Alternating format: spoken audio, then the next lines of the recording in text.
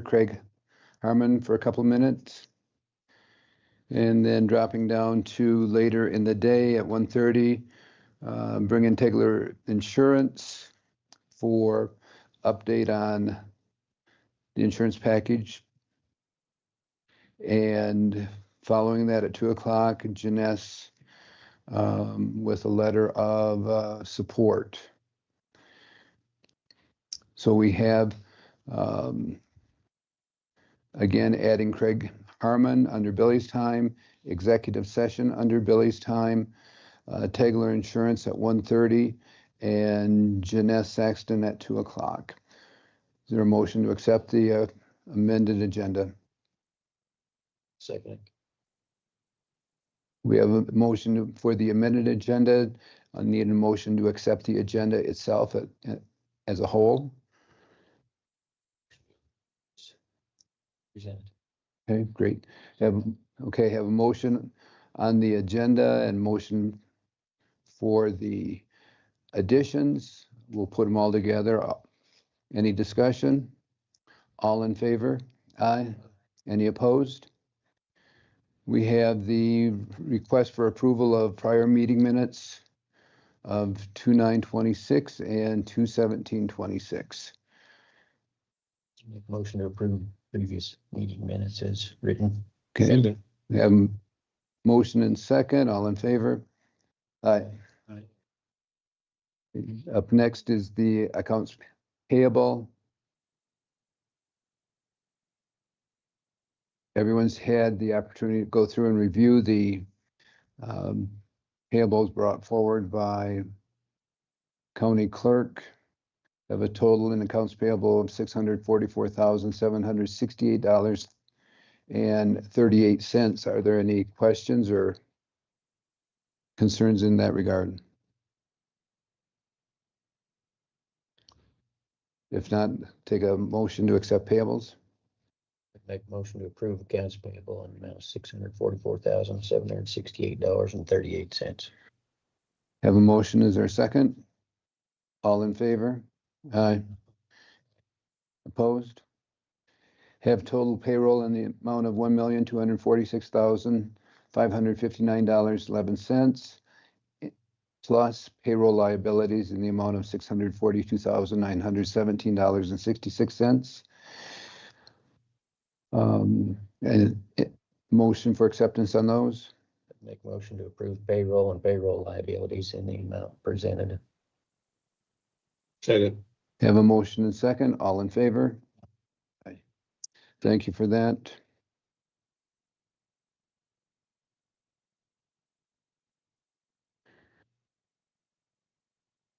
Up next, Billy Pate, please.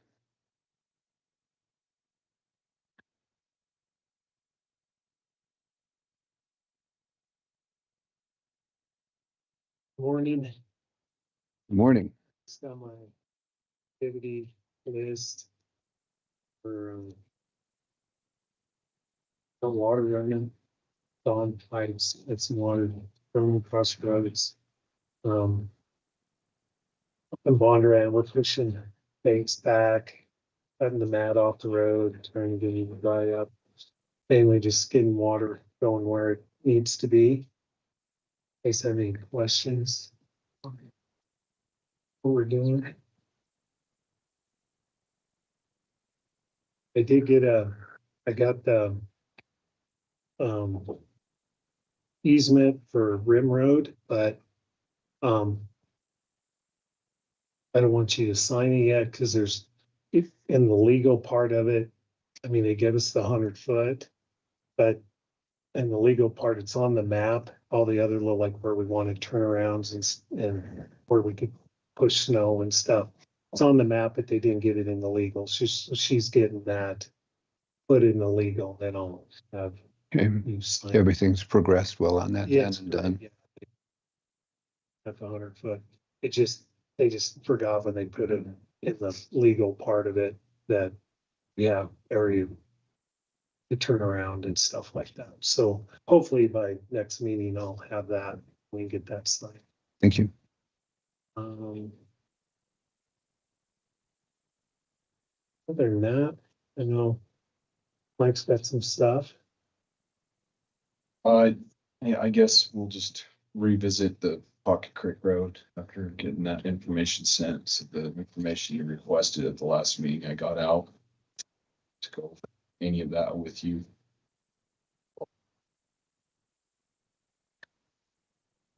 Okay, open for discussion on Pocket Creek. Any questions in that regard? Well, I went down and looked that poverty thing over and Would you turn your mic on, please, Commissioner Beckery? anybody hear me?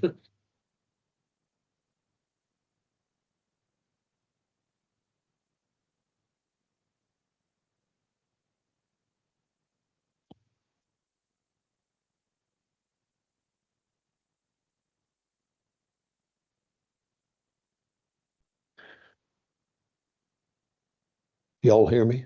Okay. So anyway, I went down and looked at Pocket Creek thing and I couldn't see a big advantage of the county spending the money that it looks like it's gonna cost. The willows are out of there and you're talking with the landowners in conjunction to that. They say that's the big issue. That's taken care of. It looks to me like that's a project that we need to put on hold if ever again it shows up, then we can look at it then. But as far as I'm concerned today, we scrap that project and go about our business. I guess I've got one question as far as the easements that's been granted there. Will we be able to hold that easement, putting this on hold? I'm sure There's no easement. Yeah, I mean, it's at the attorney's office getting Okay, drafted right now. So It's ready to go. We can deliver it to the landowners and see if they'll sign it, but you would essentially have two easements during the same piece of property.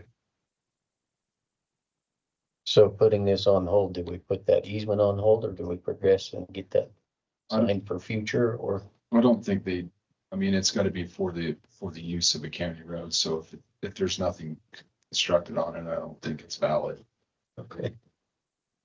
Yeah, I'm for putting this thing on hold. I thought it was down at the intersection. I don't see any big advantage of fixing that one corner at this time. So when we state putting the project on hold, are we keeping the monies budgeted for that in reserve, or are we going to release those monies back into the budget? Well, I think it just, as far as I'm concerned, the monies that was allocated for that goes right back into the pot somewhere. Okay. And if down the road it becomes a requirement, then we can look at it again. But right now, I see no advantage to going in there and spending $400,000 or $500,000. It's not going to do much good, quite frankly. I feel the same way. Clayton, do we need to make a motion to move that out of budget, put it back into the general reserve? I honestly don't know how the budgetary process works with that. Okay, good enough. Jessica?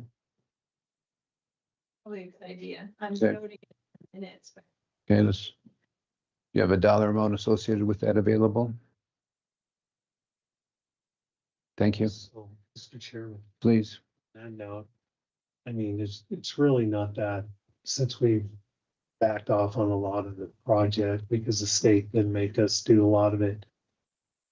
I mean, it's not that big of, I gotta rebuild the road anyway, because I got soft spots. And so would you guys care if I just, because I'm gonna have to spend the money to mine out the road anyway and put in some new material and stuff. Would you mind if I just do the corner where it needs to be and just through my department? I mean, it ain't gonna, I have money in there to handle that part of it. I'm not for that. I think we'll just leave it like it is for a while. Okay, You're proposing putting it on the new. Yeah, because I gotta dig out the soft spots anyway. So And put new culverts in. put new culverts in anyway, because I gotta put fabric down and stuff, so, it would be just as easy to do it right, putting the road where we had it engineered, but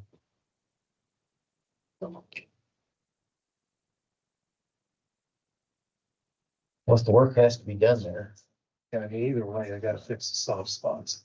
So, I could support you doing that, but to spend this kind of money for, Well, I didn't see the soft spots, but I was down there yeah. we filled in it the up spring, there'll fall. be some show up. Once the subwater hits the middle of the road is this fold. between the two corners. Just, yeah, right where the willows were and then around the bend. So you're talking about going through the field like you proposed, or Yeah, because I got to line out bad spots in the road anyway, so I could just go ahead and put the road where it needs to be. oh, looks like it's gonna be pretty expensive. And I mean, it looks like a slough to me. I don't know. It's just, we just lay down like we do, get out on normal lane and then I just lay down fabric, and then build it up. Take the topsoil off and fabricate. Did you have any of that into your original budget outside of this project? I mean, it'll just, some of the other little projects that I always have that money, I always have projects that I budget. And, just whatever you guys decide on stuff through the year, a lot of these projects never get done. I just take that money and use for this project and then I just put that. Understand. Any thoughts, Commissioner White? I'm good with that. I mean, we have to rebuild the road anyway.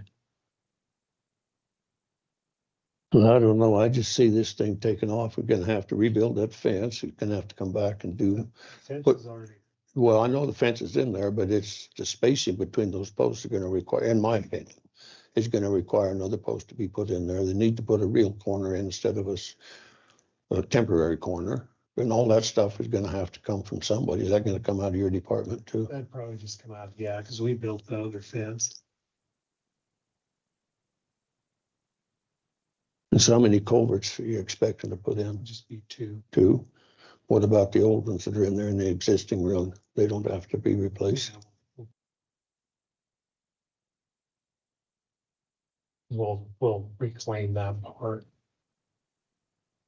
So what about him to Jensen Field? Yeah, we'll just kind of extend that off into his approach down into from the new road, just right down into there. And none of that'll really change. Do you have an approximation of how many days that would take, Billy? In the road, I could, just minding that out and hauled it in. And the way it is, I can keep the other road going. So if I get called on other, have to go put out a fire. But realistically, it wouldn't, it probably, cause I wouldn't have, my whole crew down there, I just, do it kind of in and out. It'd probably take me a month. Was it something you do before irrigation season or I after? I get that. I get the pipes and all that in. If you let me, I'll get that going right now. Before we start getting busy. Well, just before you get to that, pardon me, that first corner, there's a set of pipes that water runs through underneath the existing road. And that's gonna have to stay in. So that looks to me like gonna require new pipes there also. Well, it'll move, that pipe you're talking about there is kind of the start of it. It wasn't in the plans for that one to be replaced. Really?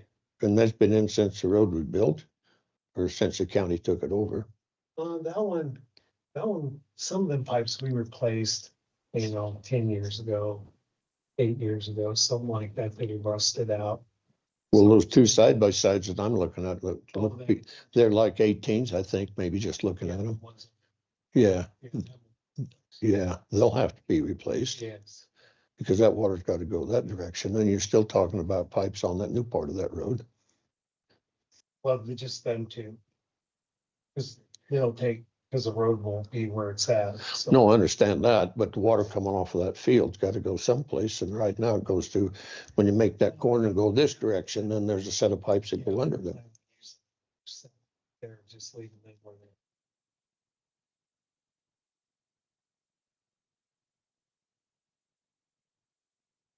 I think. So you're talking about rebuilding it from where to where? Just basically from the straightaway there where it comes around the corner, just down where if, I don't know if you see where the stakes are, Yeah, we're just basically taking out that real sharp corner, just making it a swoop, and then back into the other one. but to rebuild part of the road soft spots, where's those? It starts along the straightaway there, and then around the corner, and then, so we kind of just, when we designed it, we took all that out to get rid of that corner and to fix all the bad spots in the road. I don't know, probably the least traveled county road we got. Yeah. Commissioner Bradley, I'd support Billy fixing it to his standard.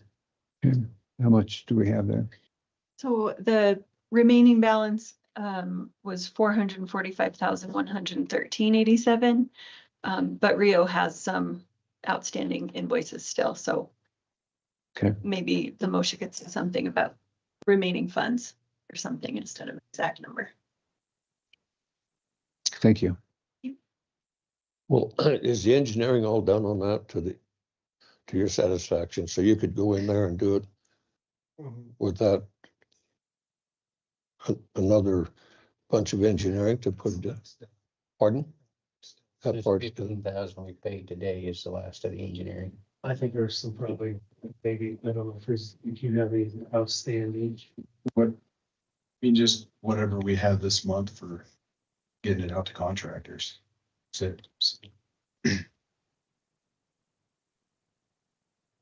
Okay. February, I should say. Additional questions?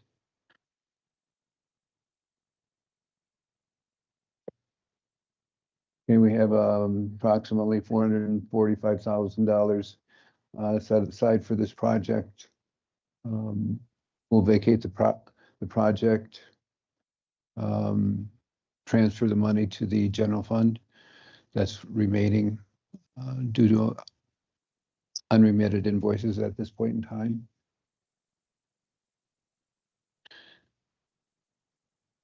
Anyone care to make a motion?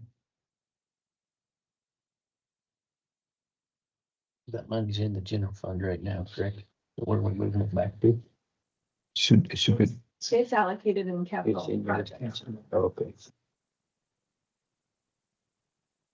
we're gonna move it out of capital projects back to the general fund. correct. Okay. Affirmative, Jessica. Thank you. I'd make a motion to cancel the Pocket Creek project in the amount of $445,113.87, moving that from capital projects to the general fund, less whatever invoices are still outstanding. You have a motion. Is there a second? I'll second it. A motion second, further discussion? In my belief, I've been out there and for the limited amount of traffic, I can't vote in favor of this, especially when we get into a year where we have a shortfall, anticipated shortfall of money. I don't deny that eventually it could be needed to be done, but today, in my opinion, is not the time. Further discussion, questions? All in favor? Aye. Opposed? Nay. Thank you. Okay, then we have next Rio Verde Engineering Reardon Draw. Yeah, we're to draw, we're just getting ready to start all this, so we just want to make sure you guys want to go ahead with it.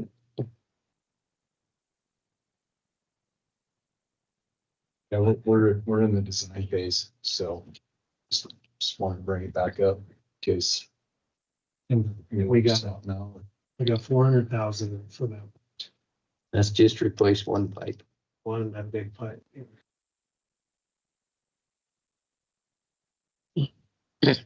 Can that not be a bridge structure? It'd be more expensive. It would. Yeah. This is just another big, there's a multi-plate that's in there. It was a bridge before that pipe. Yeah, we're still pressing under there. This will just be another multi-plate.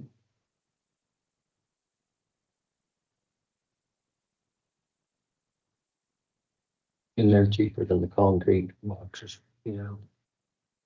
Josh can't build those. Summit can't.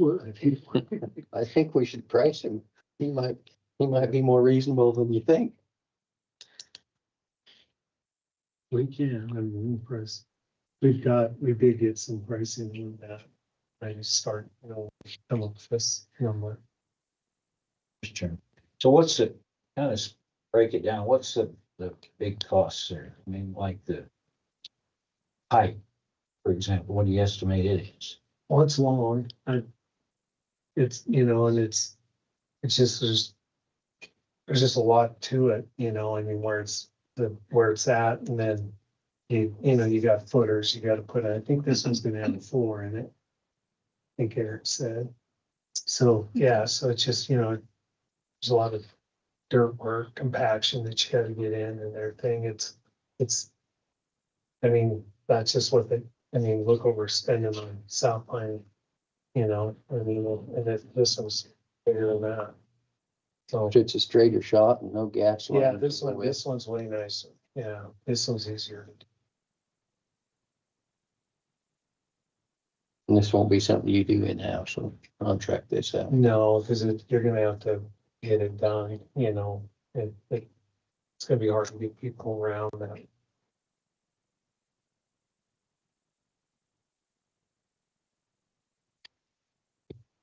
Well, I'm in favor of the project, but I can tell you this, it needs to be, get on it sooner rather than later, because if the water issue is what I think it's gonna be, folks are gonna want to get that on as quickly as possible.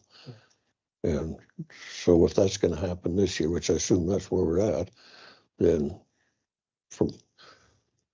and I know the road, I've traveled it a lot over time, and it's, it needs to be so large loads can cross the thing. And I think that's a needed project in my mind.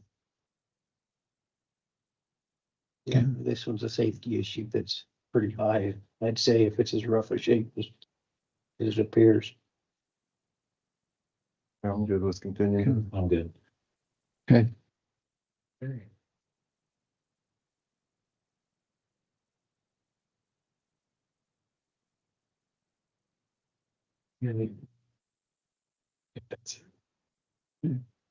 Awesome.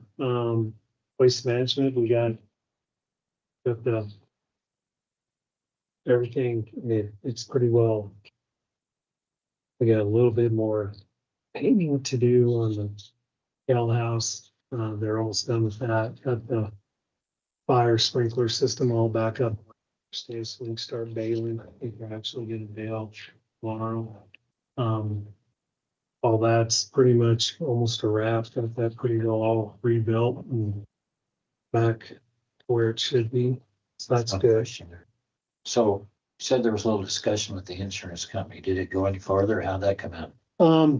They cut us a check. It was just hard getting to that. It took us forever to get to that point because the agent is from like Colorado, so we just had to do everything like FaceTime and pictures. I think we said like tons, I don't have tons of pictures. And it was just hard.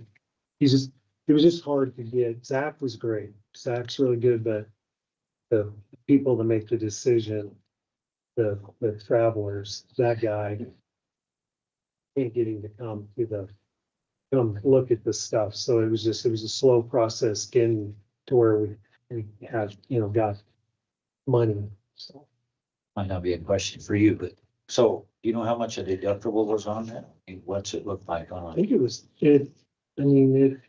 I think with everything with the bids and everything, I mean, we're out of pocket. I think we're right. It was about another 47,000 that we had to pay out of pocket.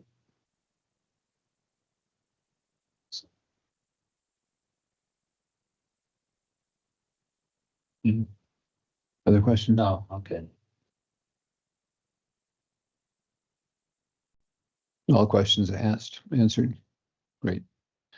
Other than that, golf course, we're down to about a month and we should be up and running the way the weather stays. So we're just trying to get everything ready to go.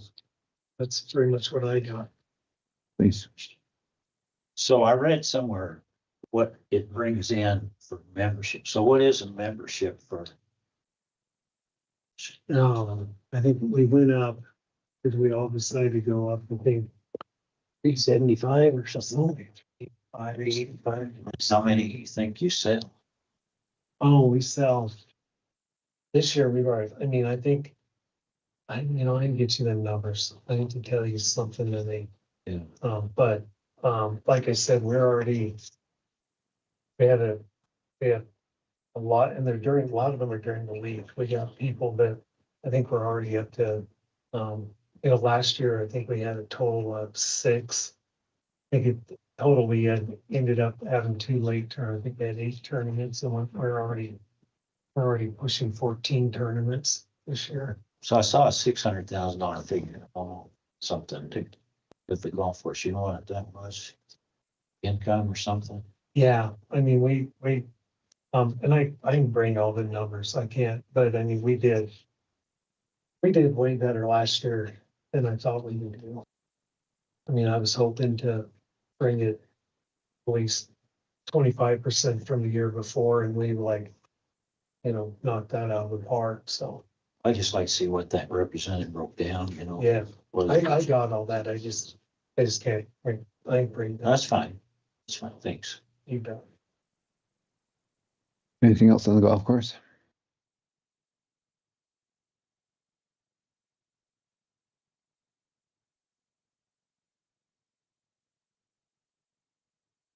Some of the feedback that I'm receiving on the golf course is that we're pushing a lot of money there in an off season where we could have maybe had it open a limited number of days during the week because of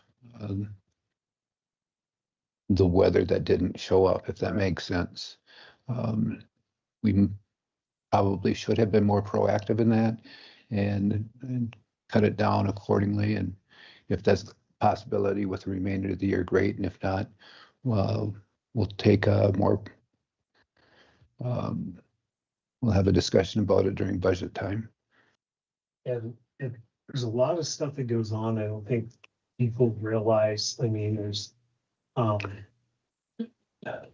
this Golf USA and stuff, all this stuff that we have to do. I mean, and we, Debbie's full time with the golf course, so and all the stuff that she puts out there and all the web, all the web stuff she's doing, and then all the there's tons and tons of like all this. I mean, if you remember and you have a handicap, there's all this stuff that we have to do on the backside. And so we try to do that because it's got so busy and there's so much stuff going on in the summer that we try to get all this stuff done. And if you don't get it done, then the members that have handicaps and all that, and they're waiting on us because we have to do our part so they can do their part. And then just if we don't start ordering stuff and keep on top of that, and I mean, we start ordering in August for this next season because golf stuff just you get on the waiting list, so you don't get any of your stuff. So you're always like a year behind. So like clubs and all that stuff. So it isn't that she's just sitting out there. I mean, there's a lot to do. That's why we made that a full-time position, because there's plenty to do out there behind the scenes to keep us in with all the US golf and stuff regulations. So I know people think that there's nothing going on. There's a lot going on. So it isn't that she's just sitting out there not doing anything. You know, we did have a whole bunch of stuff planned. You know, we had ski races planned, we had snowshoe races planned, we had all sorts of stuff planned, which would have been way busier. And we did sell a lot of merchandise over the winter too, so. Okay. Thanks for that explanation. Appreciate it. Thank you. Okay, anything further in this regard? Have a request to go into executive session. 16-4-405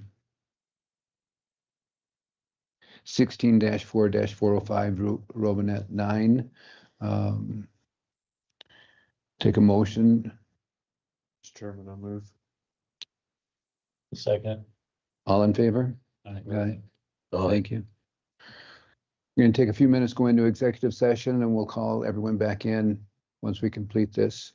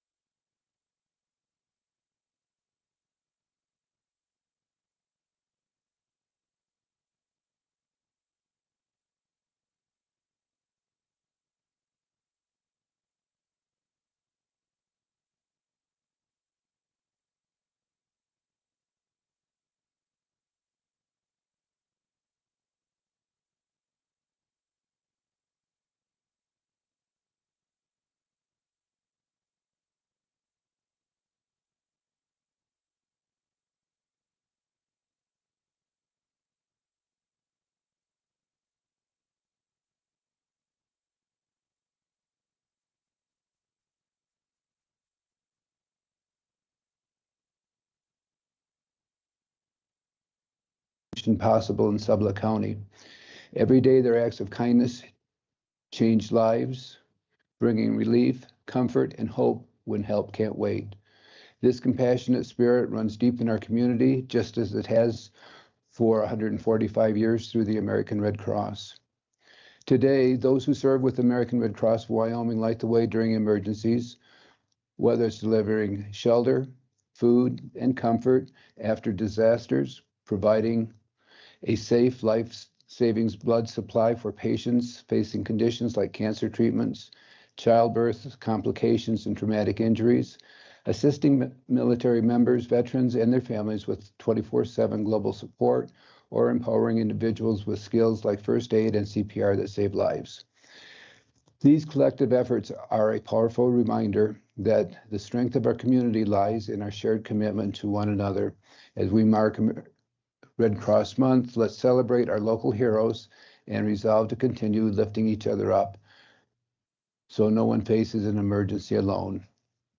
Now, therefore, I, Commissioner Lynn Bernay, by virtue of the authority vested in me by the laws of Sublette County, do hereby proclaim March 26 as American Red Cross Month. I encourage all citizens of Sublette County to reach out and support its humanitarian mission. In witness thereof, I have hereunto set my hand this 3rd day of March in the year of our Lord 2026 and of Sublette County. Thank you. Appreciate what you're doing.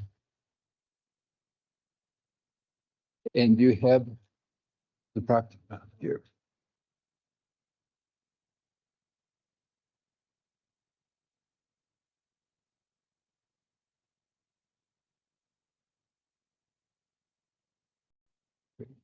Thank you so very much. And thank you all for their support all these years. Thank you.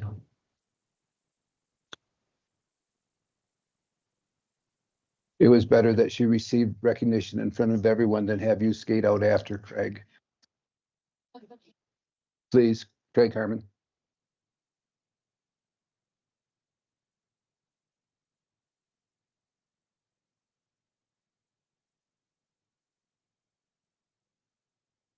Well, I just wanted to give you gentlemen an update on what I've been up to.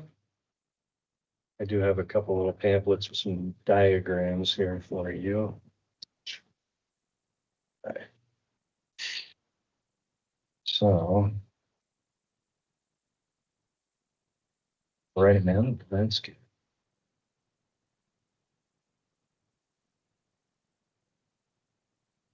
Thank you. So, yeah, get to it here. Still working on my background check. Think end of this week, we're hopeful. We're close. Okay, great. I have hired the additional staff member for the IT department. He will be starting April 1st, tentatively pending his background check. I have identified a fleet vehicle for the new staff member. Please share. I found a vehicle that was earmarked for auction. It's an old SO vehicle, sheriff's office. And that'll suffice. It's got high miles, but I think it will give us a couple years. Excellent, just right. So Thank you. the only thing I would need to get approval on, I guess, or if you're good with it, is the plates and insurance for it. So I'll talk to you. And I'll get it. Yep. Okay, thank you. We went through and reviewed the attorney's file room. I have contacted Andre and he is currently preparing an estimate. I did get an estimate for the data wiring for that building or for that room. That came back at 10,000. Okay. And then pending, as soon as I hear back from Andre, we'll see where we're at with the other pricing on that. My concerns with that area is that it's really not much bigger than what we currently got. I get that we could probably fit 2 people in there.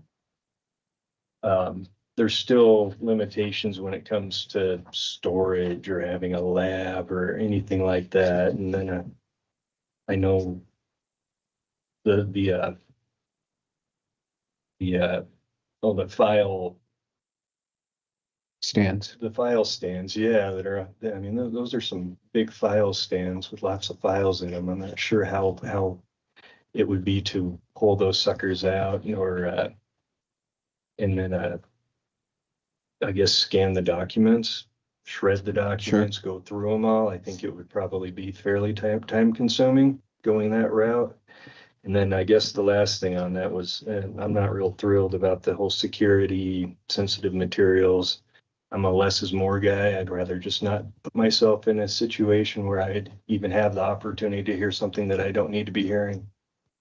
Okay. Second page here.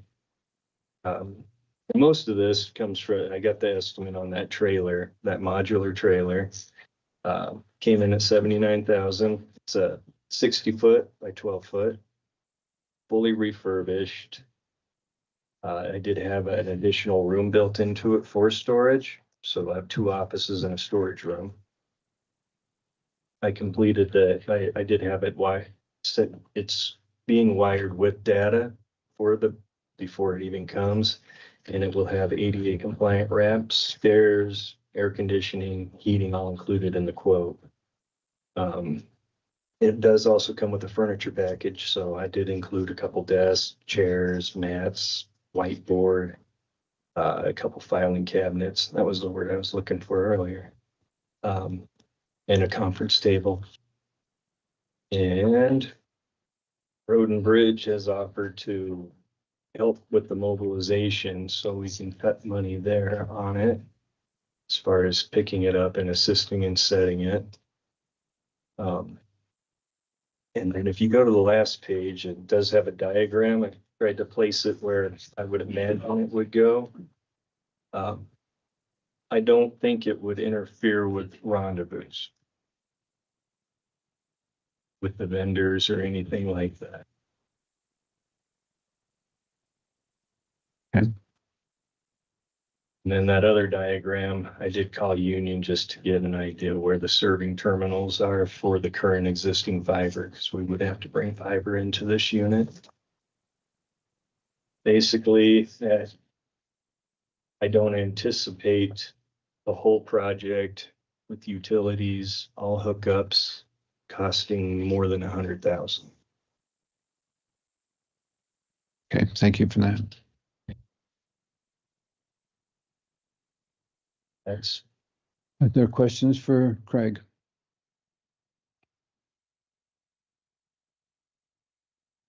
Utilities and everything are all still there, I think Billy said.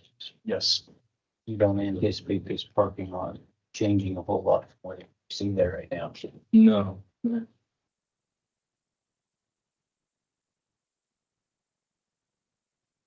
You can see in the picture where the old unit used to reside on that dirt area. Now I think it's chip dirt. It's got some gravel on it. Mr. White, I have no questions. Mr. Vickery? Oh, I don't know whether I have any questions, but perhaps some concerns. I think that, probably this maybe is needed, but I'm wondering if, this is just me wondering, we have no idea what the revenue stream is going to be this year coming down with gas, fairly low prices. We don't know where oil is going. It could go back down. Legislature is going to take away some funding for the counties. So I guess my only concern is,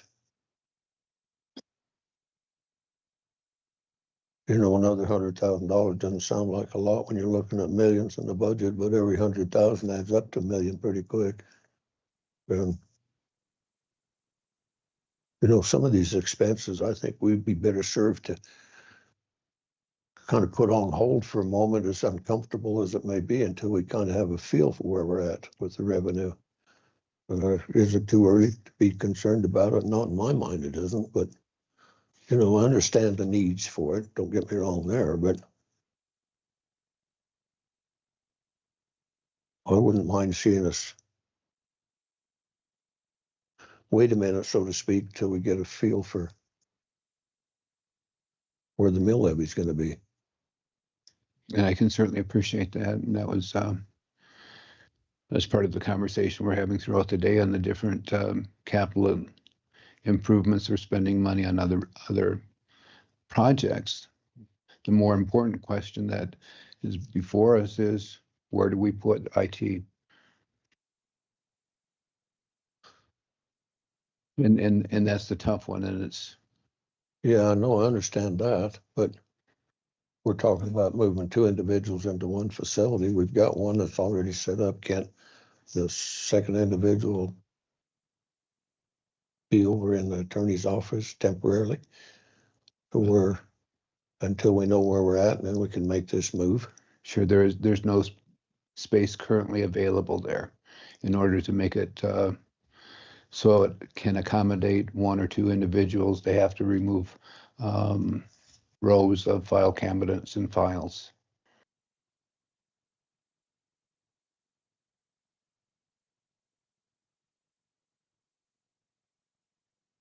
And that can be done.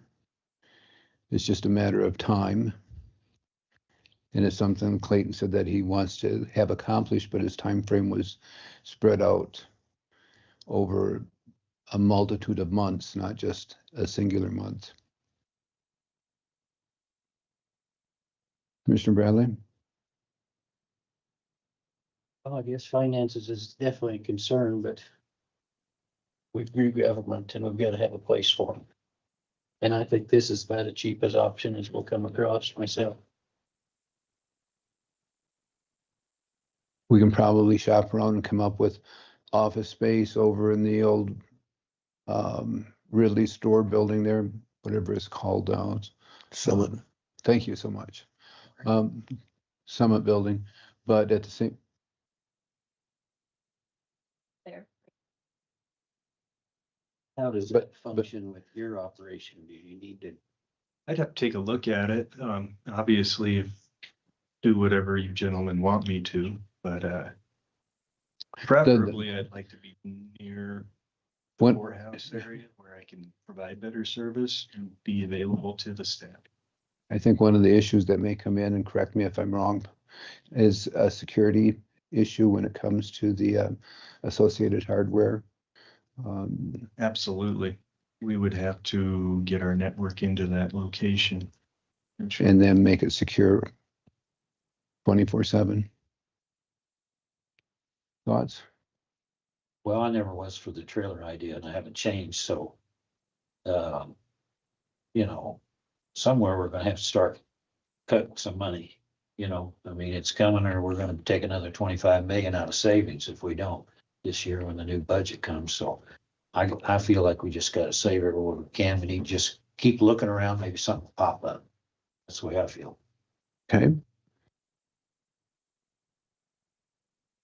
As much as I hate temporary things, I would love to have some long-term solution, but obviously we can't afford it or have some long-term solution. I was like Dave, I was against putting another trailer back over on this lot, but I don't hate the idea of where you guys have drawn it in and actually found out then we could still use it for, you know, the rendezvous and other stuff.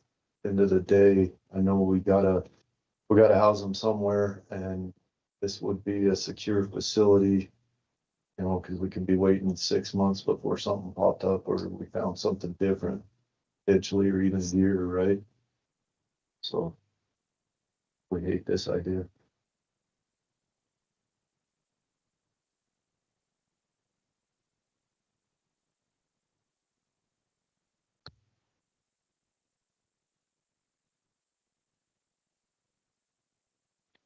And your background check will be completed by when, please?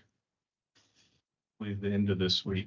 End of this week. For right now, we can put you in the, on a temporary basis, put you in the room that we have utilized in the past. I think that would be acceptable. We have a couple feelers out for additional rooms that we talked about here a while ago.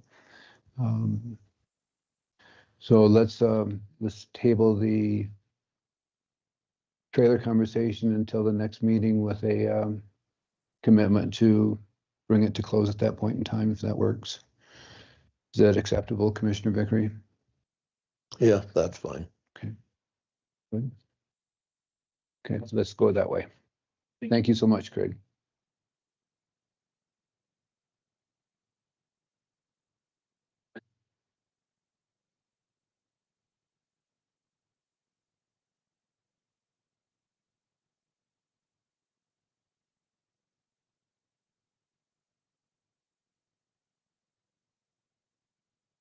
Jay Brower in the, Hold it right. okay, hold on. With them or without? I'm sorry, I've had a request for a break. I will take a 10-minute recess. Yep.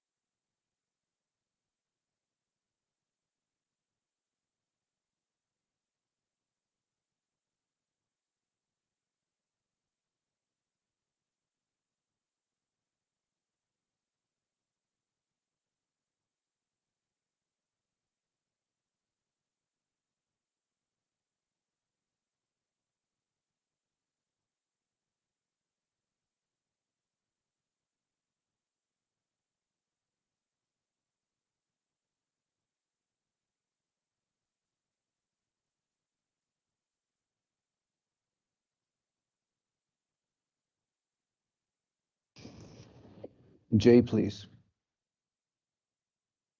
Nothing.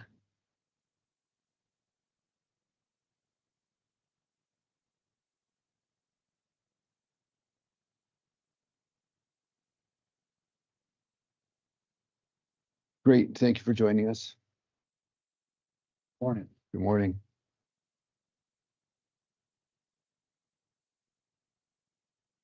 Okay, the topic at hand is in regards to the addition at the back of the fairgrounds with option A.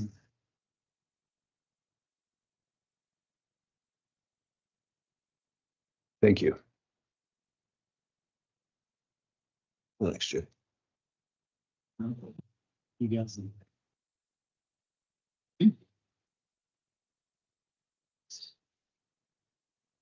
The low bids on this are by teletractors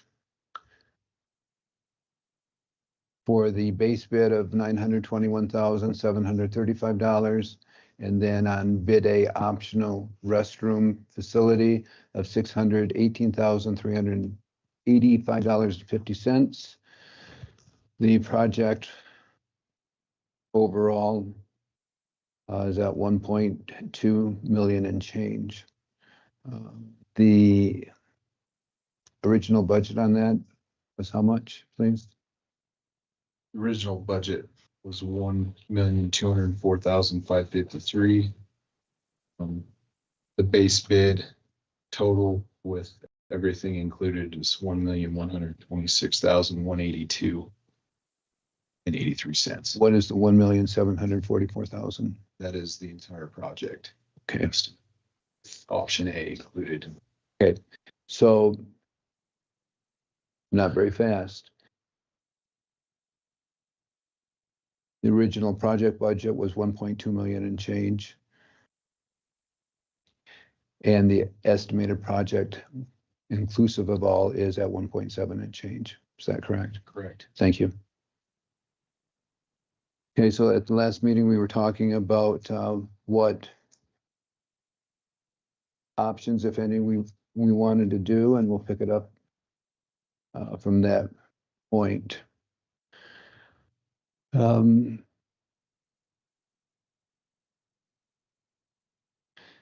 there anything that you would like to start with, Jay, or?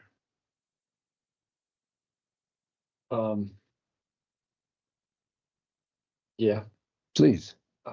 so this project started a couple years ago, in the makings of trying to accommodate some of our fair issues down there as far as having a more permanent structure that was usable instead of the tent that we got now, just because we have had to cancel a couple of our headliner concerts due to weather.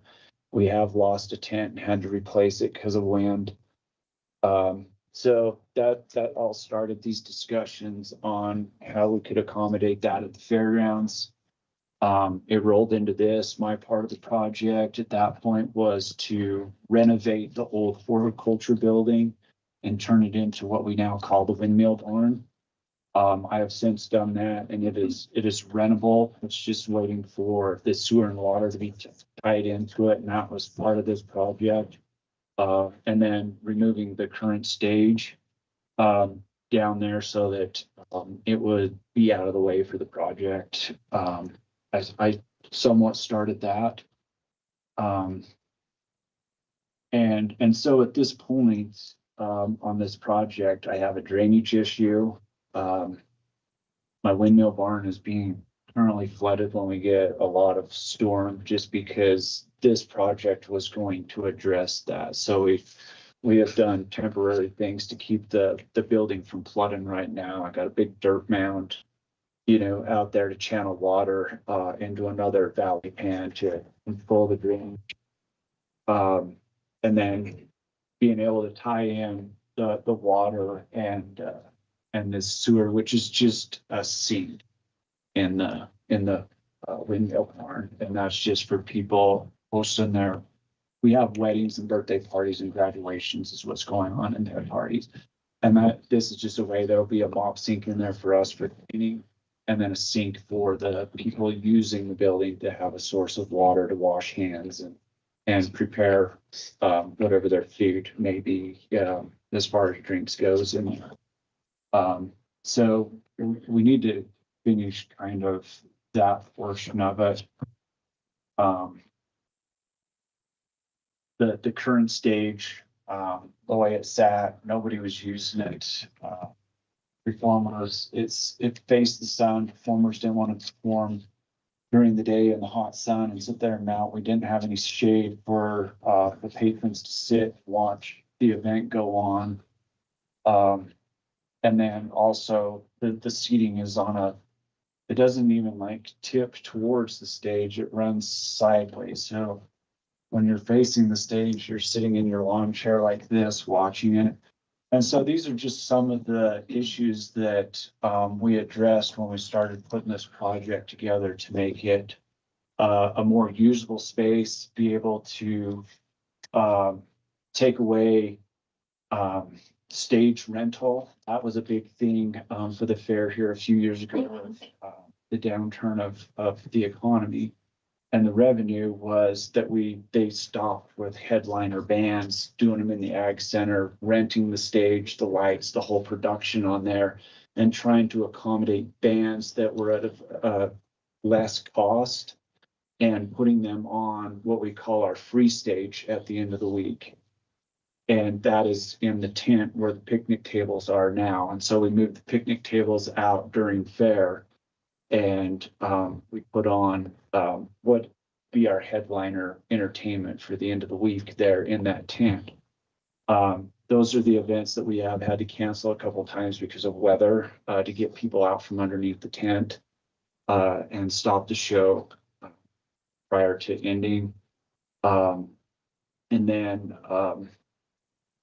everybody can't fit under the tent at those. We had Tristan Munzik this last year. Not everybody could get under the tent. Everybody enjoyed the concert, but I kept getting the comments, of it'd be nice if we could all, see what was going on in there.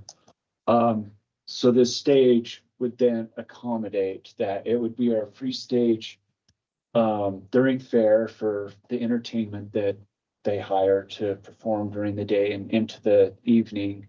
And then at the end of the week, the headliner band would then be at the same place in a permanent structure. And then for the other events throughout the year, like Zach's deal with this Wyoming Conservation Group coming in, he's having to rent a big stage and lighting and production and stuff like that. And if we had a place to put them that wasn't always temporary, move around, we could accommodate these events better and keep our return events coming to the fairgrounds, which I feel that the fairgrounds is an economic impact for South County. The events that we bring in during fair and on the weekends, it affects town. People are circulating through town, they're buying fuel, they're staying in hotel rooms, and it helps kind of keep us alive down there a little bit. So all this stuff compiled together is how this project got created, and is to this point was trying to accommodate all these requests and try to make it a better venue, a venue with bathrooms. We don't have any ADA bathrooms on that end of the fairgrounds. Other than the one bathroom in the dining hall is ADA. But the ones over in the commercial building that people are walking to now are not. And so we bring in porta potties at this point to accommodate that. So in the grand scheme of it all, we're just trying to make it a better place, more rentable. People come and enjoy it more, use it more. What's your thoughts? Thanks. I'll get that off the bat. So at our last meeting, there was discussion, something about the roof, somebody in Texas or something. What was that? Is there some kind of roof going to be over this? A canopy, a shade system, an engineered shade system. Temporary or permanent? It's permanent until winter, and then we take it down. And it's not in this at all. Yes, Yeah, it's It's in this. Was that, there was one in there, something in there, 40,000. But what was it, said somebody from Texas, or was I dreaming that, where was it? It was Arizona. Arizona? It's 32,932 Okay, is what they sent us. so I'll get this out of the way too, because normally Rio Verde's pretty close on bids, okay, like real close. And that's my concern here is how it got so far off. Just need that explanation, I guess, because we normally, seems like you're on spot, so that's mine, done for a while.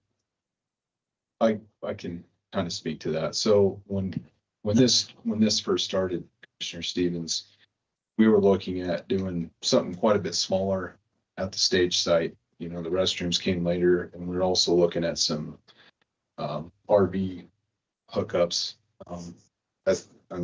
When his initial budget was put together, and then when we got into it, Jay's put a lot of time and thought into the process, saying, well, if we make these improvements, so we don't have to redo those in the future, we take care of. There's a lot of underground stuff there that's going on. He brought up the drainage, things like that. I haven't done part of the reason the estimate's off too is just not putting high enough numbers in it from our I get perspective. that. That's pretty simple, So I mean, so it's kind of a, it's involved, it's an involved project, number one, and two, So is there a lot of this that we weren't aware of when we started this, it got added? I mean, I'm questioning, it's way off. Yeah, well, the shade, we were trying to get, this agreement from Tension didn't come in until we basically had the plans together. So that's why it's an added line item here.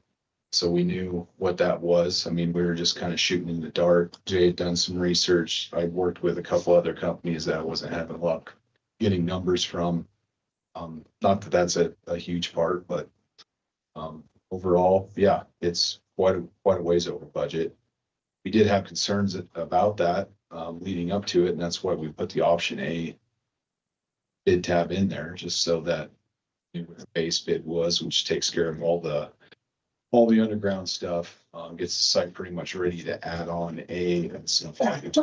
So I mean, personally, just for me speaking, I would like to know some of this before we got to the part where we're taking bids like this, that what was in there, that I wasn't aware of.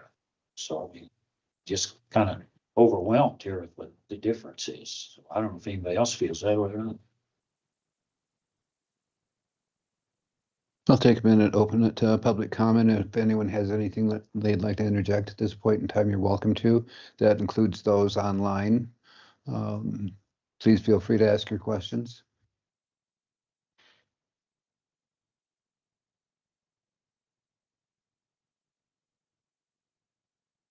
Jessica, anyone? Okay, great. Commissioner Vickery?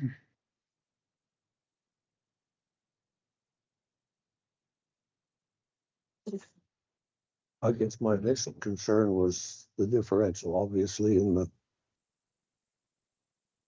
part of gone.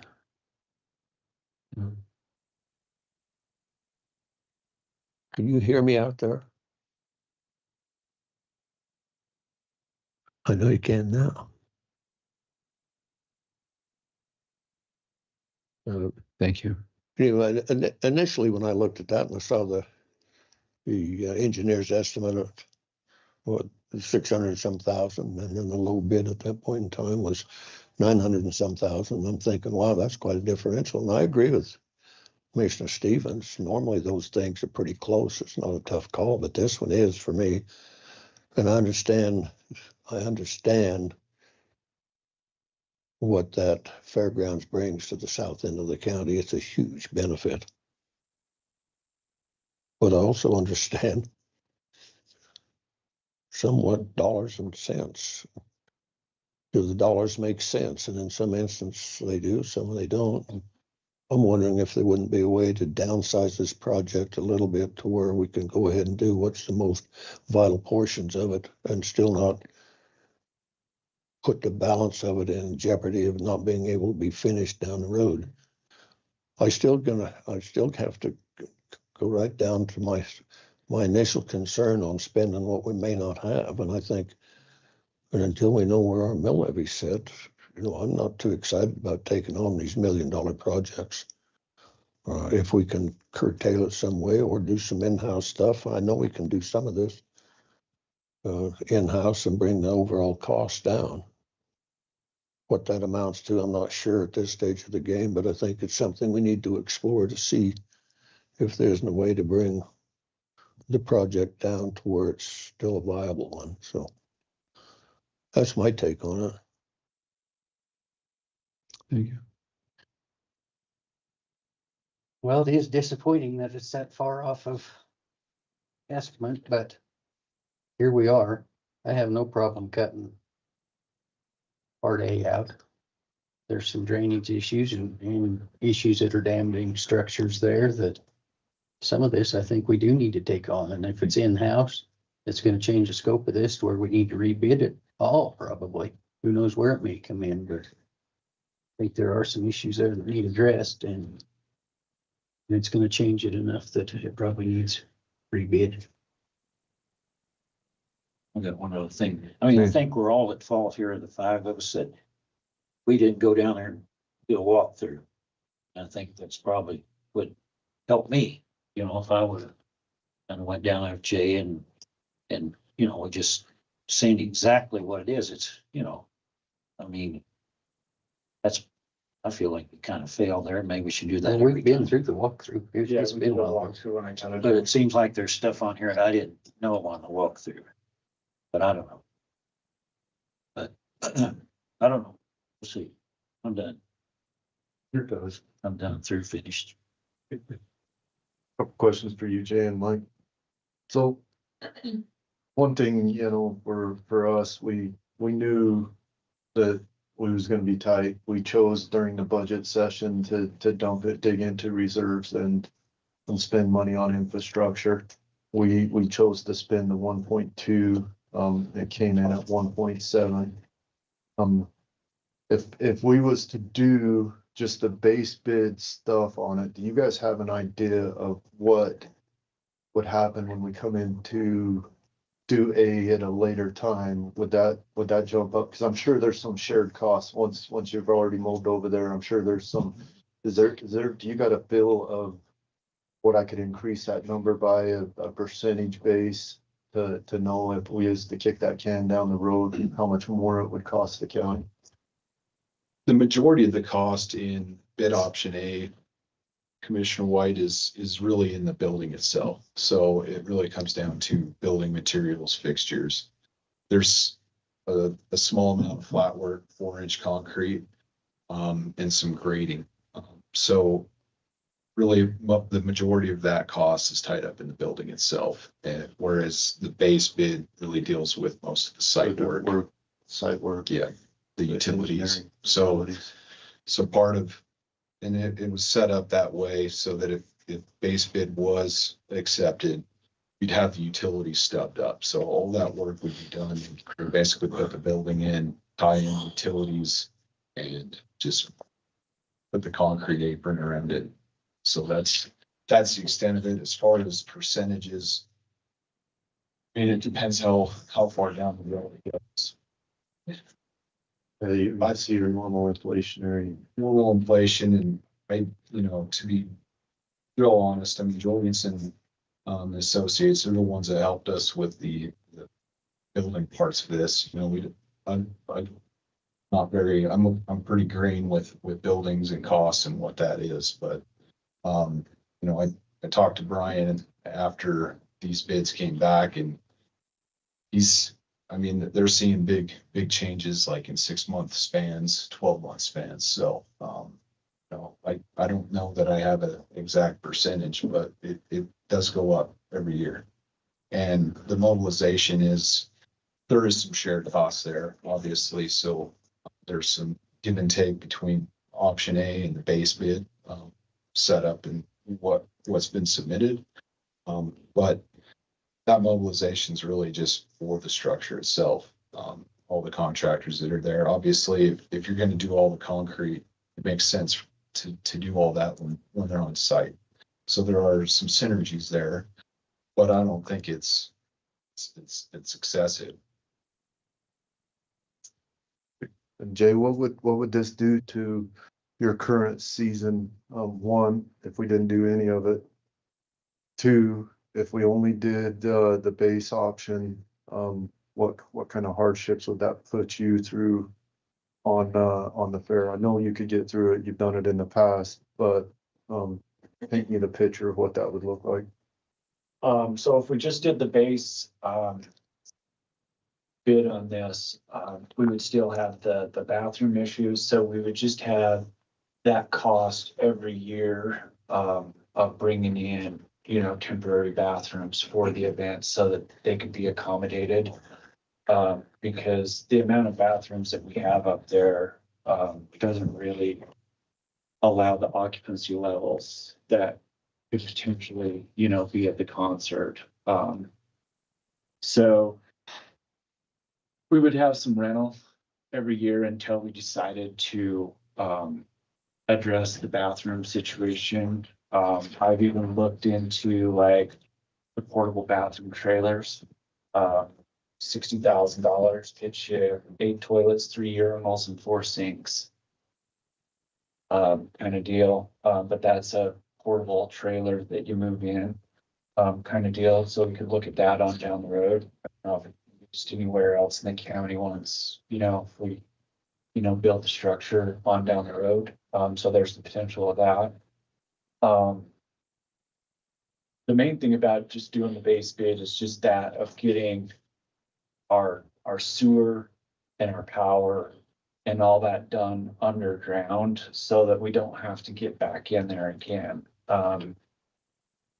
Take care of that sewer vault issue that we got right there.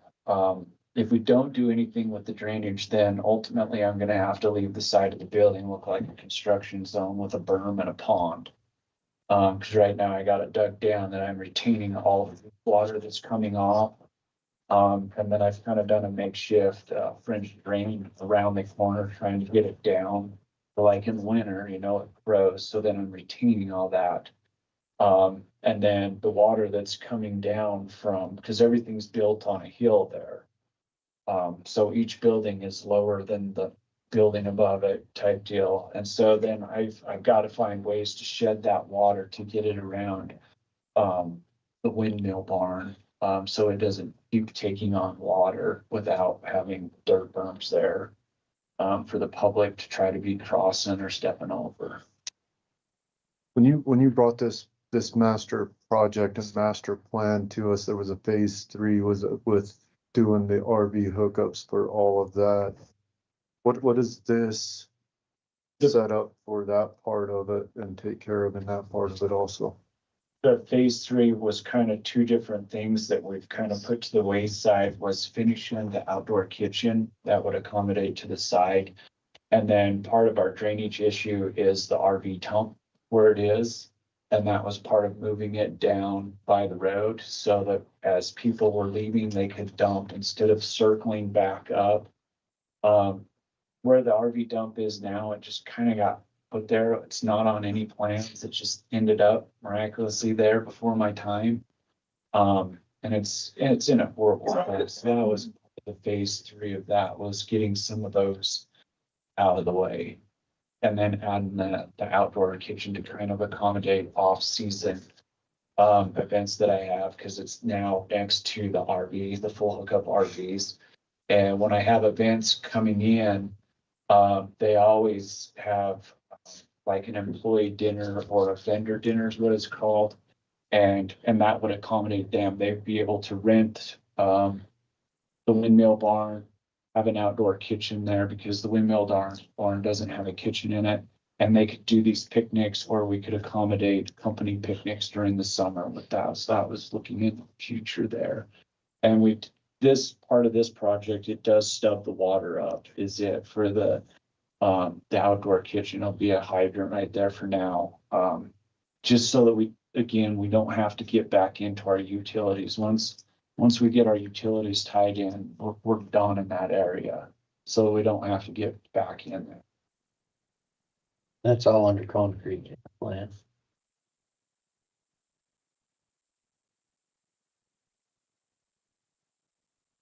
Also, Mr. Chairman, I think that, infrastructure, it's tough.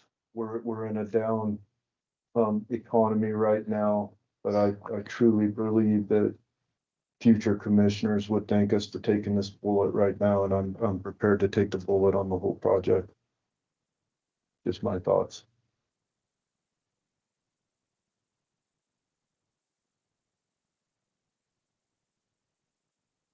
Commissioner Vickery?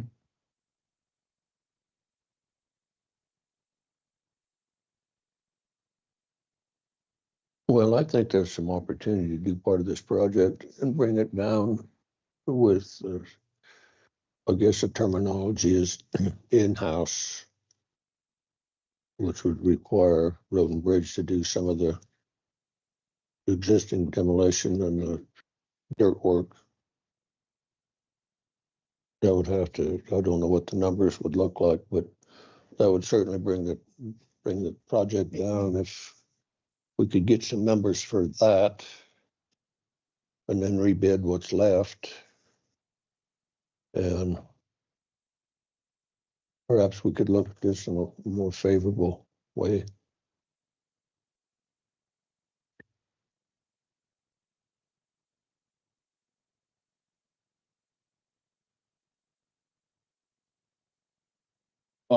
In preparing for this meeting, Commissioner Vickery, I reached out to Teletractors, who has obviously the apparent low bid here.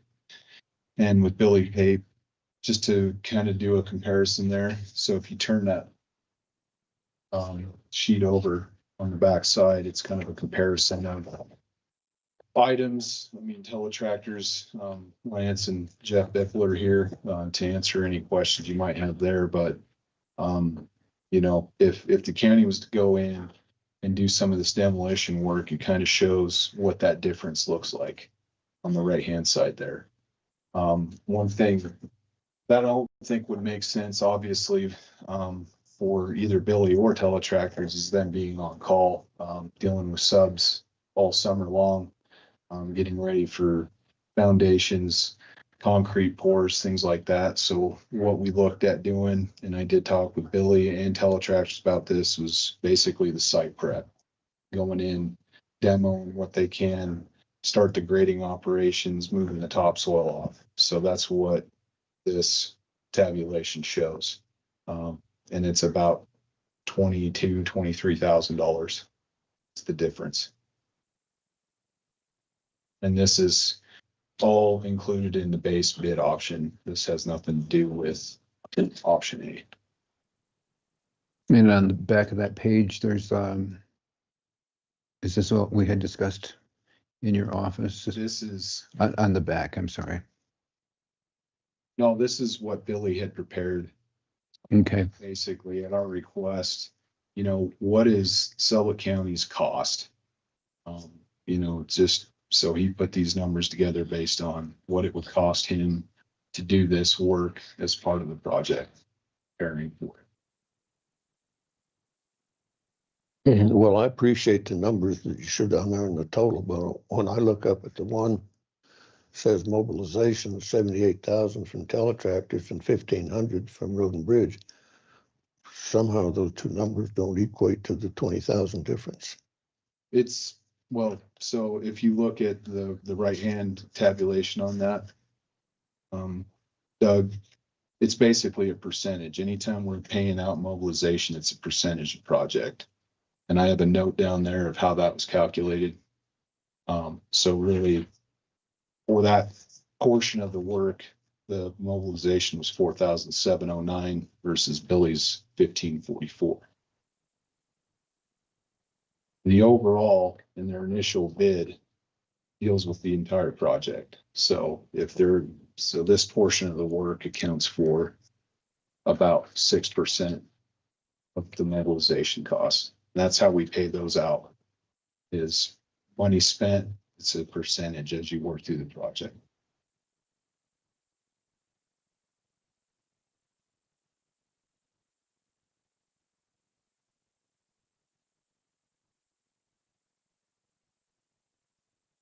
One of the items we talked about was the water damage because of the slope. And what's the minimum we can get by with on this, basically? And that was to mitigate the water itself, which was, correct me if I'm wrong, the installation of valley pans would alleviate that issue. Yeah, I mean, as long as we look through it and make sure we understand the extents of that to make the drainage work, is to get that a new valley pan put in lower. So it's going to take some grading on the uphill side. We'll have to look at that existing manhole, but I mean, really for that windmill barn, it's addressing the drainage in particular. So yeah, it'd be installing the valley pan. There may be some asphalt removal, some grading, some things like that. The other thing that was brought up is the utilities. You know, do we install the utilities now? That is the direction you go, so that we don't have to remove the valley pan to put those in at a later date. And like how we just keep stepping into it, you know, phasing out. So that's an option, a viable option, or option of the less desirable? It addresses drainage, but that's all it addresses. Well, it's addresses drainage, but maintaining the integrity of one of our buildings. So it's a little bit more than that. And I have a hard time with a downturn that we're anticipating spending this much money. You know, it's started 2 years ago, and for whatever reason, it delayed for 2 years, which added to the cost of all the materials and labor, of course. You know, we could have, correct me if I'm wrong, but we could have addressed this 2 years ago, and we wouldn't be talking about it today. Is that pretty true? Well,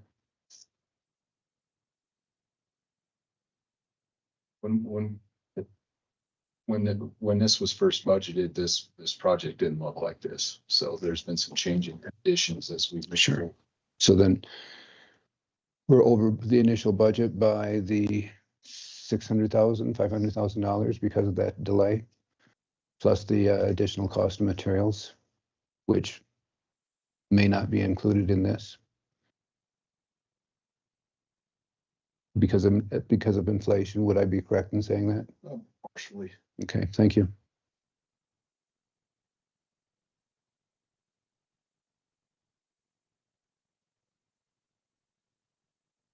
Further discussion? Well, I'd like to see the stage project. You know, I feel like probably as justified as anything, but maybe relook it or something here. I mean, it's 300,000, or that's quite a bit.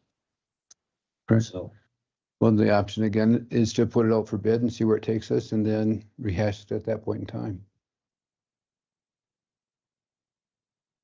I mean, just the one project or both of them? You can do both of them, one of them. That's open to consideration.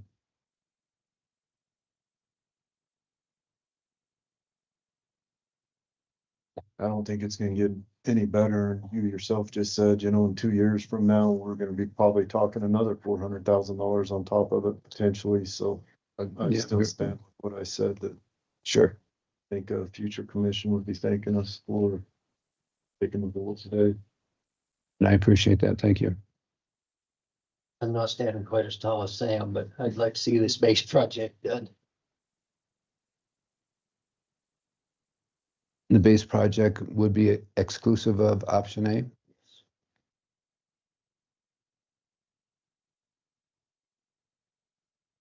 Okay. Any further discussion on this? Let's clarify that. So you're saying Everything but the restrooms would be all the drainage. accepted it, It'd be 900. 21,000 or something. Yeah. Be 1.1, right? Well, the submitted bid would be, what you'd be approving is the 921,735. The everything else is projected other costs that are tied to the project, so that's what Okay, that's where the estimated total comes Yeah. to. So it'd still be accepting the bid for the 921,735, but also still anticipating that we'd spend somewhere around that 1.1 Yes, for the entire yes. completion. Fair enough. So one last time. So what have we added that we didn't originally know about? What, can you name some things that possibly would justify some of this? I can talk on that too, because one thing I asked Mike when we started in the middle of this project was when we originally started looking at it, we didn't have one retaining wall in there with handicap ramps. And my deal is if we're going to put something in, I want it to be ADA approved. So that handicapped people have access to everything that we are moving forward on. I'd hate to go in and build a new project and not have it ADA approved. So then I asked Mike to put in the ramps and the extra stairs to the side, and then he figured out how to bring that ramp down, an existing ramp, to cut some costs. But that retaining wall between the bathroom and the stage patio area was then added to try to keep those slopes at the. So I potentially see that something that I asked Mike to add into it, just because, like I said, I didn't want to go forward on this project and not have it ADA accessible. And so that added money to the project, added more concrete, added more slope retainage to it, because there's a retaining wall to kind of hold that up. Slopes are, I don't know what percent they're at now, but they're steeper than what we're supposed to have to be ADA compliant. And my understanding is anytime you remodel something or move forward on a project, you're supposed to comply with the ADA requirements. That's the direction I went with Mike on this, just to try to get it ADA compliant. Okay, I understand that. So is there anything else, that changed? I mean, I wish we'd have knew the changes, as we was going along possibly, I guess part of it too, Commissioner Stevens, is in finalizing these, your tabulations. As you can see, those bid tabs are pretty long, a lot of itemized units in there. And when you're going through finalizing, you pick, there's things that, weren't part of the original estimate. So those are things that were added that we didn't even have in our engineer's estimate to start with, that end up in the project. The way that I came up with the engineer's estimate that I showed you was basically picking a unit price after the fact, something that we've done in the past, just picking a unit cost. I mean, there's that type of stuff too, preparing and trying to get this thing to the finish line. So, Mr. Chairman, so Mike, I don't see, and maybe I just missed it, I don't see any contingency fund. What would that number look like?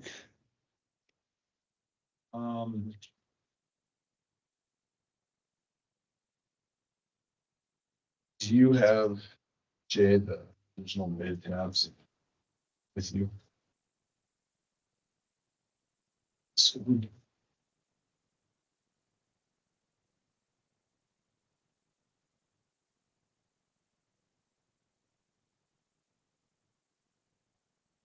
So in the base bid,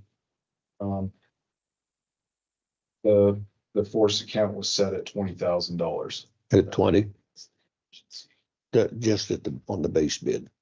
Yes. Okay. And on the option A it was at 15. And those are included in those overall numbers.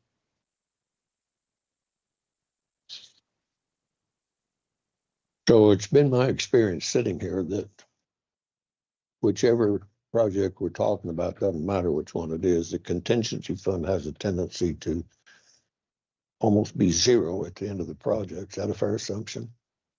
Well, we try not to get into. I know you try not to, but that doesn't seem it works that way. At least the ones that I've watched, the contingency fund always gets kind of eaten up. And sometimes I understand why it does. So whichever one of these projects we go through, if we go through one of them, it would be, in my assumption, that we're gonna add 20,000 to it so that it's part of the project. So if we run into a situation nobody thought about, that money comes out of there to complete the project. So I think it's fair enough to say whatever the project number is, the contingency fund you add, you add to it. So then you have the bottom line, so to speak. That's what I've seen in the past. Did you say that 20,000's included in? Yes, it's already 1.1 included. number? Yes. Yeah, good. One question. Please. Okay, so on this pit run owner supplied and crush base owner supplied, there's a big discrepancy. What you estimated to what, so what is that? What does that mean? Well, I mean, what's it? I would say part of that is just bad estimation using, project references where there's way more volumes involved. So, but what is involved in coming up with that? I mean, is that? It's getting the material, bringing the material back and compacting it in place. So it's grading, watering, and installing.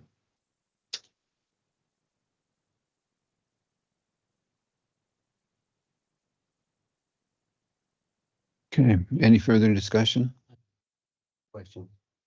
I guess before the 921 was discussed, with the shade system, you've got to change the concrete around to fit this shade system. So if you put concrete in to fit this shade system, we better damn sure buy the shade system. Well, that's been figured in as well. We have a contingency in there for the contractor to develop whatever the engineers come back and say, this is what we need for these column supports under slab. The way that, like, the slab's all in there, but we did include a unit price in there for the contractor to be able to make any modifications necessary after the engineering work's done, which is part of the contract with tension. They provide the supports, that kind of thing. So we took that into account. So I would guess I tried to be conservative on that number as well, in the bid tabulations, but that's also included in that overall number. It's not in the 921 number. It's in the 1.1. Yeah, it's in the 920. It should be on that bid schedule sheet. Sorry, Jay.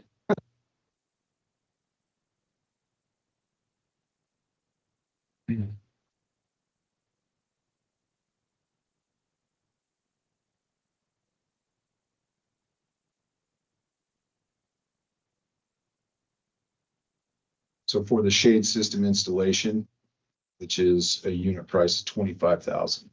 So that includes so if the county were to proceed with this contract, purchase this direct, so there's no markup, and it's on site, then this 25,000 takes into account preparing the foundations for the posts and installing the shade system. And that's included in the 921. Okay.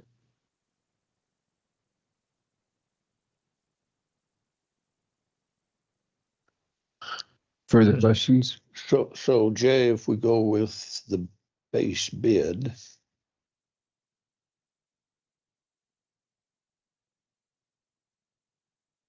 what's that gonna leave you with that's gonna be of a concern? Just down the future, like I said, the bathroom rental deal, we'll have a little bit of that. Every year is all I foresee until revenue comes back or whatever we do when we decide to tackle the bathroom side, but because everything else will be done.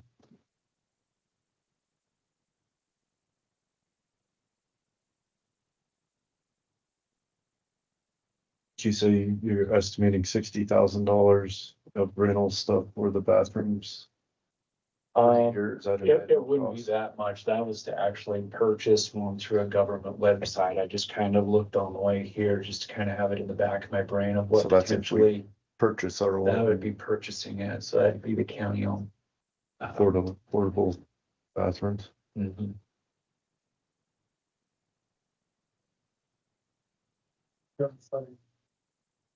Or I think right now, we have one there. I believe it's M&M has the one that we can rent, right? We have the, yeah, one like that. It's more what I'm thinking for big events. We rent it. An establishment like M&M, you know, until we find a direction or where we're going with the second phase. I agree with that. I don't think we should buy porta potties and get into that business. I don't want to get into it either. I just had to have that for backup.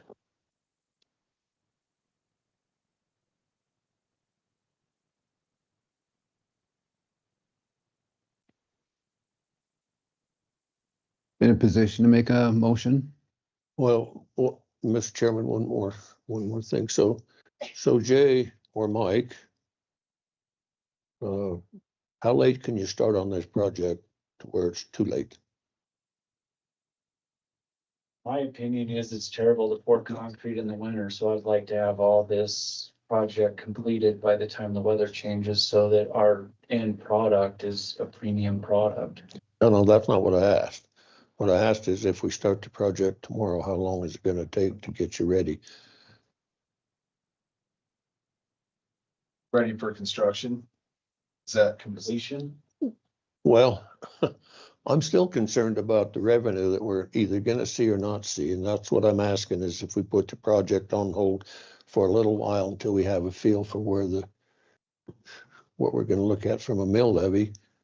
And if we have a feel for that, it makes my decision a whole lot easier. If that money looks like it's gonna be there or not.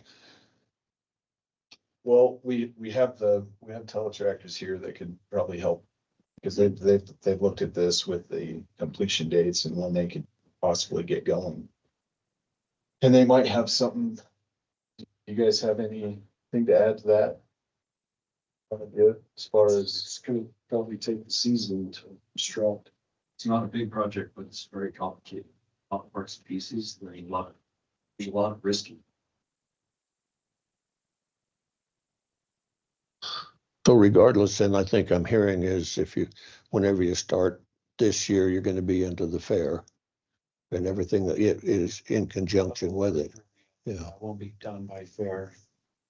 But we need a good season, like, we need to start as soon as possible so that we're back together again before the weather changes. And two, if we can start the project next to the windmill barn that I have rented out throughout the summer, it moves that construction line back a little bit further away from that building while I'm doing for people, you know, to enjoy what they're doing.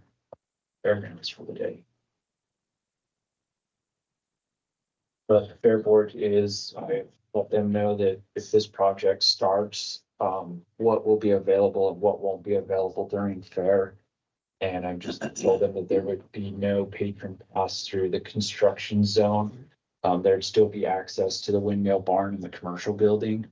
The only thing that they're gonna have to try to facilitate is people going to the art show in the community hall, and we're working on that. So we can get them to and from that art show that happens during fair in that building. Without having to walk through a construction site.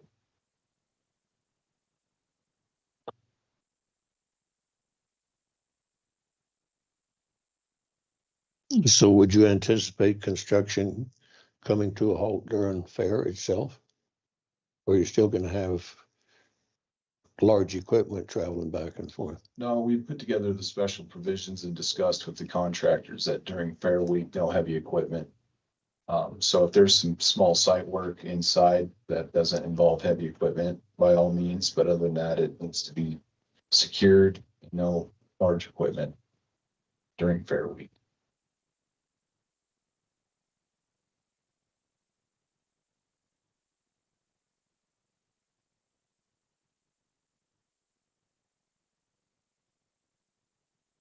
Good. Well, don't everybody look at me. I'm just sitting here wondering, I Well, think I'd like to see it happen, but it here again, I made the comment earlier, these $1 million projects, it doesn't take very many of them to be 5 million, 10 million, 15 million, and then all of a sudden you're looking, well, we're only gonna take 40 million out of reserves instead of 25 this year, so. And those should be concerns for everybody, certainly are for me. Is anyone in a position they want to make a motion on this? Or we can defer it to the next meeting? We have to do something. Well, I don't think putting it off is gonna help the situation much. I'll throw a motion out there and we'll have a vote, I guess. That works.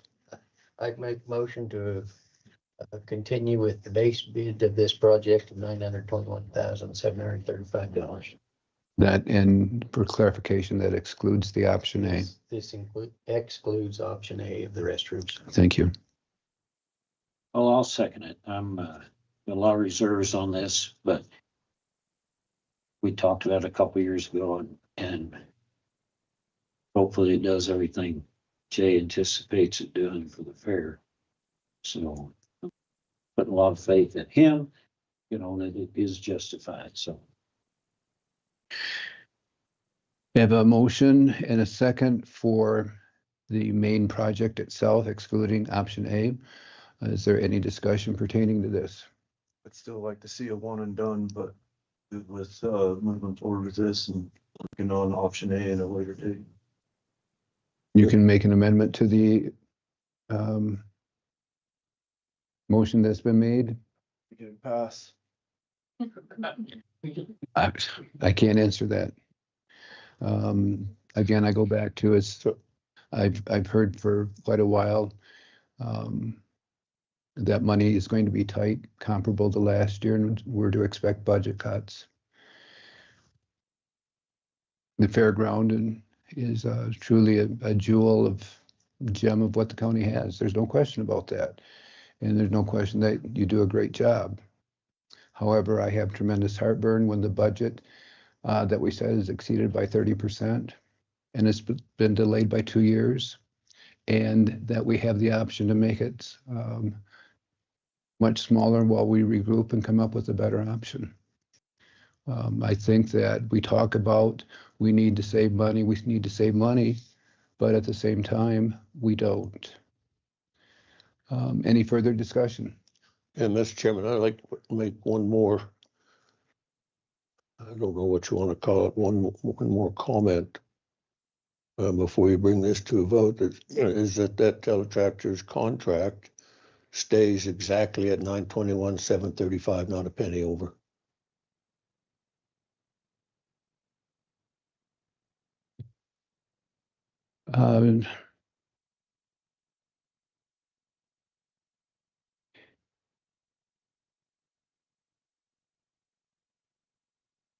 Clayton, my understanding in regards to a construction contract is we have a bid dollar amount from the contractor for X number of dollars. Anything that would exceed that would be subject to a change order that the board has the opportunity to deny at that point in time. If the project is not completed for that dollar amount stated, what is our position at that time? Mr. Chairman, thank you for the question. I have not reviewed this direct contract, but and assuming that it follows the general contracts that we do for construction, there is retainage, there is potential for overages. Anything that's in the contract is going to be enforceable according to the contract. And yes, anything outside of the contract that's not addressed would have to be addressed by change orders, and the contract should, assuming it follows the same pattern of other contracts we've done in this regard, addresses how change orders are to be addressed. And is this a bonded project? So we're covered both by the contract and by the bond. I'm happy with that. I'm glad. Yeah, you should be. Okay, we have a motion on the table. It's been seconded. Any further discussion? All in favor? Aye. Opposed? Nay. Thank you.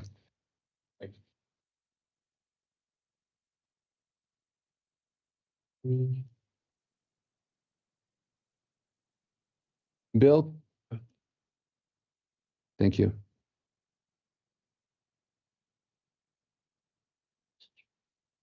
Okay,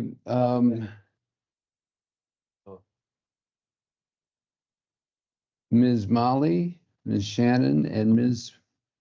Brooks. No. I'm sorry, there's, Miss Shannon and Miss Brooks are the seniors. thank you so much. I'm Molly Mulcahy, and this is Shannon Brooks. Welcome, thank you. Thank you for having us here. I'm here as a member of the SAFE Board, and Shannon is the Executive Director of the Community Safety Network in Jackson, which provides similar services to what we provide through our local Sexual Assault and Family Violence Center. And we sent out a press release a week and a half, 2 weeks ago now, to explain how we are going to be regionalizing organizationally. And we just wanted to come and give a little more context to that, to the commission, and to provide an opportunity for any questions or any points of clarification that you might have, because we know SAFE is a really important resource that we have in our community. So just a little bit of background. About a month ago, we received notification from the Wyoming Division of Victim Services that they were going to be moving forward with regionalization. It's kind of a common thing that's going on now for some of the same reasons that we've been having discussions here today. Just it's a tight time economically, financially. And so really looking to build efficiency across the state, across the entire entity. So what made sense to them was that we would regionalize with the Community Safety Network in Jackson, and that's for a lot of reasons. But to be quite frank, at first we were a little bit hesitant about this. We recognize that Sublette County takes a lot of pride in providing for our own citizens and taking care of our own community. But through conversations with the Community Safety Network and the working relationship we've established over just even the last couple of weeks, we really have come to see this as a great opportunity for the Sexual Assault and Family Violence Task Force here in Sublette County for a few reasons. One of them, first and foremost, is that this reorganization will allow us to continue to provide services to our community with local advocates who live here in Sublette County. So we are not changing from a Sublette County organization as far as any sort of direct services are being provided at all. The only shift is organizationally and administratively. The Community Safety Network also has a very robust, very well-developed, very well-established administrative and operational oversight organization, and so it becomes it's advantageous for us to fall under them. A few years back, we had an executive director and 2 full-time advocates. In the last couple of years, we've been functioning with just 2 employees, and that really is a pretty big ask of those 2 employees to also manage the administrative oversight of the organization. So this change really just allows both of our local employees to focus 100% directly on providing services to our local community. And so another piece of that is that to ensure that there is local representation as we move through this transition, 2 of our local board members will join the CSN board and work through the transition with them to make sure that all of our local, any sort of concerns or we have representation about what we need in this community and what it looks like moving forward to establish it. And so I think for those reasons, that's kind of the background of what brought us here today. And then we just, wanted to provide an opportunity for any questions or clarification that the commissioners might want from us, knowing that the county commissioners have always been incredibly supportive of our program and done a lot to facilitate our success in this community. Did you want to add anything, Shannon, or are there any questions? I have a question. Yes. Okay, so since all this come about, so there was or could be a safe house in Big Piney, but it's never used. What's the situation there? There is not a safe house in Big Piney. What is typically used for South County residents is usually like a hotel. We'll get them some temporary housing in a hotel. There's only one shelter, and that is here in Pinedale. There was an office. We had an office in Piney, but that, again, because we had just the 2 employees, we just weren't able to staff that office. So over the last several months, what we've been doing is having advocates go down to the South County and meet potential clients in different areas down in Piney. But we do not have an established shelter down there. We just have the shelter here that is in town on, yeah. So I think they're under the feeling that there was a safe. I heard this at the senior center. Okay, Was told that they assumed there was one and not being used. So that's where I got my info. If you're interested, so. oh, absolutely. And I You think, might yeah, want to talk there sometime at their luncheon and do an explanation. absolutely. I think that's one of the things that I feel like over the past couple of years, as we've been reduced in staff, we've lost some of our contact with the southern part of the county. And that's something that is high on the agenda of rebuilding, because quite honestly, a lot of the clientele comes from down there. And so we need to make sure that we are communicating and voicing that we are a countywide entity and we are there to support in any way that they need support down there as well. I'd add that Community Safety Network up in Jackson, which is the organization, same as SAFE, that supports victims of violence, has been operating for about 40 years. We operate a 7-bedroom, 5-bathroom emergency shelter. That's our most secure, safe house on our campus. We also operate 6 transitional apartments. So we operate a pretty big program up there to support survivors, and we support about 300 individuals a year. The rumors about Teton County are true. We have a lot of resources up there, a lot of private donors, and we actually receive the same amount of funding from the state and federal grants through the Division of Victim Services that Pinedale does. So we receive the same amount of money in both organizations, what's allowed us to build resources, systems, things that we want to be able to share to support the advocacy in this community is investments over time from philanthropists in our community. So we're really well positioned at this point to partner. This is not a merger. We're looking at keeping both the names of our organizations separate. Like Molly said, we want Sublette County residents in the advocate roles down here. We want the program down here to remain focused on the folks in Sublette County. Teton County's program will remain focused there. There might be future creative things we can talk about, but for now, the uniqueness of each program is something we've thought a lot about.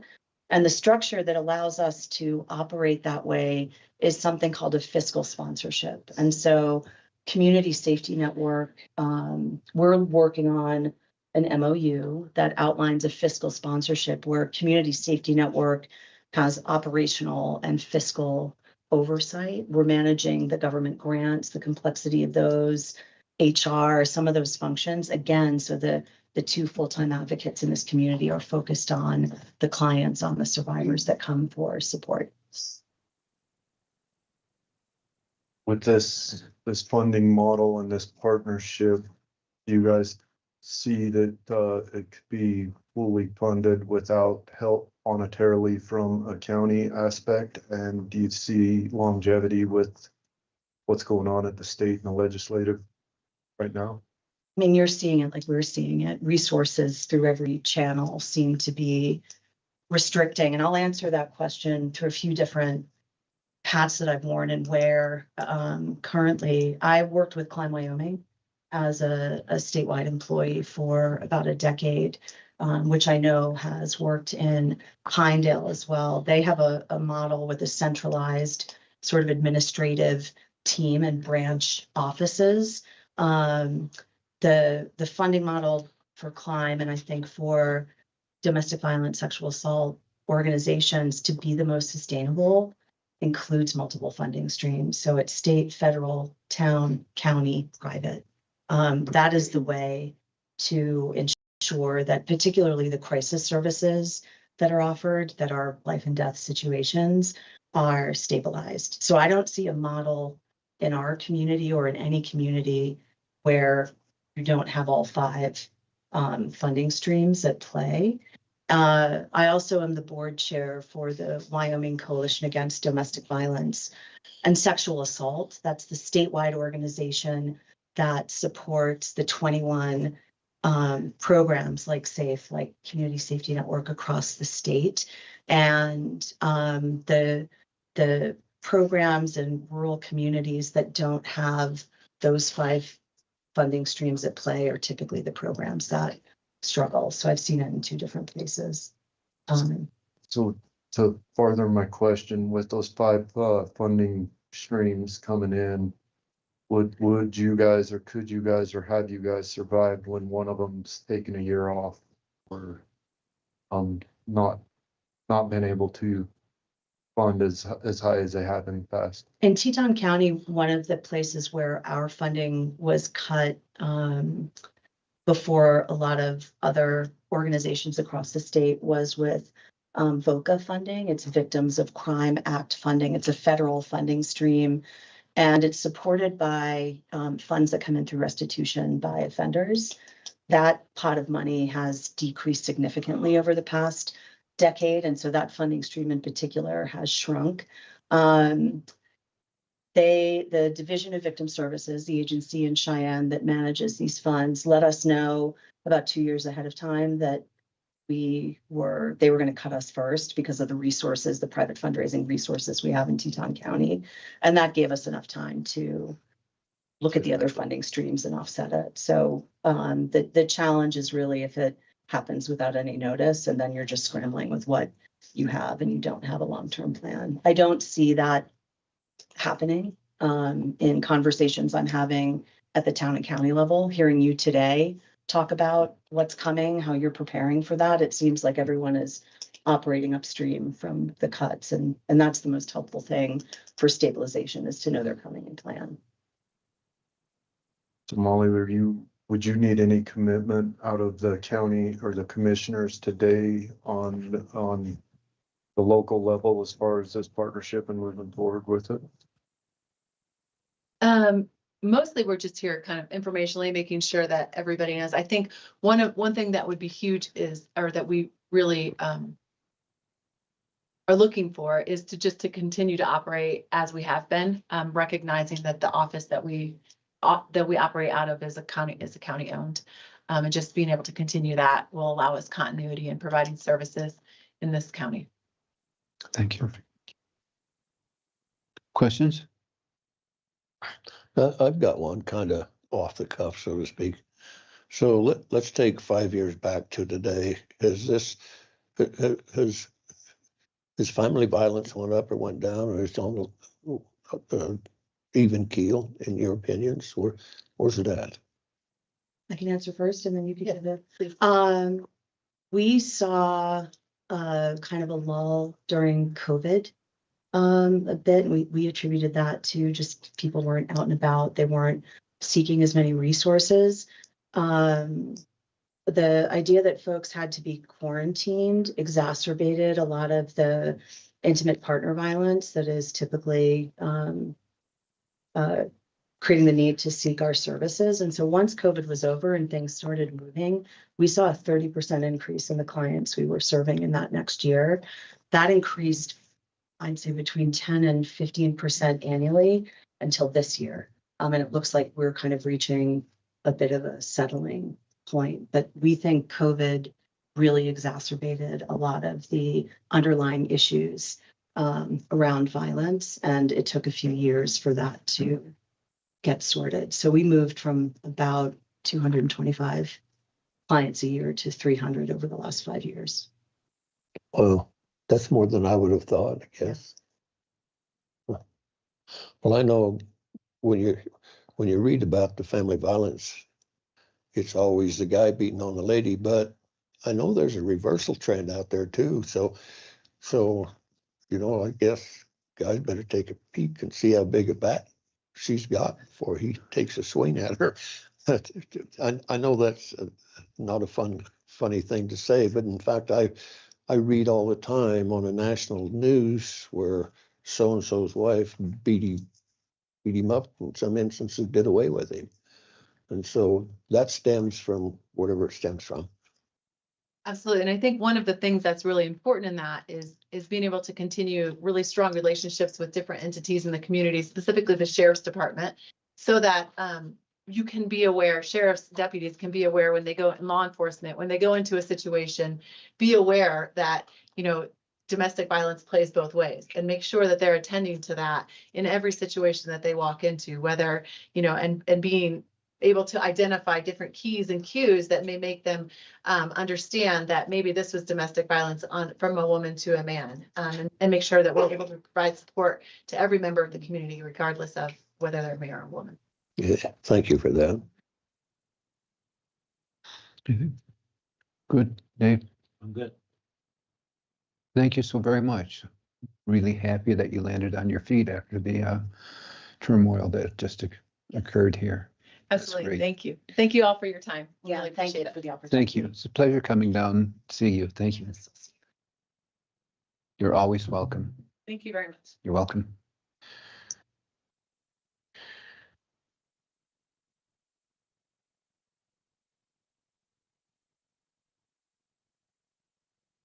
Warden Cooper, please. You can see we're right on schedule today.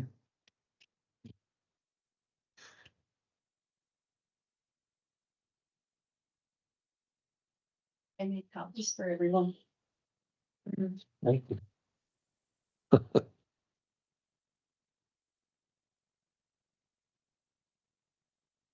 ML, I'll pass them down.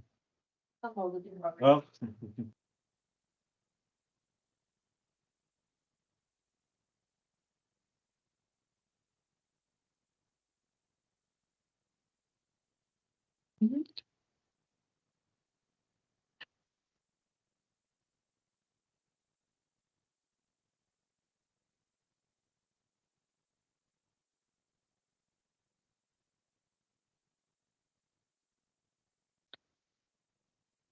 You announced this a while ago, didn't you? Didn't I hear that you were thinking about leaving a while ago? I think Shad announced it at the banquet. I thought so. Yeah, I was absent that evening, I noticed that too. chasing my grandson in. I'm glad you have your priorities in order. You're welcome. Commissioners, I just wanted to say that thanks for your time on the agenda. I'll be pretty brief. I know we're cut for time, but yeah, we have 2 pending retirements, and as you saw, ML had submitted a notice of a letter of retirement, and then in addition to that, Bob is also planning to retire. So actually, I'll hand it over the mic to you, Bob, if you want to speak to the commissioners and talk about your retirement.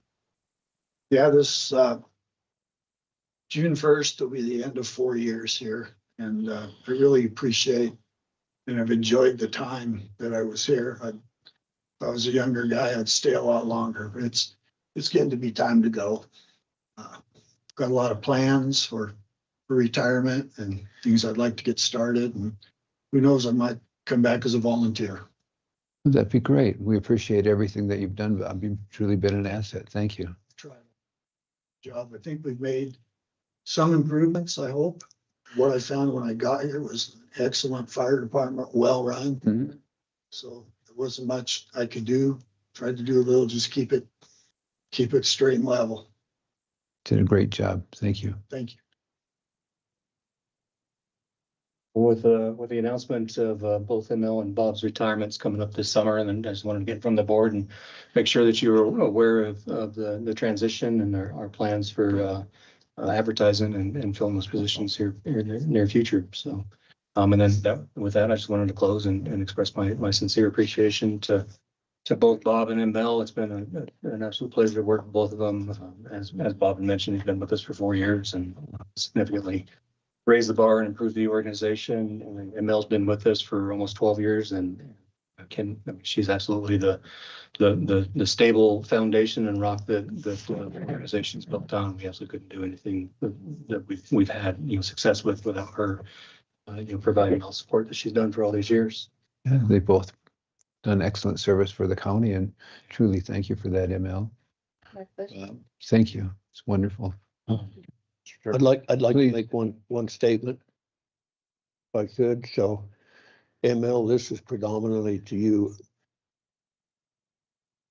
The conciseness of your reports that we see is incredible. I want you to know that Thank you very much. because they just flow. And you've done an amazing job, in my opinion, of putting that stuff together. Thank So you, Doug. thank you very much. So, Mr. Chairman, first off, I'd like to say congrats to both you guys. That's quite the feat. You guys have been instrumental in, fire operations, sheriff operations before that, from boots on the ground all the way to the administrative level, both taking a beating at this table over the years. Saying all that, really appreciate what you guys have done, and, you're truly gonna be missed. So thank you. Thank you. Appreciate it. Other than that, I'm planning to start advertising right away for Bob's position with his impending June 1st scheduled dates, and then we'll Right around the corner.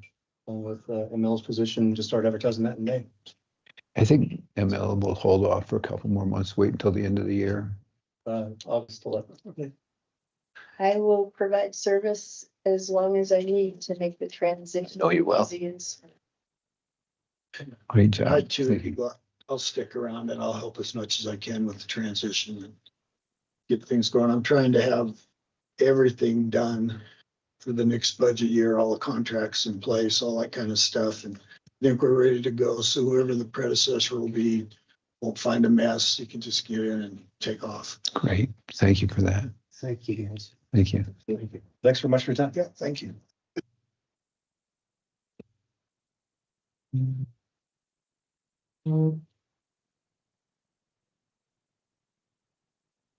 Next, Jessica Rice and Andrea Jean. And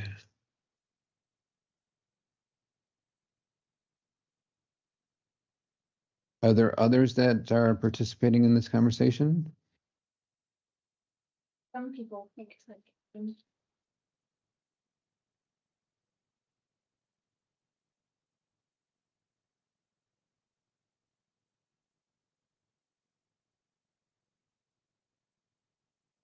Great. It's kind of an evil smile, but go for it. Be sure that's turned on. We want to hear you. Okay. Andrea, start with the living adjustment discussion, and then at the end, we'll talk about elected official salaries. The reason this discussion came up was Andrea had come to me and said she wanted to discuss a cost of living adjustment. And I told her that I would really like to have this discussion with the board before I sent out budget letters to the departments at the beginning of August. So that's about a month away, or at the beginning of April, sorry, which is about a month away. So this is just no rush on the decision, but we definitely wanted to put it out there before budget discussions. And I found out from Andrea that the salaries for elected officials and for cost of living adjustments in the past had been discussed in June, right before the budget was adopted, and that required some adjustments really late in the season. So if the board is in agreement, hopefully we can have this discussion at budget time in April when we meet with all the department heads. So we have a clear, concise budget to present to you in June for adoption, July for adoption.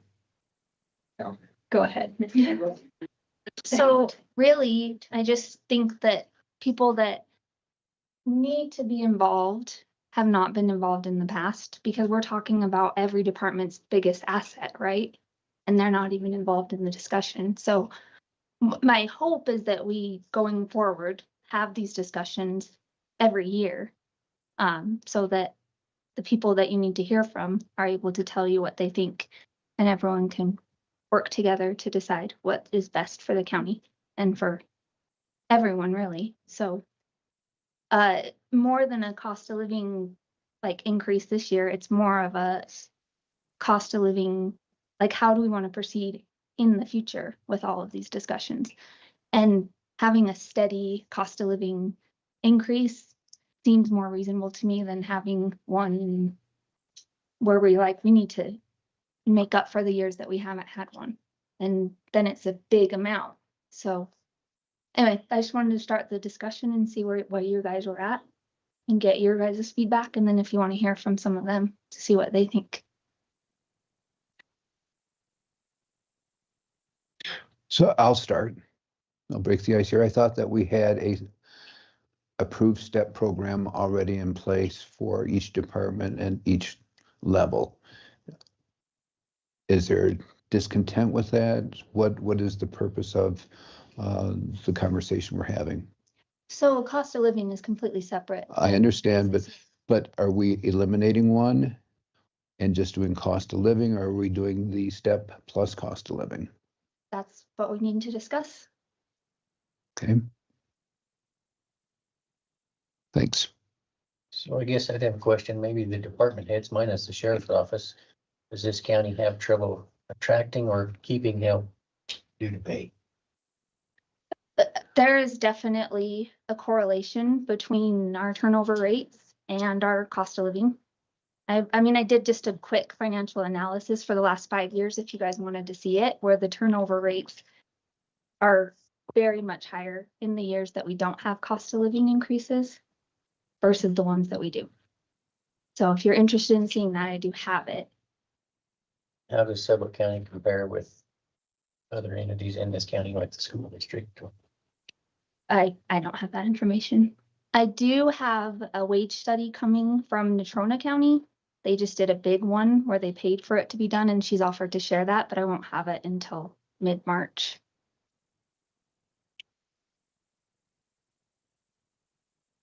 So, Mr. Chairman, when I think of the steps, I think of that as a merit base. I'd really like to know from our department heads and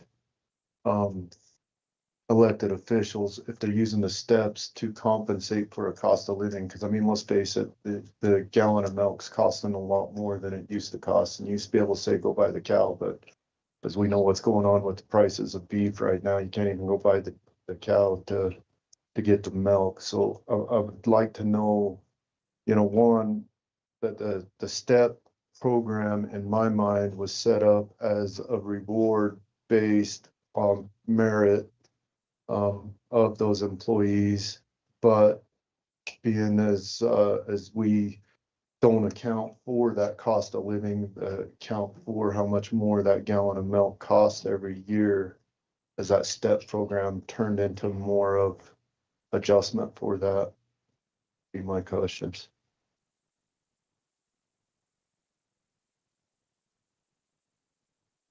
Thoughts in that regard? Just because I don't have the experience under my belt, this will be my first year, so I can't say compare the two. What I can say is my experience as a young employee, working for Sublette County hospital district, but healthcare district at the time. I really saw that I needed a raise. I actually went a few times and asked for a raise, didn't get it. They had a cost of living increase maybe twice in the whole 6 years I was there. That was very, very low. I think it was 1 or 2%. So I was a young employee at that time, maybe didn't know any better, but it was one of the reasons I started looking elsewhere for employment. So that's just my own personal experience. Did any of the other department heads or want to speak? I'll just say something really quickly. The step raises don't cover everyone either. So cost of living is nice because it's across the board. So, I have an employee, Dave Harper, who's been at the library for a million years, and he's at the top step of his part-time steps. And so he can't go up anymore. There's no option for him. And that's been that way for about 3 years now. So I think the cost of living increase is really nice for those employees who've been with us for a while, but they're at the top of their step and they can't go any further. And as to your question, I don't use the step increases in place of a cost of living increase. I am very lucky that I have a really great staff. So it doesn't happen often that I don't give a step increase. But I feel like they're two different things. So that's just something that, and thank you for including the library. I appreciate it. I'm the same as Michelle. I don't look at it on the same. I mean, I don't do a step for a cost of living. And the cost of living for me too, like my chief deputy is at the top and at the top and at 12 years. He has nowhere to go. The cost of living would be. I don't need this stuff.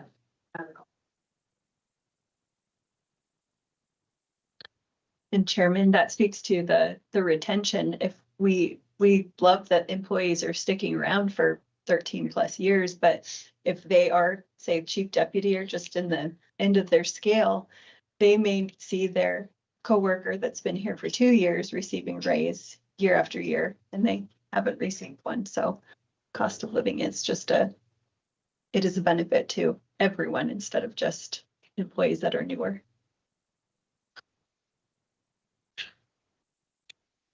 Please. So I've been here for 19 years and the cost of living adjustment is random in the county.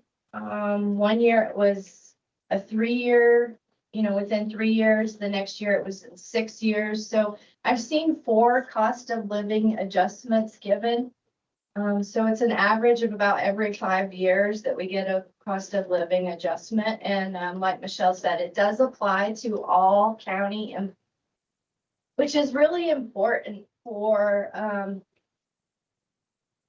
I would say, I'm just going to throw out 2/3 of the county employees have been here a long time. They've maxed out on their step raises. I agree with Sam. The sheriff's office uses the step raises as merit. They are not a given. But for anyone that's been here more than, anywhere between 6 and 10 years, they have maxed out. And so the price of everything, gas, groceries, cost of living has gone up. And so to request a COLA in place of a merit raise for some, to have a COLA for everyone would be really beneficial to the county employees. And I would like to see you all talk about it and think about that for the employees for this year for the budget. Thank you for that. Please. What do the employees think about the benefits package? I mean, no one can say that our benefit package isn't great.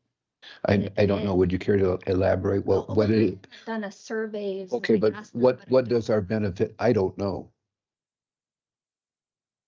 What is our benefit package for the employees? So there is Wyoming retirement and then medical and dental insurance. We do have the life flight insurance. Is that all provided by the county? It is for the employees. Okay, thank you. And then we have the life flight insurance and we have life insurance. And then we do have the EAP that you guys approved for the WYEAP for 8 mental health sessions. And that's all covered by the county. And HSA? HSA, yes, sorry. In conjunction with the What's the contribution on the HSA from the county? It's $270 a month. Per regardless of tenure?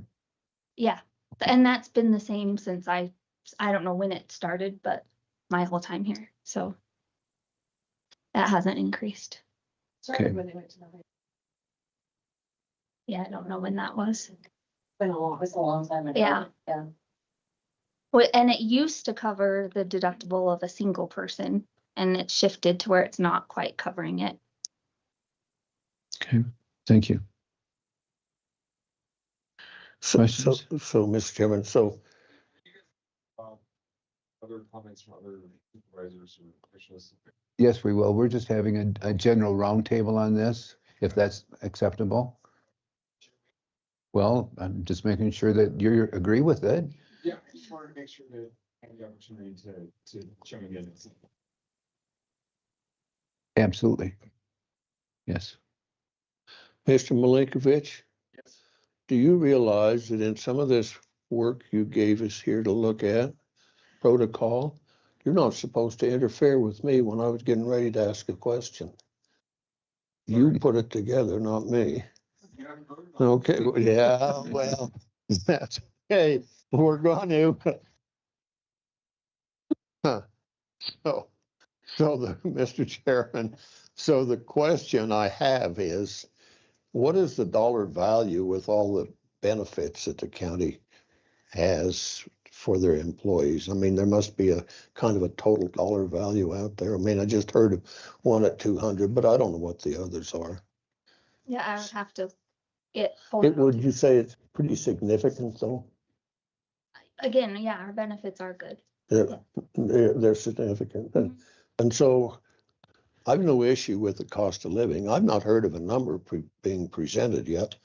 And that'll be, something to discuss. But when you talk about the employees, and they're great employees, don't get me wrong, they're every one of them. But you go up and down the sidewalks and you talk to the folks that are out there in their Neverland and ask them about cost of living.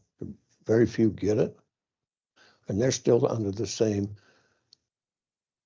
milk costs that everybody else is. And so sometimes you hear, wow, I wouldn't mind going to work for the county because look at all the benefits they get, let alone with the salaries. And I'm not demeaning that at all, because it is it's a great incentive, or should be.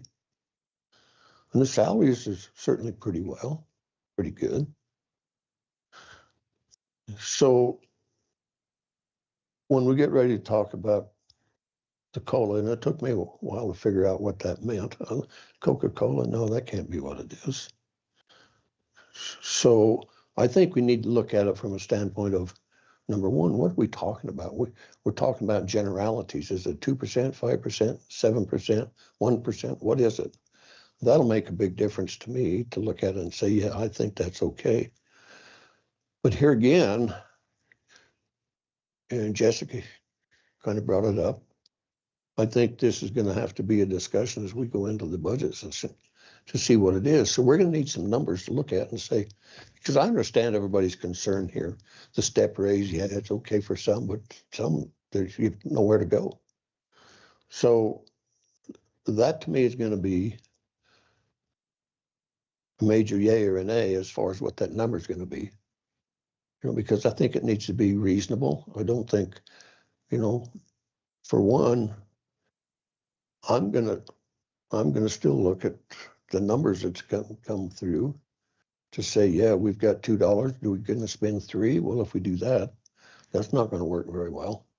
So we need to look at going forward. I would rather see a little bit today and a little bit the next day rather than all today and none tomorrow. That's from my perspective. So I think when we see where the mill levy is going to kind of settle in at and see what the budget requests are, to me, that'll make a big difference on how I approach the cost of living. And I'm pretty open to that, quite frankly. There will be those out there say, what the hell are you doing thinking of that? Well, I know exactly what I'm thinking about, because we've got employees from top to bottom that are good people. And they do need to be able to stay here, and they do need to be able to make a living. But you still have to answer to the folks who pay our salaries, every one of us that's here. So you have to take that into consideration, at least I do. And I'm sure the rest of these folks do. And that'll be, that's discussion coming down. You're not talking to my deaf ears, because I'm hearing every one of you. And I think it's just a matter of time when we get some numbers to look at and we kind of put the thing together. So that's my take on it. Clayton. Yeah, he's gonna cry if I don't call on him. Please, you had an observation you wanted to share with us? This microphone. Janet wants to chime in. All right. I'll comment from here and then Is that working? Oh, no, it's a dead battery. Never mind. I'll just chime in really quickly. just from the perspective of my office, what I observe and what I see, I have gone through a few different hiring processes where it took months to fill positions. And looking at what we're at, our office is very specialized in nature. We have the individuals, every person in my office has to have specific skills and training to be able to perform the work that they do. And for the attorneys, they of course need to be licensed to maintain that license, so on and so forth. In the event that I lost an attorney tomorrow, it would likely be months to be able to replace them. And the significant part of that is the cost of living here in Sublette County. In my experience, and one thing I will tell you is that I have worked with other county attorneys throughout the state. Many counties are similar in that space where if they have vacancies, it takes them a long time to hire folks. We have low numbers of law students coming out of the law school that are choosing to remain in Wyoming or to stay in Wyoming. The numbers of bar takers are dropping significantly. And so you have an increasing number of employers seeking after a decreasing pool of employees when it comes to licensed individuals. And we're competing with private practice, whereas Denver firms are offering twice as much money to individuals to join, and they're recruiting in that direction.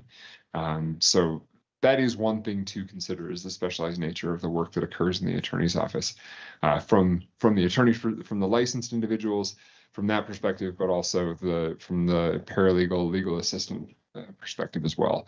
We recently went through and had a hiring, and it took us 7 months, if I'm not mistaken, to find a qualified individual to join our office. And during that time, we ended up hiring out and working with someone out of state to work remotely to perform that service because it was necessary. So cost of living is something that is important. And I would encourage you all to keep that in mind as you make this decision. And yes, I would reiterate that cost of living and merit are two different things that can be considered differently. And if you don't have any questions for me, I'll just bring this microphone back to Janet. Any questions for me on that? Do we have a standardized hiring program in place? How do you mean standardized program? When, for example, John quits,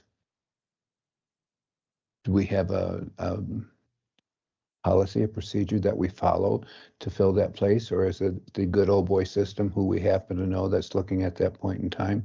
How do we accomplish filling in positions? Do you mean in my office or generally? Generally. I can only speak to my office's experience. Okay. We advertise in a variety of ways. When Mike was in office, we actually were able to hire someone by posting on Craigslist. He laughed at me when I said, "You should put it on Craigslist," and that's actually how we found somebody. And they moved from California to Wyoming to take a job. So we cast a wide net to try and get as many people as we possibly can. When I was looking for an attorney, I actually went and called and emailed every prosecutor that had a Wyoming license that was not working in Wyoming as a prosecutor. I got on that list. I found those people. I called them in North Dakota. I called them in Idaho, and they all told me very similar. I shouldn't say all, but many of them told me something similar, which was, love Pinedale, would love to come join your team, but it's just far too expensive. I can't afford it. I can't justify it for my family to move. In a circumstance where we hired a legal assistant, we did the same thing. We cast a wide net. We advertised in a variety of spaces. And luckily, we were able to find someone that lived here locally. That's all I can share from my perspective. I think Andrea probably is more suited to field your other part of that question generally. Okay, thank you. I appreciate that. Yep. You were going to share with? Yes, I'll take this back to Janet. Now you have to say something, Janet. I was just going to answer Commissioner White's question about the steps versus the merit. Since I took this position in 2012, in the beginning, I believe the steps were considered something that was automatic. Like, I I was really expected to sign that step every year for my employees in my office. And I do think since Andrea's been on board though, that mindset and shift has really happened. We also have almost all different elected officials. I think we do, from when I started as well. And I know for my office, I use the steps as merit much more. And when we looked at cost of living versus merit, if there was a special circumstances, like I had an employee who completed a ton of training and materials in a very short period of time. And that to me warranted that an extra step or something like that and presented that. But essentially also, I think all of us keep in mind too, that we want what's best for Sublette County as well and want to do what's best for our employees, but also for Sublette County as a whole. So my 2 cents. Thank you. Yeah, that's good. Commissioners, I'll echo what everybody's already said. This is all familiar ground. I did agree, particularly with what Shannon had mentioned, was that it's every 5 years that we see a cost of living adjustment, and it's hard to incentivize employees that don't receive that cost of living when we do give a merit raise to the other employees. But they are absolutely a distinct separation between those two. But I advocate strongly that cost of living adjustment is very important to recruit and retain our great employees that work for the county. And I would reiterate as well what Clayton had mentioned too is the cost of living in Sublette County is higher than much of the rest of the state. And as you just heard, when I'm going to advertise for the deputy chief position, I'm going to advertise nationally, and it's going to be very, very difficult based on my previous experience from hiring in the past rounds. It's going to be very, very difficult to hire somebody that can afford to come move to Sublette County and live in Sublette County, knowing what the cost of living is here. So this is all part of the same conversation, but it's very important to take into consideration. So yeah, please favorably consider the cost of living adjustment, and we'll see where it goes.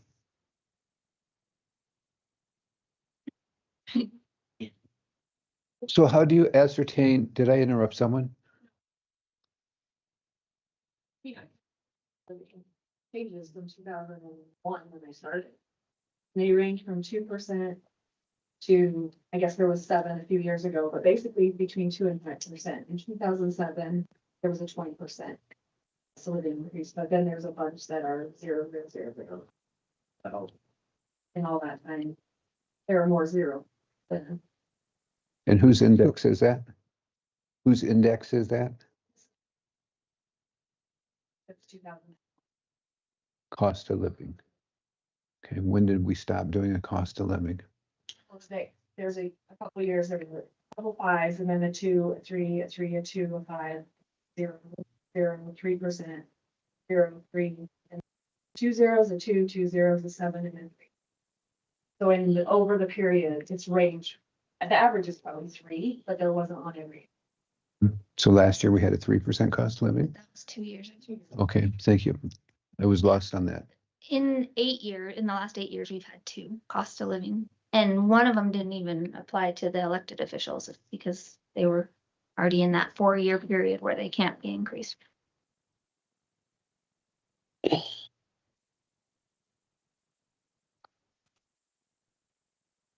Well, I think it was a great conversation, great food for thought, great things to think about coming up on our budget session. Now we can, because today we have to statutorily make the decision on what the elected officials are going to be, right?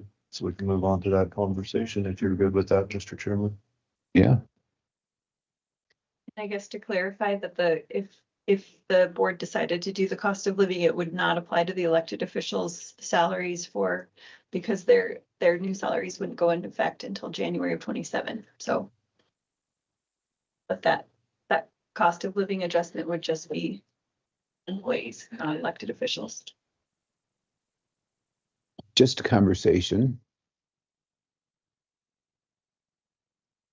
Truly, just a conversation.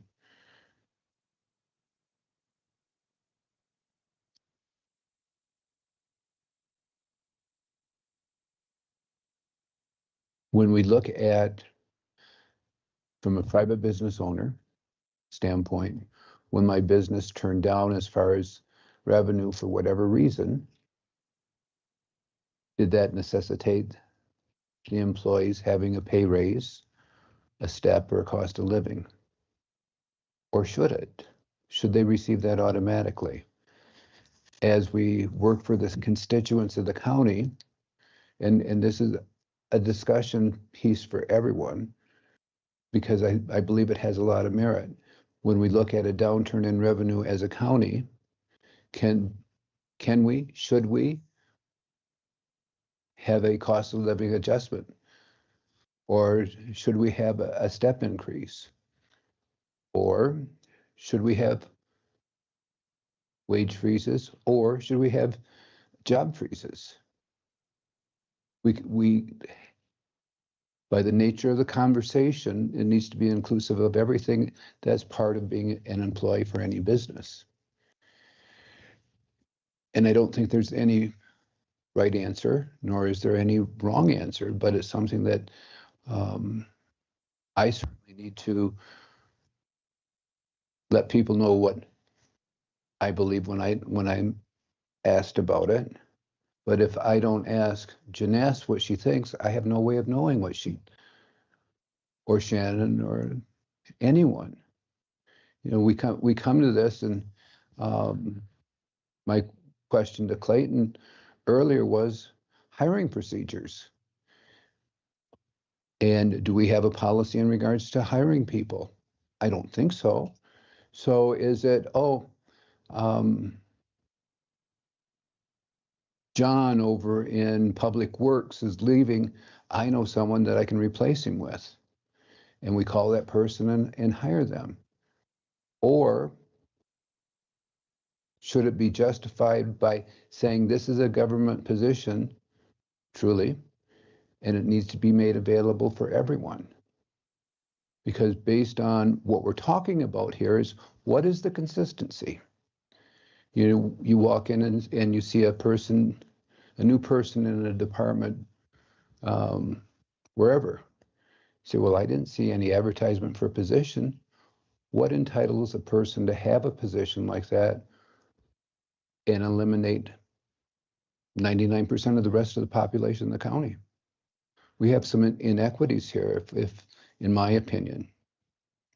You know, we talk about the good old boy system, but in order to change and effectuate that change, we as individuals have to change also and identify how do we become better stewards for our constituents.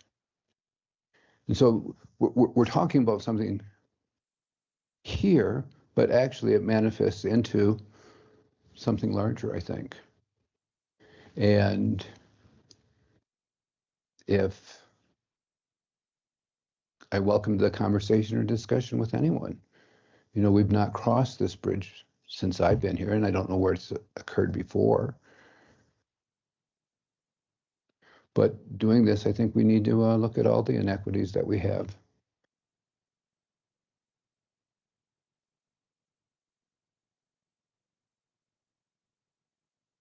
Commissioners?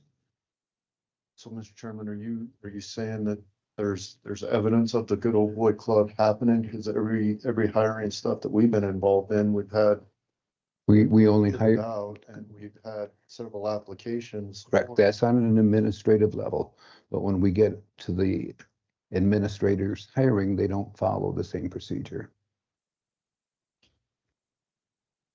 So I can speak a little bit to that. I'm not involved in every department's hiring processes, but I am in more and more going than I was even 3 years ago. Sure. And if they do not put it out, it is because they are either hiring internally or promoting within.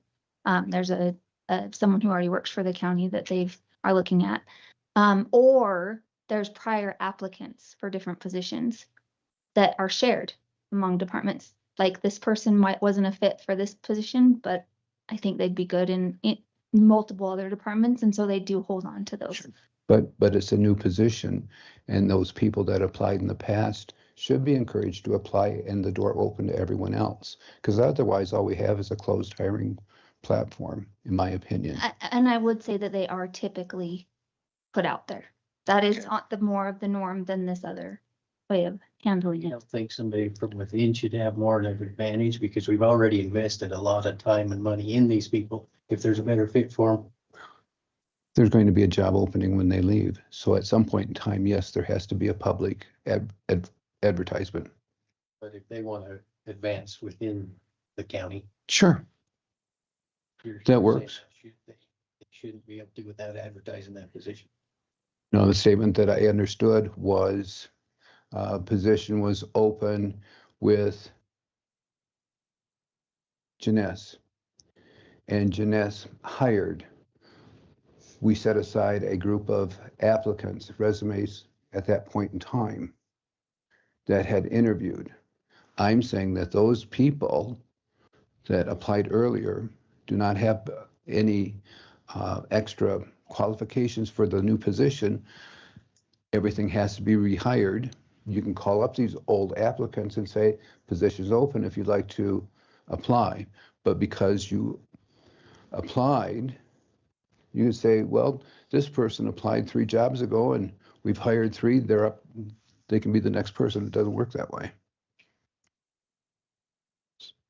So I'm not talking about internal hiring, no.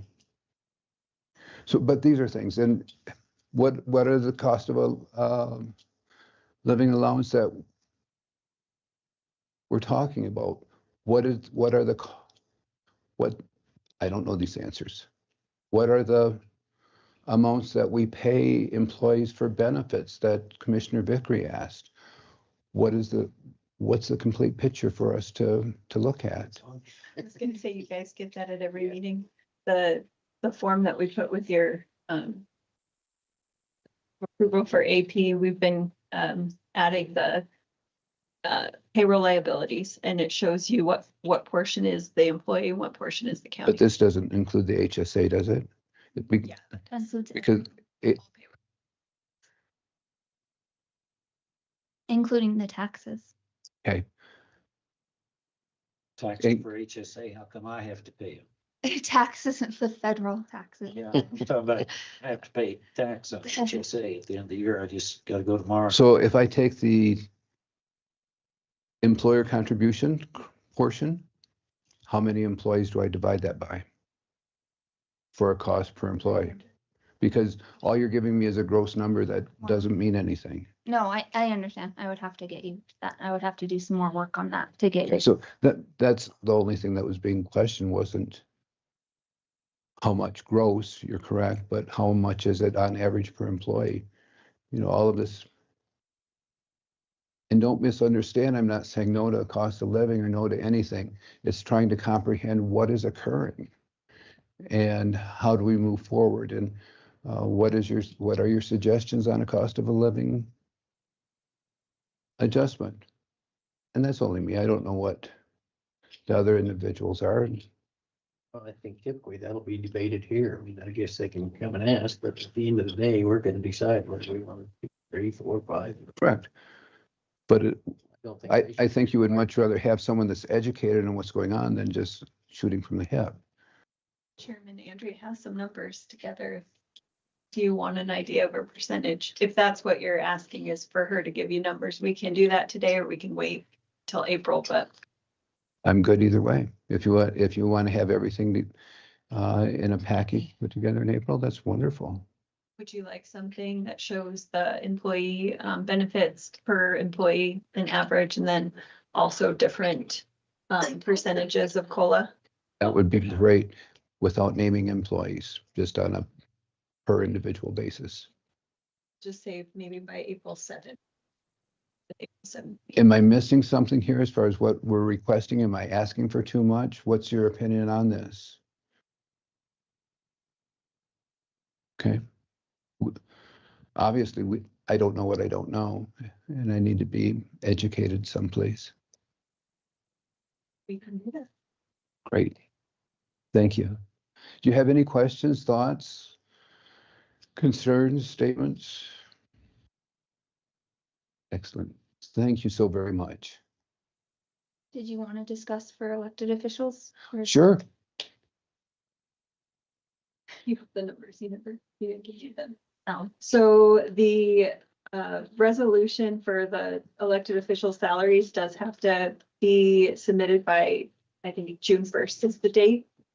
And Andrea has the numbers for what we currently are, what the max salary is, and I guess we wanted to ask the board what their thoughts are on what that resolution should look like.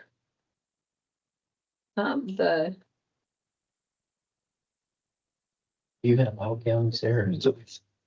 The elected officials, aren't they generally up kind of the same number across the board?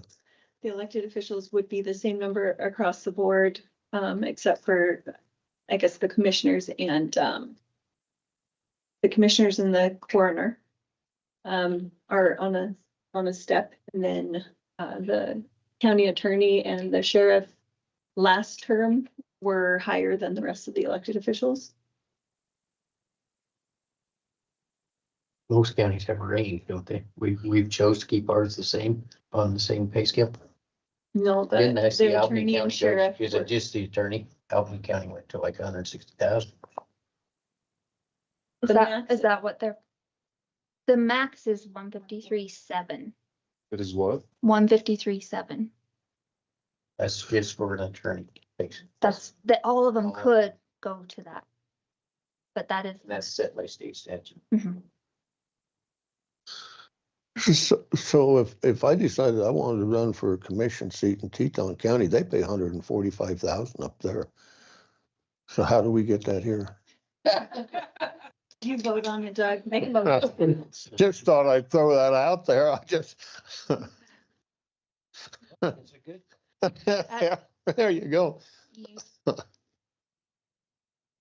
That's you guys who set that. It is the commissioners who set that. It's who decides, so the. First they go. Okay. But The max amount is 153.7. Wilson clarification. Oh, no, Clayton.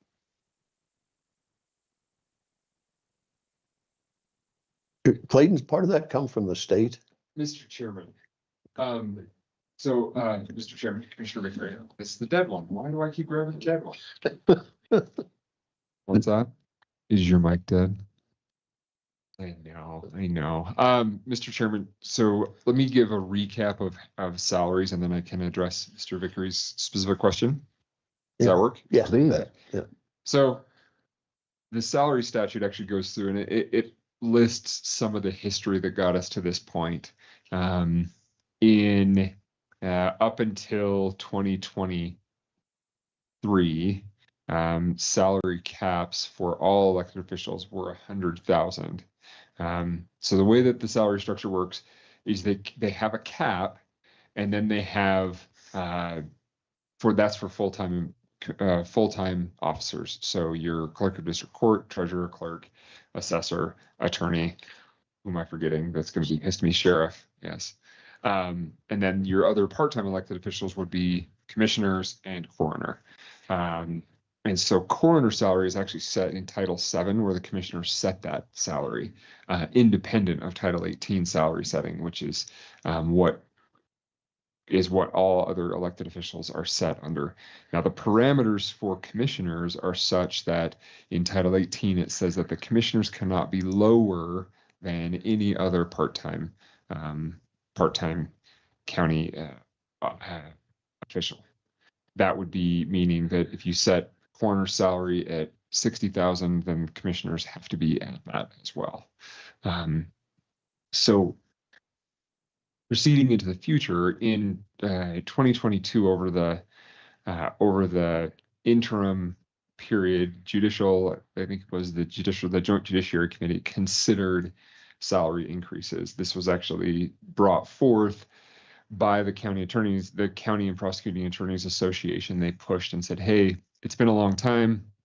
I think it had been I can't remember exactly when it's in the statute, but I think it had been over a decade since that cap had been raised to the $100,000 cap. And largely, the prosecuting and county attorneys association was pointing out that in Teton County, the county attorney position was making $100,000, whereas deputies were in the 160, 180 range, just simply as a result of cost of living, as a result of just simply the private push on that same position. The Joint Judiciary looked at it and said, you know, you all have a point, but we're going to go ahead and bump it for all elected officials. And so they went ahead and said, you cap at the same that a circuit court judge makes according to how Title V describes what circuit court judges make. Now, in the Title V statute, it specifically says 145. That was the number that was available for the setting of salaries for elected officials taking office beginning the 2023 term. That said 145. The number 153 came up in conversation, and that comes from later in that Title V statute. It says, here's your salaries for circuit court judges. And then at the bottom of there, it says, in addition to the salary listed, the Supreme Court can adjust that through a COLA, a cost of living process. And they went through, and I believe it is in 2024 that went through a process whereby which an order came through from the Supreme Court that adjusted the cost of living for circuit court judges to 153.7. So that then backtracking to Title 18, now the cap for elected officials is that 153.7.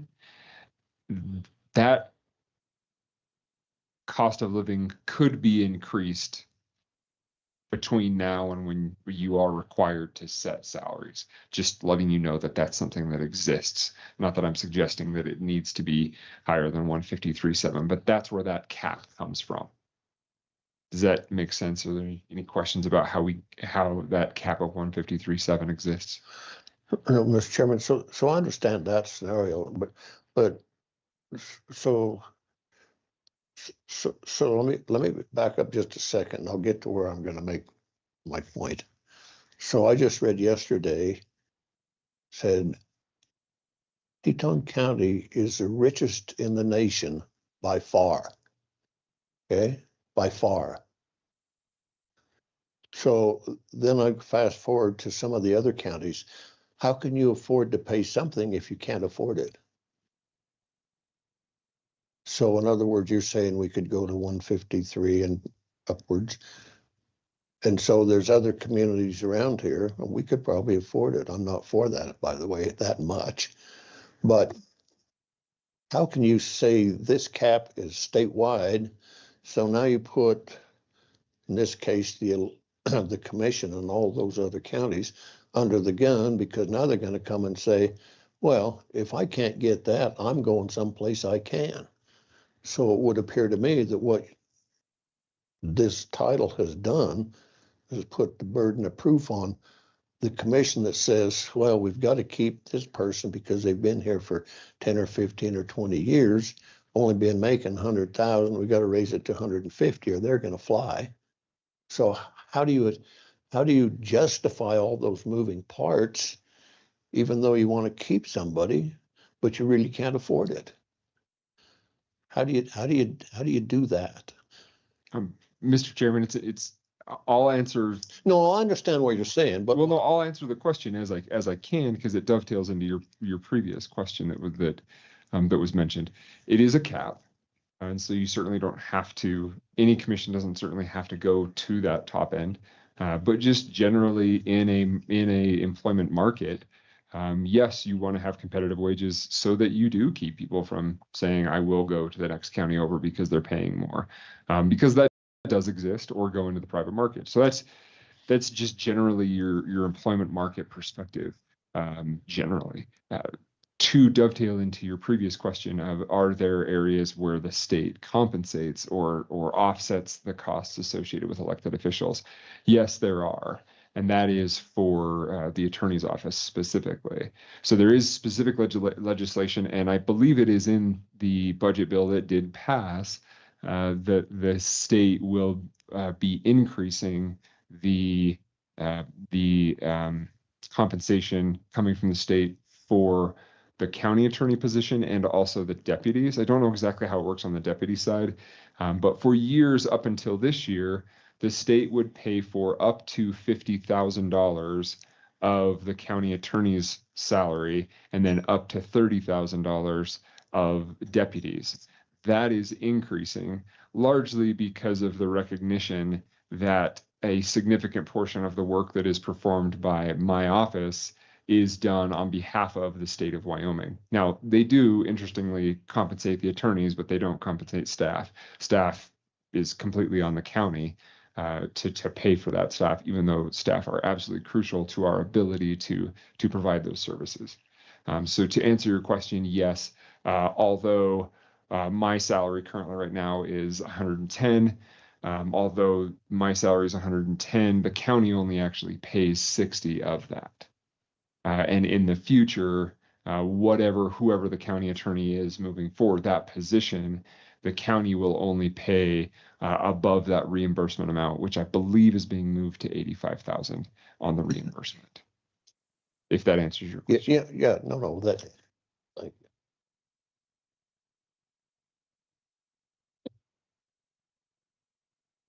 you. Any other questions about the statutory nature, caps, or anything else of how that works? And you don't have to make that decision until June. I think traditionally here in Sublette County, that decision has been made prior to the filing period so that people had an understanding of what that looked like when they were making a decision as to whether or not to run for office. Does that include the salary plus the benefits? Is it a conglomerate amount or is it just the salary? So, Mr. Chairman, Treasurer Parvasini, that is just salary. So a county can put on additional benefits to that. That's just the salary base. But the county can't do any type of special benefit to an elected official that would ultimately defeat a statutory cap on salary. Thank you. Of course. Any other questions? Well, Mr. Chairman, we'd have to come up with some other special benefits because I think right now we've got quite a few if we were going to do that. Well, statutorily, or Mr. Chairman, Commissioner Vickers, statutorily, interestingly enough, the attorney can actually request mileage because I live farther than 10 miles out of town. So I could require that you pay me to drive to the office every day. Well, you know what? But I don't. I could request mileage for the last 7 years that I've been here, but you know what? Look at you. I haven't. You and I are the same. Yeah. Yeah, you're twins. So you know. We are twins. Okay. No, I don't think so. You got more hair than I've got. Your words, not mine. Chairman, if the reason Andrea and I wanted to bring the cost of living adjustment forward was because we wanted to have this information for the Yeah, budget. that's great food for thought. The elected official salaries would be very helpful to be set when we're talking with the departments at the end of April. So if it's something that you wanted to postpone and think about it and mull over those numbers, and then maybe at the same meeting that she gives you, or Andrea gives you the numbers for the cost of living, you can think about it until then, make a decision then. It's not, like Clayton said, it's not until statutorily not until June, but I think it would make the budget process go a lot smoother if we had both in place. Maybe it's by April. Probably so. Well, Mr. Chairman, personally, I think the cost of living number should show up. So we got to look at it and we can try to figure out where it goes and what, and for me, at least, and Commissioner White said it best the other day, it's the bottom number that I'm interested in. So if the cost of living is 2, 3, 5 or whatever, times all the employees and whatever they're making, what's that bottom number going to be? Are we going to be looking at $20 or are we going to be looking at $500, so to speak? So, well, I know that, but I'm using those as We might not, it might just be 20. But no, I know exactly that, but that's the number that I think ultimately at least I'm gonna want to see, whatever that is. Just figured up your gross payroll. 4% of your gross payroll, or 3%, or whatever percentage we use that. Yeah. There it is.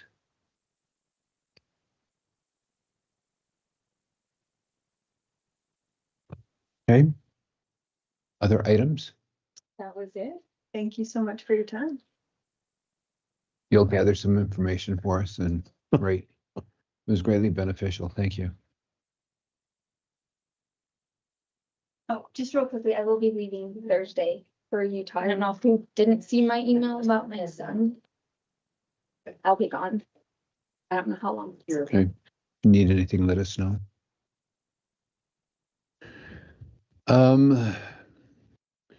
You want to break for lunch? This afternoon is, or now moving forward are just people associated with the counties.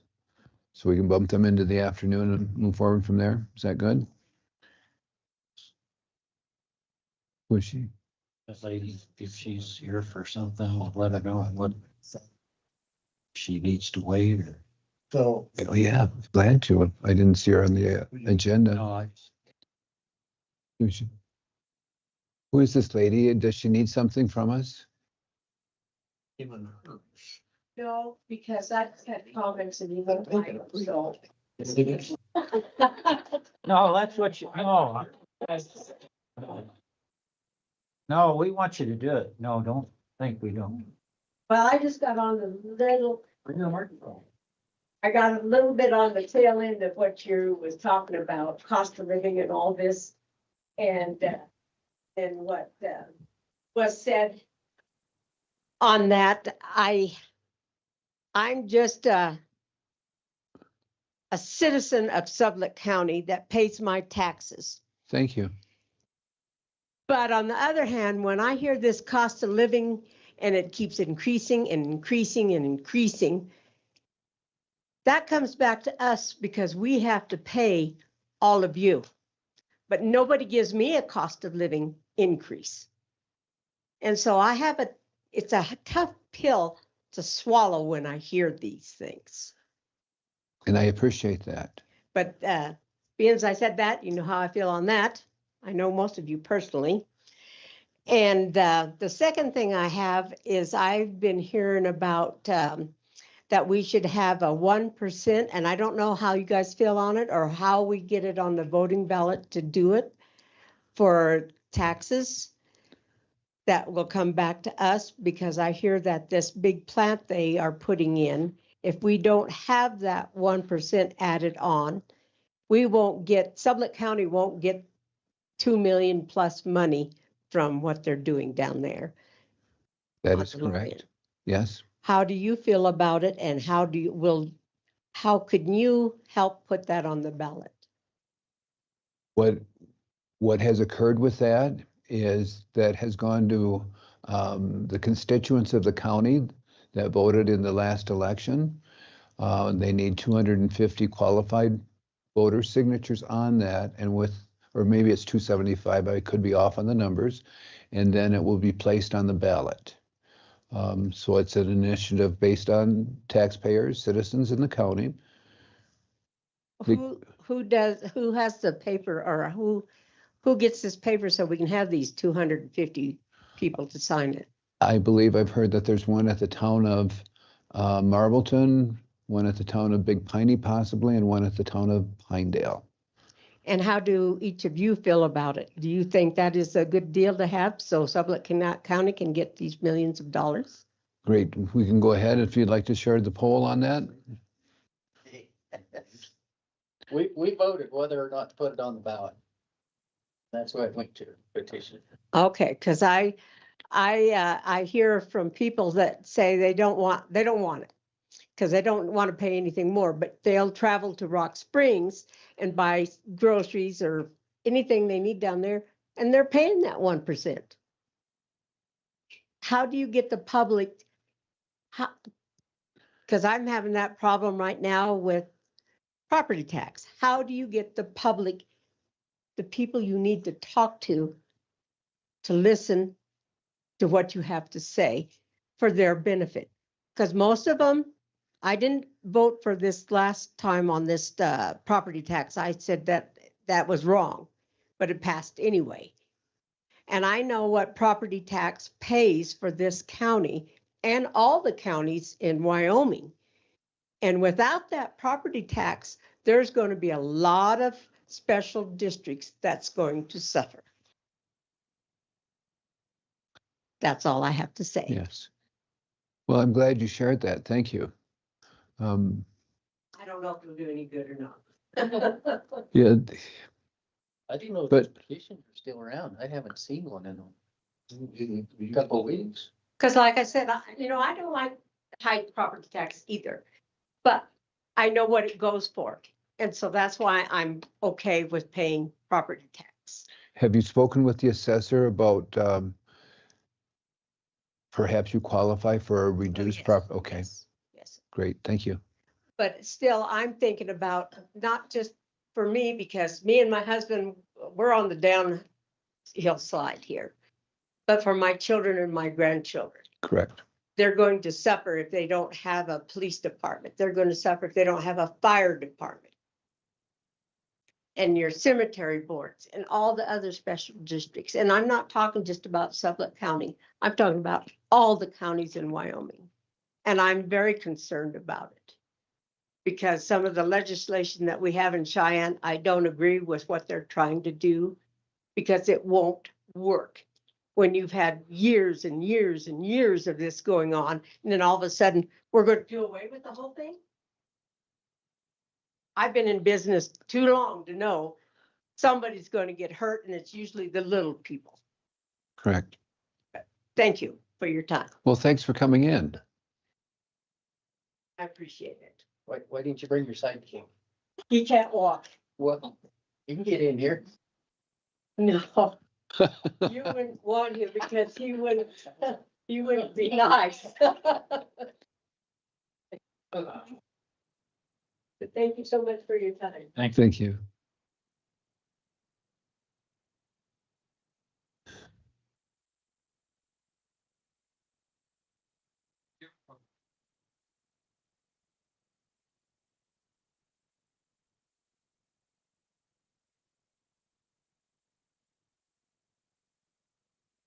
All that stuff they buy. Take a motion to adjourn for lunch. So does Do anybody? we have a second for lunch? Second for lunch? All in favor? Aye. Back Does in anybody know where the our State of the Union books are?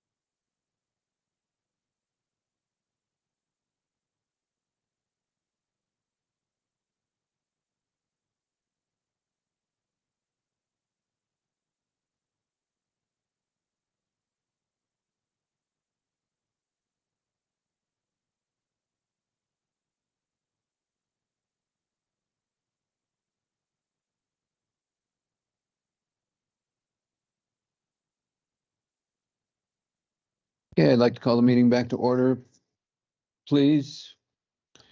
Continuing with the schedule, we will move to Haley Rulin, Planning and Zoning, regarding the Chapter 14 Wireless Telecommunications Facility Summary and Resolution.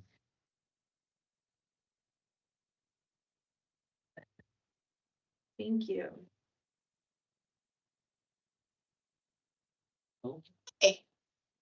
Hey, good afternoon. Just wanted to hand this out. This is. If there was. Well,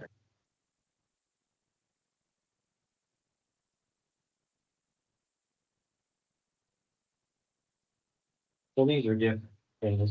this is a different form, but I'll share this on my screen as well, just so others attending can see. You need Christie up here. Christy is, we may have to call you up, but okay. Tammy Crossan may be joining as well, so in case she ends up attending. But just to provide some background, the reason we're here today is to share with you the Chapter 14 Wireless Telecommunications Facility regulations that have been drafted by Planning and Zoning during the last 5 months. And I feel like this is a really big group effort to get us to this point today.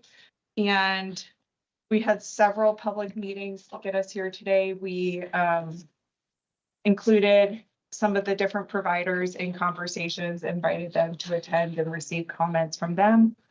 And in front of you, I also provided a flow chart to show more of what the different telecommunications are and the different permitting processes that are proposed in here. So just a quick summary. This is a 28-page regulation. Am I not sharing? Sorry, I thought I was. Okay. Thank you. So will you turn that TV on? Jessica, Oh, sorry. will you turn that one on, that screen monitor? Apologize. Okay, so this regulation is 28 pages long. I will say our margins are pretty significant margins, which helps contribute to the length of the regulations. But it is a pretty robust regulation. And we are addressing everything from exempt facilities up to macro towers, which are any tower that's over 50 foot in height. So just going through a brief summary of the regulations, we start with Section 1, which is our general definitions that are associated with towers and any wireless facility. Section 2 is the general purpose of why we have these regulations in place. As you know, before these regulations, any tower was being presented to the county as a conditional use permit and underneath a public facility.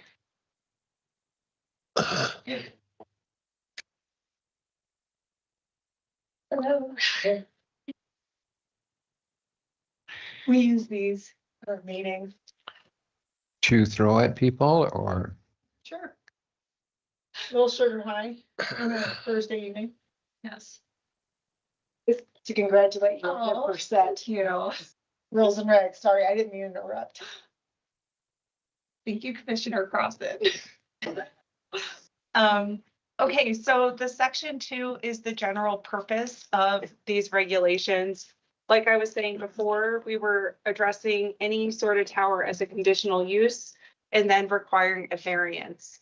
The purpose of this is to establish where these are appropriate in our current zoning and what are the requirements to help us properly establish these through the county and allow for this sort of business to take place. Section 3 is the development requirements and standards. There are, I believe they're bulleted in here, but just the applicability, general design standards, setbacks, separation, scenic, visual, community character, protection, noise, signage, interference standards, right-of-way design, co-location, and siting hierarchy. So how are we deciding when someone comes in for a tower, we want them to first look at co-location and what other options are there before just proposing a 150-foot tall tower. Section 4 are the permit requirements by facility type. And Can you expand that? sure. Oh, you're the one. It's me. So section 4 is the Thank you. requirements by facility type. This is probably the beefiest section in the regulations because it goes through each different type of permit and what's required. And if you see your handout, there's a flow chart that's included. And that's what's included on the flow chart is more, how do we break down the permitting process for the different facility types? So we have 4 different facility types. Exempt facilities, which there is no permit requirement. They are allowed in any zone district. Eligible facility requests are modifications to existing facilities that are defined as like a minor change that's not impacting the current zoning. There's really, trying to think of an example. Say there's co-location on a tower and they just need to update an antenna to make it FCC compliant. That would be more of the eligible facility request. This would be the administrative permit process. Next, we have small wireless facilities. A small wireless facility, the definition, it has to do with the size of the facility and the volume, and they do not exceed 50 feet in height. One thing about the requirements with towers, there is this allowed future expansion of a tower. That's about 10% of the existing height or a certain number of feet. So when someone submits the tower, we are asking for the facility envelope. And the facility envelope is how big can this tower be in the future? Not only with what you're proposing in the tower, but how big can it be with these other requirements involved with that additional 10%. So if that facility envelope is within the zone district's height, it will just go through a conditional use process. If it is outside of that height for that zone district, it will need to go through the conditional use process as well as a wireless facility adjustment. The wireless facility adjustment is in place of a variance. It's more specific to wireless facilities rather than making someone go through the variance process. These questions are more specific towards this application. The zone districts for small wireless facility, the proposed zone districts are any rural residential zone districts with a minimum of 5-acre lots, and then general commercial, highway commercial, light and heavy industrial, and A1, any agricultural zone districts. And there was a lot of discussion about the rural residential, and from experience in the county, for example, out in Barger, there are some small wireless facilities out there that are in residential, and it's beneficial because it's providing an extra service to people that live in that rural residential community. We would be encouraging, our regulations do encourage trying to use existing structures. So if someone is trying to do something in a subdivision, is there a way to use existing structures before going to a small wireless facility tower? Next, moving up is the macro cell facility. And these are any structure that is over 50 foot in height. And these are permitted in the proposed regulations would allow this in C commercial 1, highway commercial 1, light industrial, heavy industrial, and conforming A1 zone districts. These would also require the conditional use permit as well as that wireless facility adjustment. And that is similar to the variance, again, requiring neighbors to be notified. Also, if it is within a mile of a municipality, the municipality will also be notified about the public meetings. So it's not necessarily asking them to be part of the P&Z board's decision, but more, hey, we want you to be aware that this discussion, that this application is on the table. And then also if a permit is approved and it goes through planning and zoning and the commissioner public hearing and it is approved, there are stipulations in here which comes down to section, goodness. Actually, this is still in section 4 about bonding and insurance. And the purpose of bonding is for removal of any reclamation if the tower is no longer in use, more to protect the county for in the future in case some of these towers are abandoned. And that takes us to section 5, which is the maintenance and abandonment section. And this is any new tower, there are maintenance conditions and abandonment conditions where if it's not used for 2 years, there's a process to go through in order to be considered abandoned and then use that bonding in order to remove the tower. If it is an existing facility, so any existing facility today would not be required to become compliant.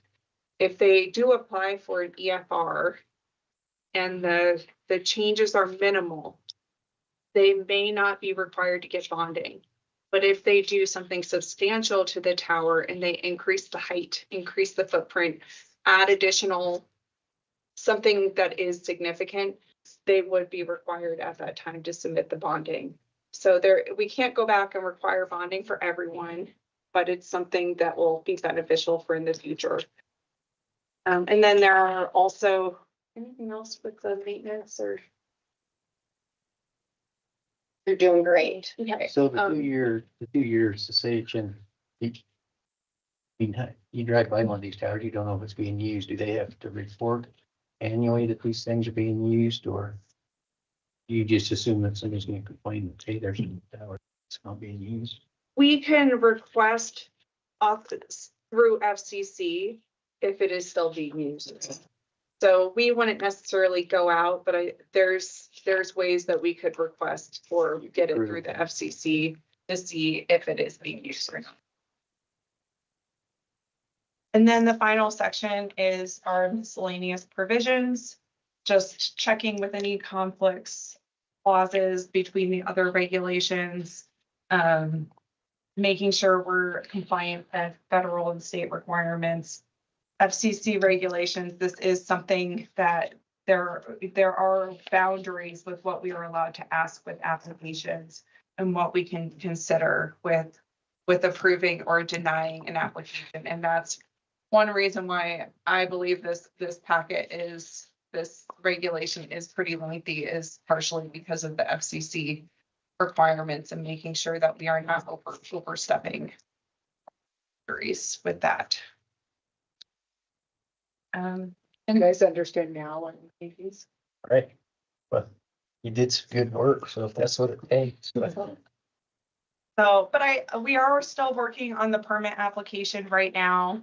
And from what was provided in the agenda packet, there were a few questions that came up during the last planning and zoning meeting. And we have addressed those concerns, and I can run through those. I have a Word document showing what the changes are. Let me make sure. Okay, so these changes, I'll just share them on my screen. Let me see if I can make these a little bigger.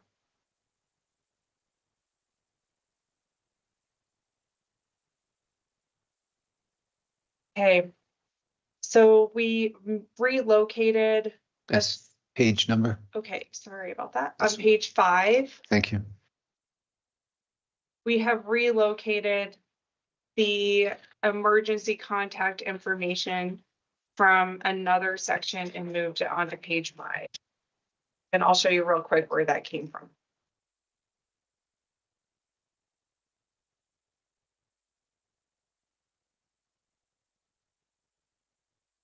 So from page 9, we have removed the interference and public safety section entirely.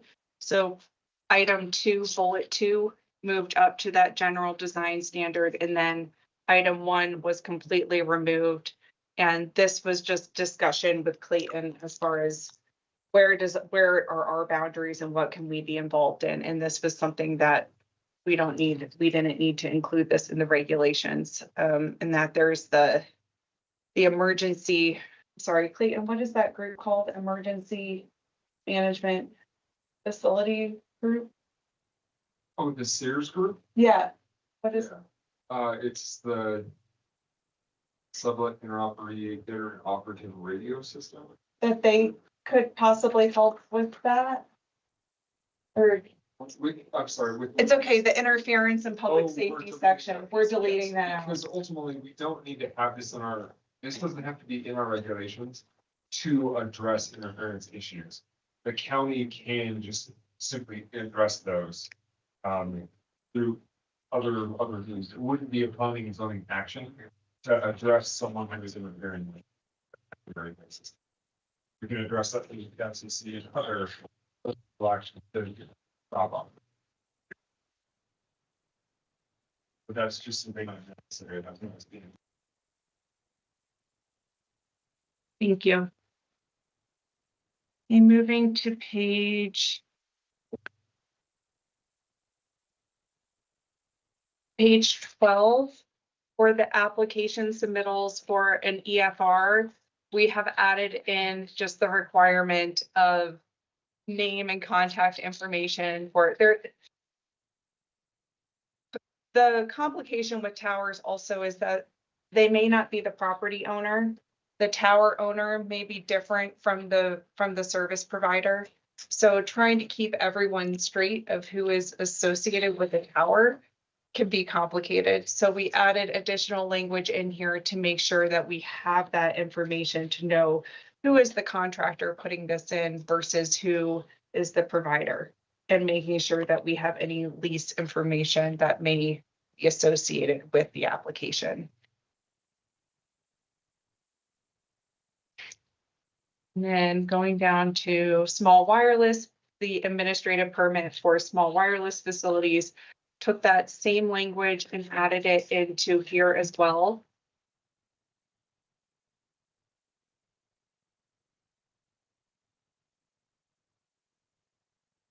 We also added in language, the approval shall require that proof of proper bonding and insurance be submitted when applicable to the county within 30 days of approval.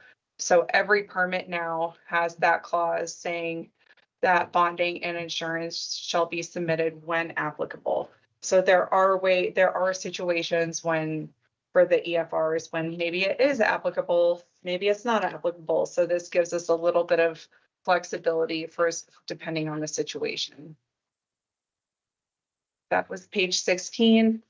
Page 17, a slight modification was made as far as including the Sublette County Conservation District, their review and providing information about soil stability, erosion control, and sedimentation and flooding problems. Actually, just take out this. Yeah, add a comma there. Good job. Okay. Grammatical errors. But originally we wanted to give the Conservation District opportunity to provide input about this. And from talking with them, they don't necessarily have anything in place to do reviews with towers. They do with subdivisions. So whenever someone comes in for a subdivision application, they are required for the Conservation District to review, but there is no legal authority allowing to get them involved with this process.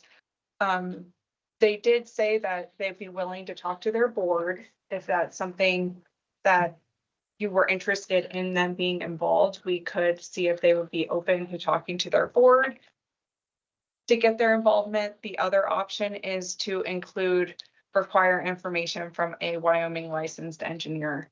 I do think some of this, once you start looking into larger towers, from talking to Union, they do this for the majority of their towers anyway.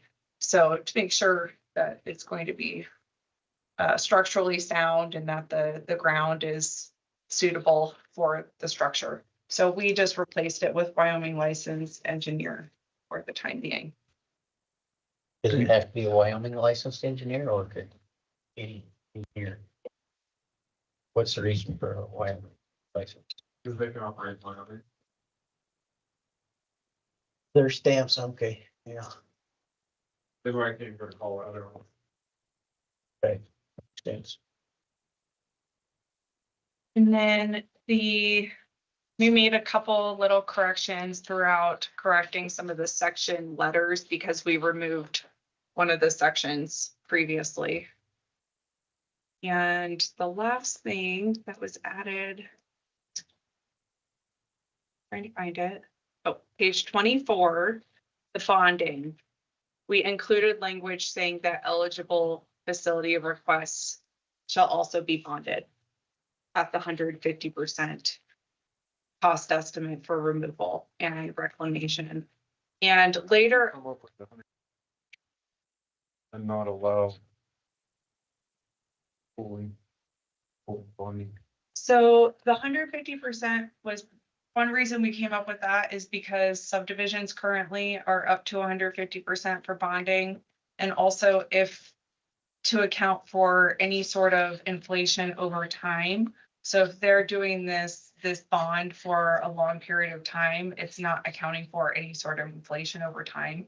We do have a clause in here that we can require a bond adjustment, and that can be, and we put in here for 10-year intervals. So really, we're not going to be going after, we're not going to be running to these tower companies all the time asking for a bond adjustment, but if we need to, we could in a 10-year period. The blanket bonding, what came up in the discussion with planning and zoning, we did originally have the blanket bonding in there and removed it because if there is any sort of transition with ownership, or if, say, something large does happen over time, that bonding may not be enough in order to remove. Over time, it just gets diluted down. So we just want to make sure that every tower is covered if the situation does happen, if something does happen. So that was discussed at our last meeting, though, requiring individual bonding. Honestly, I was just wondering, because standard, you know, if you have a multiple sites, you're gonna be closer to that 100% or even 125%, not 150, if you're not allowed to pool bond it. You know what I mean? Each individual site. So I'm just wondering how you came up with 150. Do you have any concerns with your office staff being big enough to hit all your shot clock timeline requirements? I do think the shot clock, that's another thing that is addressed in here. For the smaller facilities, they're 60 days. And once we hit those macro facilities, they are 150 days. There is room for adjustment of the 150 days. I think the way our public notices are, that's where we get into some of the issues with our public notices for planning and zoning meetings, having to meet the certain timelines of notifications before meetings. I think because we have to notify 30 to 45 days before a PM's meeting.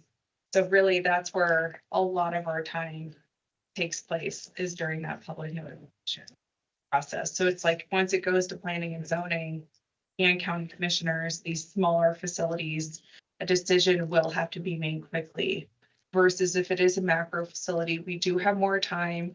We have, there's information in here too, allowing for expert review.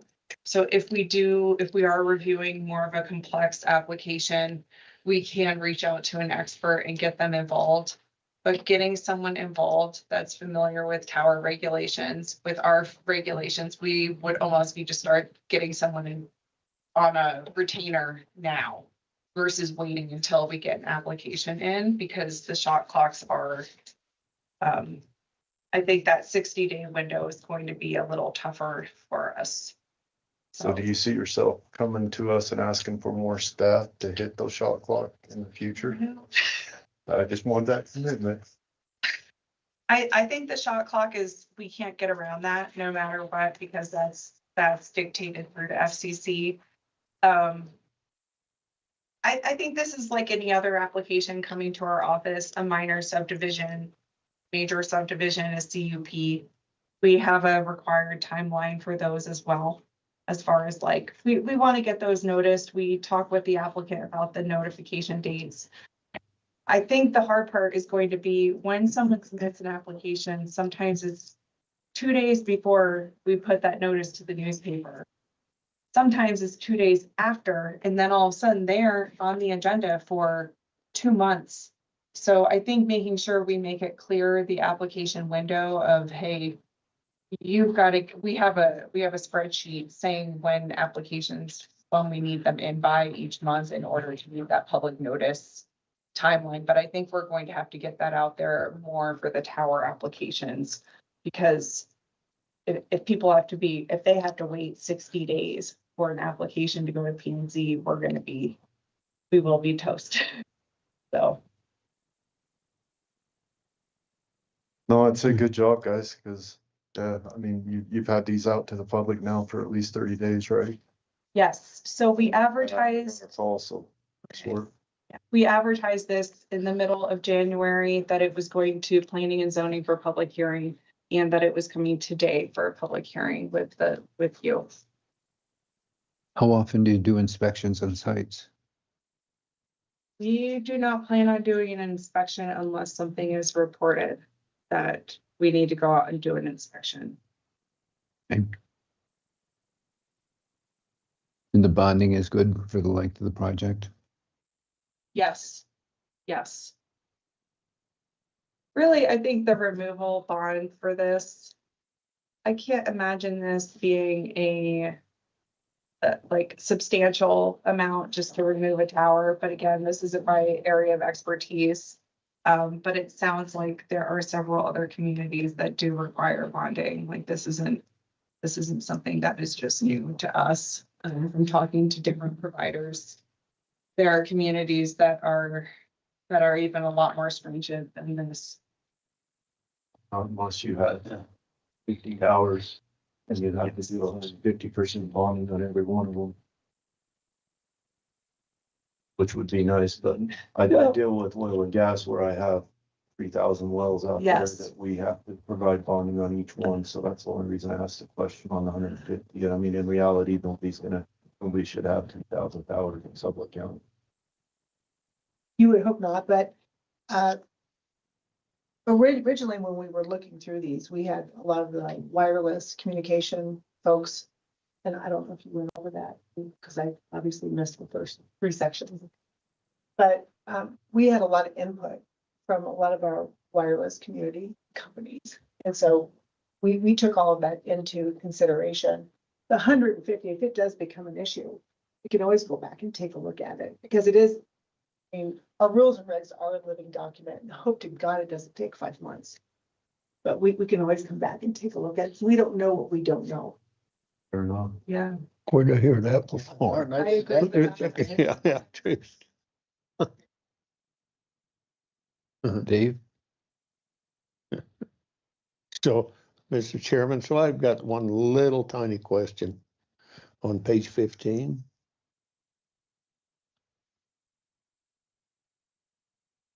Number 9.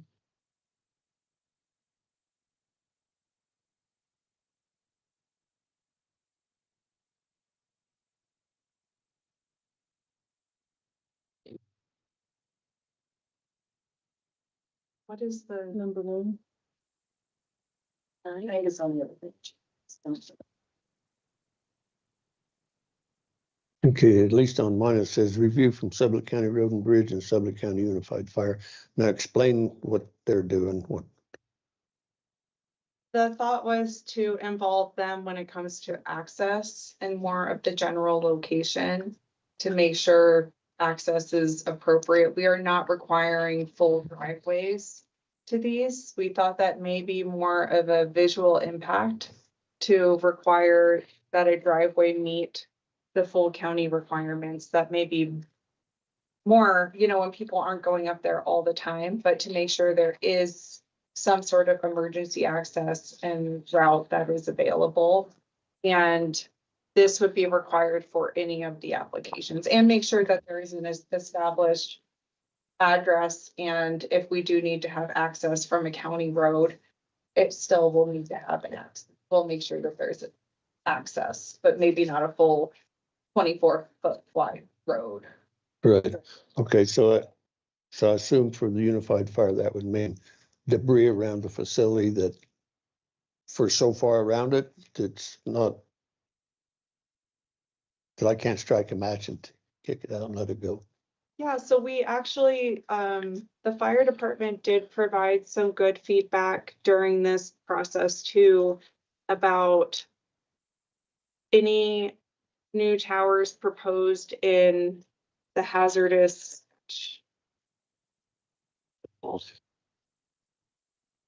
the wildfire areas. I'm drawing a blank. I'm just drawing a blank. But oh my goodness. But that was addressed. Yes. By Shad. Okay, it's where the wildland hazard in the community wildfire protection plan. Yes. If it is identified in one of those high hazard areas, that they need to provide some additional steps just to make sure to prevent, to keep the area safe from fire. Okay, so I'm just curious to know, so if you've got I forgot where I read it, someplace about the 150-foot fall zone, if that's, I don't think that's what you called it, but something to that effect. So does that mean if that tower falls within the context of that 150-foot radius, that area should be virtually rubbish free, so to speak, or not? I think that's the intent. There just cannot be structures within the fall zone. No, that's not what I'm asking. I'm asking if that whole area needs to be shrub free, so to speak, in the fall zone. We do not have that requirement. Okay. That answered the question. Thank you. That's it. I'm kind of like Commissioner. I'm like Commissioner White. I applaud you guys for putting this thing together, because I know this. It took me half a day to read it. I'm sure it took you longer than that to put it together. Oh. It looks like you spent an awful lot of time, did a lot of research to get this where it's at. This was a big group effort with the PNC Commission and with Clayton, and doing just research from other communities. And one thing I am wondering, Commissioner White, what if we did allow some sort of pooled bonding? So say Union applies for a tower tomorrow and then they apply for another tower in a year. If we could allow them to be pooled, just any new facilities, so that I don't know how that works though. Yeah, I think it's already been presented. They haven't called and said that they had major concerns of it. This was more, I mean, nobody called me and voiced concerns about this. This was more of my information and inquiring. So like Commissioner said, we change it if this becomes a problem and or says, say run it the way it is. Okay. Yeah, thank you for all your work. Great job. It's Christine. Yeah, that's what I would like to say. I very, very much appreciate our staff in the planning and zoning office. I mean, I appreciate the board as well. I mean, we did put in a lot of time, but our staff, and especially I feel like they were baptized with fire coming in, because I mean, right off the bat, we were super busy. It was a busy time of year anyhow, and then to jump right in, and this was a non-existent regulation. So we had to start from scratch, and I will give a huge part of the kudos to our staff, because they did phenomenal in getting everything straight. And keeping us on task and giving us especially a good general direction in a way that we should go with this. So I am very, very thankful to our staff for sure. Yeah, and I'd like to take that one step further. If you haven't been in that office recently, you walk in there and it's very welcoming because that young lady does an amazing job. Why are you looking at me when you say putting that, Doug? stuff together. I'm just gonna be. I just letting you guys. It's the most welcoming office in the county, and it is. And besides that, they got fake dollars sitting in there in the counter. Yeah, I know they are. I tried to put them in a slot machine, didn't work. Great. Haley prepared the resolution and then we assigned it the next number. If the board is ready to make a motion, it's ready. It should be in front of you. Maybe it's at the bottom of it. So approving it with the red line changes presented. I would like to propose with the red line changes and any necessary grammatical corrections possibly. I feel we just noticed little things with track changes, a couple double periods here or there, just to feel like clean that up too.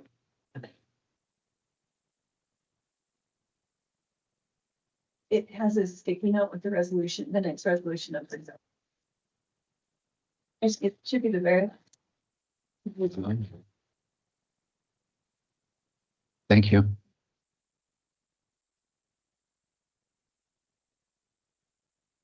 Motion for acceptance of this resolution. It's the number of. No number provided. It's on there, sticky. Oh, I'd make a motion, we approve resolution 25-100518B. The power regulations as presented with changes. have a motion. Is there a second? I'll second, but I think it should be corrected to wireless telecommunications facility. 'Cause that's what this is all about. Not just towers. So it says a resolution adopting wireless telecommunication facilities regulations. Good enough. I didn't hear it that way. So It was a synopsis. that's fine. I second it anyway. Have a motion. Is there a second? I did second twice. But yours was with a caveat. I'll second the way Commissioner Bradley read it. I accept your correction. Okay, thank you. Any discussion? Oh, All in favor? Aye. Opposed?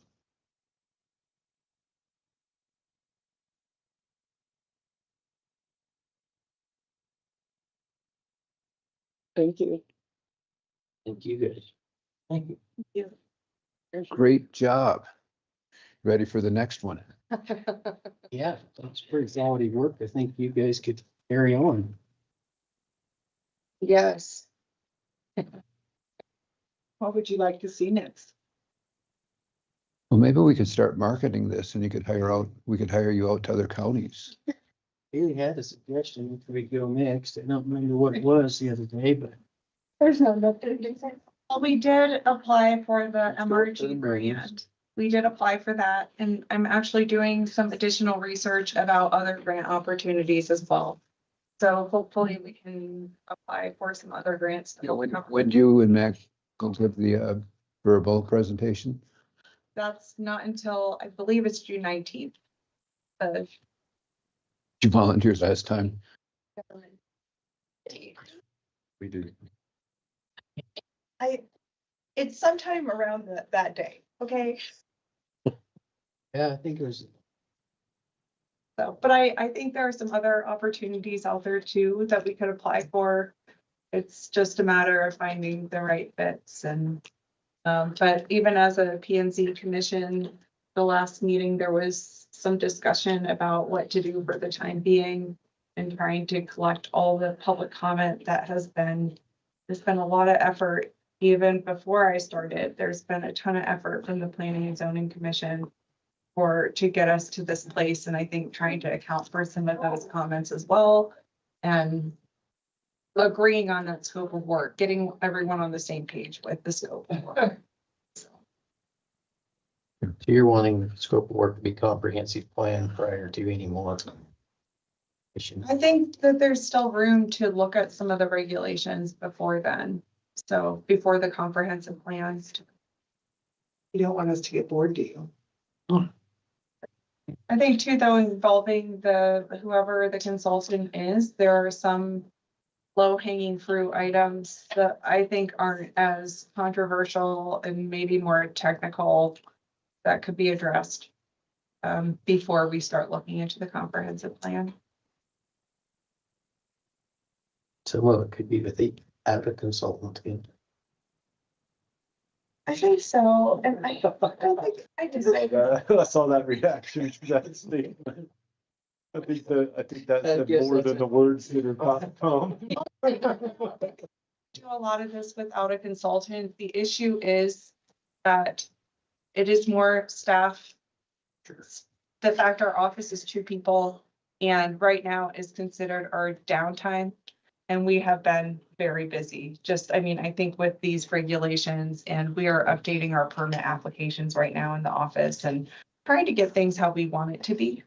But I can't imagine though, during the summer months and during that busy time, Sure. How would we prioritize this? I think that's my biggest issue is being able to prioritize this and see progress.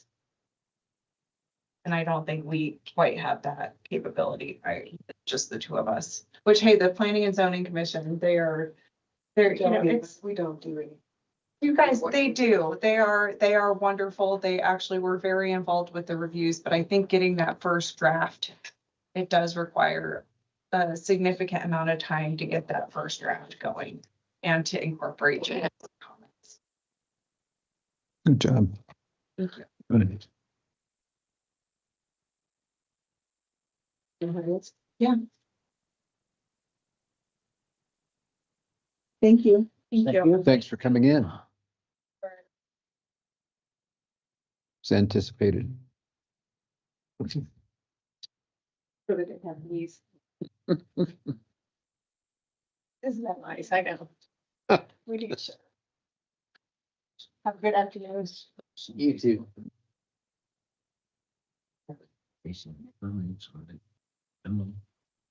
I thought that she was working on it. I haven't heard anything. I had heard of that, but I haven't seen anything, a new permitting fee structure. No. Clayton, is it okay if we bump Zach in ahead of you? Great.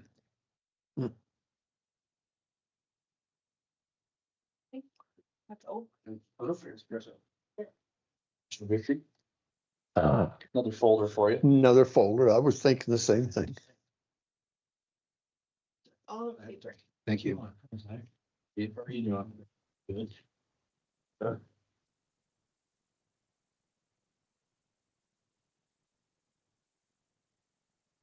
Commissioners, Mr. Chairman, thank you for seeing me again today. I have brought you the renewal from Travelers for Sublette County's insurance renewal. All the information we talked about last time is gathered and sent to them, and this is what they have came back with.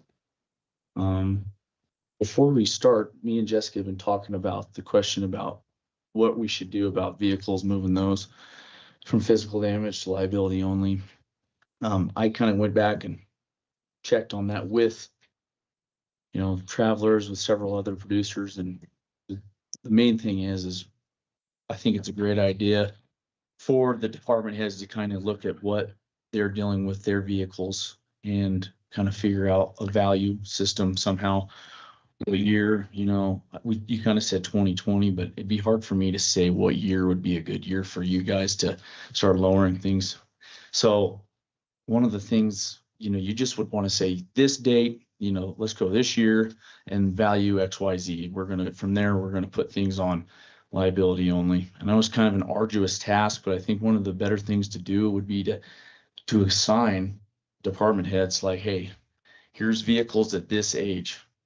Can you blue book these and tell us what the value is? Because, you know, they're the ones seeing them every day and dealing with these vehicles every day, and they know the information. Unlike, you know, us, we're not seeing these vehicles all the time. So then you could get the values and figure out, is this vehicle or these said vehicles worth keeping on full coverage or not? Or if there was a loss, are we going to get the money back to make it worth insuring them on full coverage? So I think that would be a good, you know, plan, is having the department heads kind of go with that. And then kind of like you guys had to develop your own HR policy, things like that, kind of come up with some internal policy to make this something you can implement going forward with that. And Chairman, real quick, I had put out an email right after our last meeting to the department heads, and all the three big ones, maintenance, road and bridge, and the sheriff's office, did send me back a list of the vehicles that they thought should go to liability only. The sheriff's office has quite a few. The only concern that I had, that a couple of them had, were that, okay, it goes to liability only, but what if it gets in a major accident and it's taken off the road? They just wanted to be assured that they would be able to get a new vehicle. So if we did move it that way, they also just need the reassurance from the board that they'd be able to replace it with something else. Well, that's the purpose of self-insurance, is we're saying rather than pay a huge amount of money to insure all the vehicles, we will self-insure on these and take the risk associated with knowing that in the past 10 years, maybe we've lost one. So why do we continue to pay insurance on the older vehicles? So I have a pretty big list of highlighted vehicles that those three departments gave me. Okay. And if the commissioners would like to look at that list, that's great. Yeah, Is that my I'd mom? see kind of what they use for dates and doing. So this one is the sheriff's office, so all yellow. That was the one that had the most.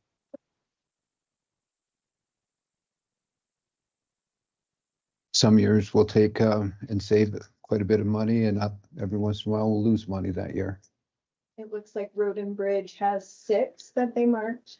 One is I Is it can't this see. purple? Here, Jessica, you're about at that age. It's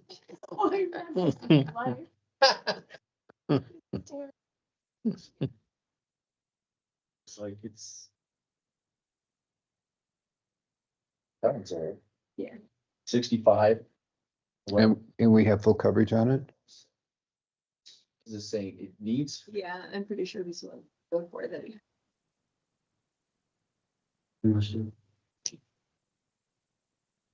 Look good. 65, 11, Look 7, good. 7. Well, I was wondering, I think it's those. Bill Lewis had 6, he's got all the preps he just uses to take guys to for graders and stuff.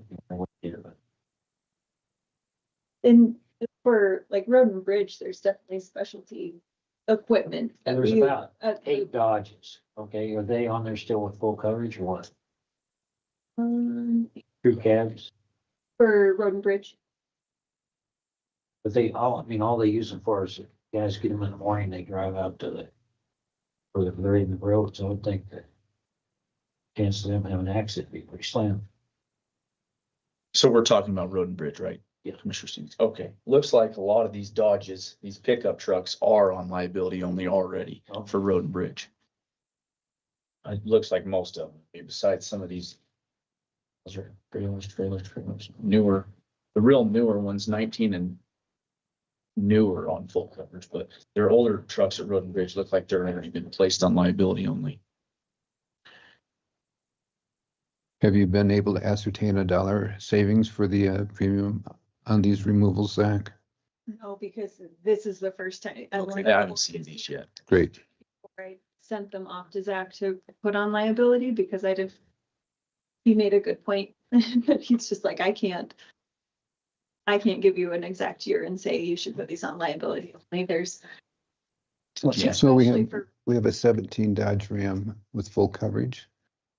Is that what a U stands for? Oh, there's a whole row of them out there.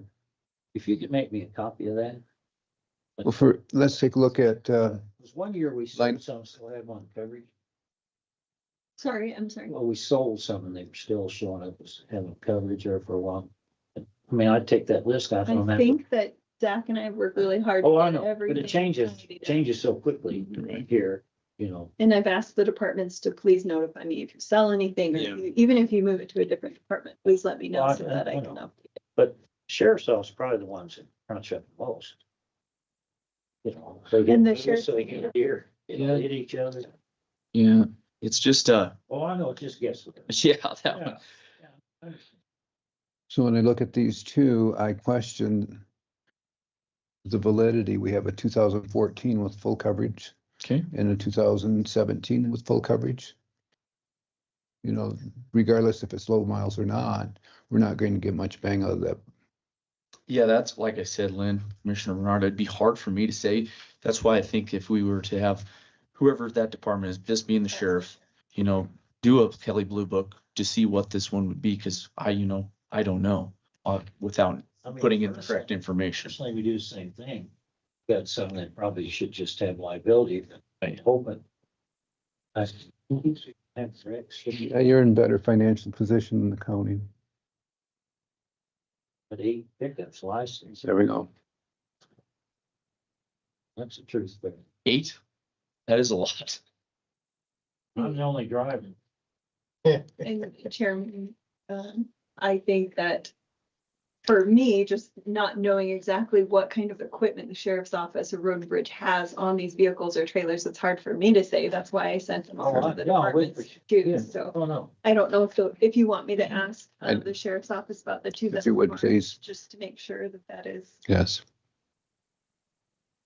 It's just shooting craps, so it is. Yeah. Were you able to obtain quotes from any other No. companies? And like I explained at the last meeting, this is the only one I'll have this year for you guys through Travelers. So is anything got windshield coverage? These have, so the way that the glass covers works on these commercial policies is you have comprehensive coverage, that would be glass. It is the exact same amount though as your comprehensive deductible. So really essentially your comprehensive deductible and collision, they're both $2,500. So I mean, essentially probably not gonna want to turn in a claim for a windshield, one of them, unless it's Never had any. all the glass from one incident was lost from something. Yeah. Yeah. Was I figuring? Average, yeah, Yeah, telling an insurance company that's bad. exactly. Okay. Okay. You take care. So guys, the policy did renew basically flat. The increase was $1,245. That's like 0.002%. Kind of hard to find any policy that's coming in under 6% this moment. Since 2022, that was the first year that the policy was wrote with Travelers. The loss totals that have incurred from the county are $222,423. And then Since what year, please? 2022. Thank you. And then here on this form, it just says the travel renewal form. I list out all the deductibles. None of them have changed from the previous term. The next thing I have on here is the building and business personal property limits of insurance. This is like the blanket amount is $136,721,416. Any changes to the property schedule? The only thing that changed is we added 380 Failer, which is the public health building. We added that, just the building. It's being leased, so they have their own, contents coverage, so that's, and we did the contents coverage. The contents, that's what it was. Yeah, exactly. In the actual proposal that I have in here, I printed it all out. This is just kind of a brief synopsis. But on page 19, there's several buildings that have their specific limits because they are considered to be in a wildfire exposure. Those have not changed. They're exact same buildings as last year. The equipment floater, the total inland marine value is $20,332,065. You do have a $250,000 limit on leased, rented, or borrowed equipment, which can be helpful. If those things ever happen, you know, you're renting a piece of equipment for whatever reason, and they need to see some certificate or evidence of insurance, Jessica or whoever can call me and I can get them an evidence, and that can be rented, you know, right there, and the insurance is provided, as long as it's in that $250,000 limit. General liability, there's just one coverage in there. This will make people ask, what is it? Employer's overhead liability is just employer's liability, which is basically like workers' compensation, just a extension of the general liability policy. It's been on the policy forever. Just want to explain that. The policy did decrease on the general liability due to, you know, the budget. That's where they form a lot of the rating. It's on the general liabilities through the budget, county's budget. Commercial auto, like I told you before, all of the autos that are on physical damage have a comprehensive and collision deductible of $2,500. There are 149 units that have comprehensive and collision at this moment. The umbrella is a $4 million umbrella. And if you turn to page 39, it shows all the underlying insurances, which is basically all of the liabilities. It's just an extension of the liability for those. I did provide in here too a 5-year summary breakdown of the premiums and by line since 2022. As you can see on here, last year, the total expiring premium on this term's policy is $500,199. The renewal premium is $501,444. Like I said, that's less than a 1% increase. Is a $4 million umbrella sufficient? You know, that's a good question. I think $4 million is a pretty good average number that you'd see in a lot of people. You know, it's hard to say. It's, you know, a lot of reasons why we write a lot of umbrellas for certain customers is a requirement. You know, they have a contractual reason to have an umbrella. So, you know, I think you'd have to really look into other counties and see what liability limits they have as far as excess goes. I don't know. But we could look in to see, you know, if there's an average that a lot of the other counties carry. If you feel like we need to look into higher or lower limits, we can do that as well. Okay, thank you. Please, Clayton. Mr. Chairman, I was just going to suggest that your Government Claims Act has caps on claims. Could you turn up the volume, please? Great, thank you. Switch sometimes doesn't always work. Battery sometimes doesn't work. What's that? Battery sometimes doesn't work. Is this working now? Oh, sweet. Mr. Chairman, I was just going to suggest that the Wyoming Governmental Claims Act has limits on liability that cap out what claims can be on individual claims. In all likelihood, to get over the 4 million on that, we'd have to have a significant number of claims in 1 year. It's served us so far. So just my 2 cents from the peanut gallery. Nope, 4 million sufficient then. Depends on what you guys decide to do, but yeah. Great. Understand. What about, is this a question for me or? I think I was going back to the question. We're good. Thank you. Okay. On the umbrella. Insurance for the IT. Yep, we discussed this, me and Jessica and Janess. We were waiting to get the audit. You guys had a cyber security audit. Yes, that's correct. And we're waiting to see all those things remedied before we submit. That's correct. Thank you. Because I don't want there to be any reason why they don't want to cover it. Yes. So once we have that, we can quote that anytime. Thanks for refreshing my memory. One more thing. What about personnel and theft? And crime coverage. Crime coverage, and then harassment coverage. You have crime coverage. You know, your sexual harassment, those are questions that are vetted in the renewal process. They want to make sure that those things are listed in the handbook and things like that. So there is coverage for those. Okay, great. You know, they will always ask because that is obviously a big deal. They want to make sure. The only thing that I'll add, I forgot to mention that this is the first time this policy also has liquor liability coverage, and it is basically for the golf course because that license that is in the county's name. So Jessica worked with me and she got the receipts for the alcohol sales from the current lessor because that's just the way they rate that. So that is on there. Like I said, that's almost, the majority of the increases, that policy is $1,474, but I think it's something that's pretty valuable to have. As many people go out to the golf course and get drunk and could have issues. Don't look at me. I don't golf. I drink once in a while, but I don't golf. Great. Good job, Zach. Thank you. Thank you. Appreciate it, guys. So I've got a question so is any of this contingent upon the employees signing off on their handbook? In other words, because I heard you say something about it's in the handbook or something to that effect. So if an employee hasn't signed off on the handbook and something occurs, will this insurance still cover them? That is a good question. Write that down. I would not. Well, I know we have that handbook out there. We've just updated it. And last I heard, not everybody had signed it. Commissioner Vickery, Andrea is working on tidying up the last few signatures, but the majority of employees have signed. Yeah, signed it. Yeah. So it is something I could ask her to Yeah. let Teglers know as soon as everyone has signed it. So we know we're compliant, but. Well, sure as you don't have something, that'll be the individual that has an issue. And and we want it to have them covered. So if that's part of the deal, then that needs to be made. I will ask that question, Commissioner Baker. Okay, thank you. Yep. Zach, when I look at each individual line items, right? Okay.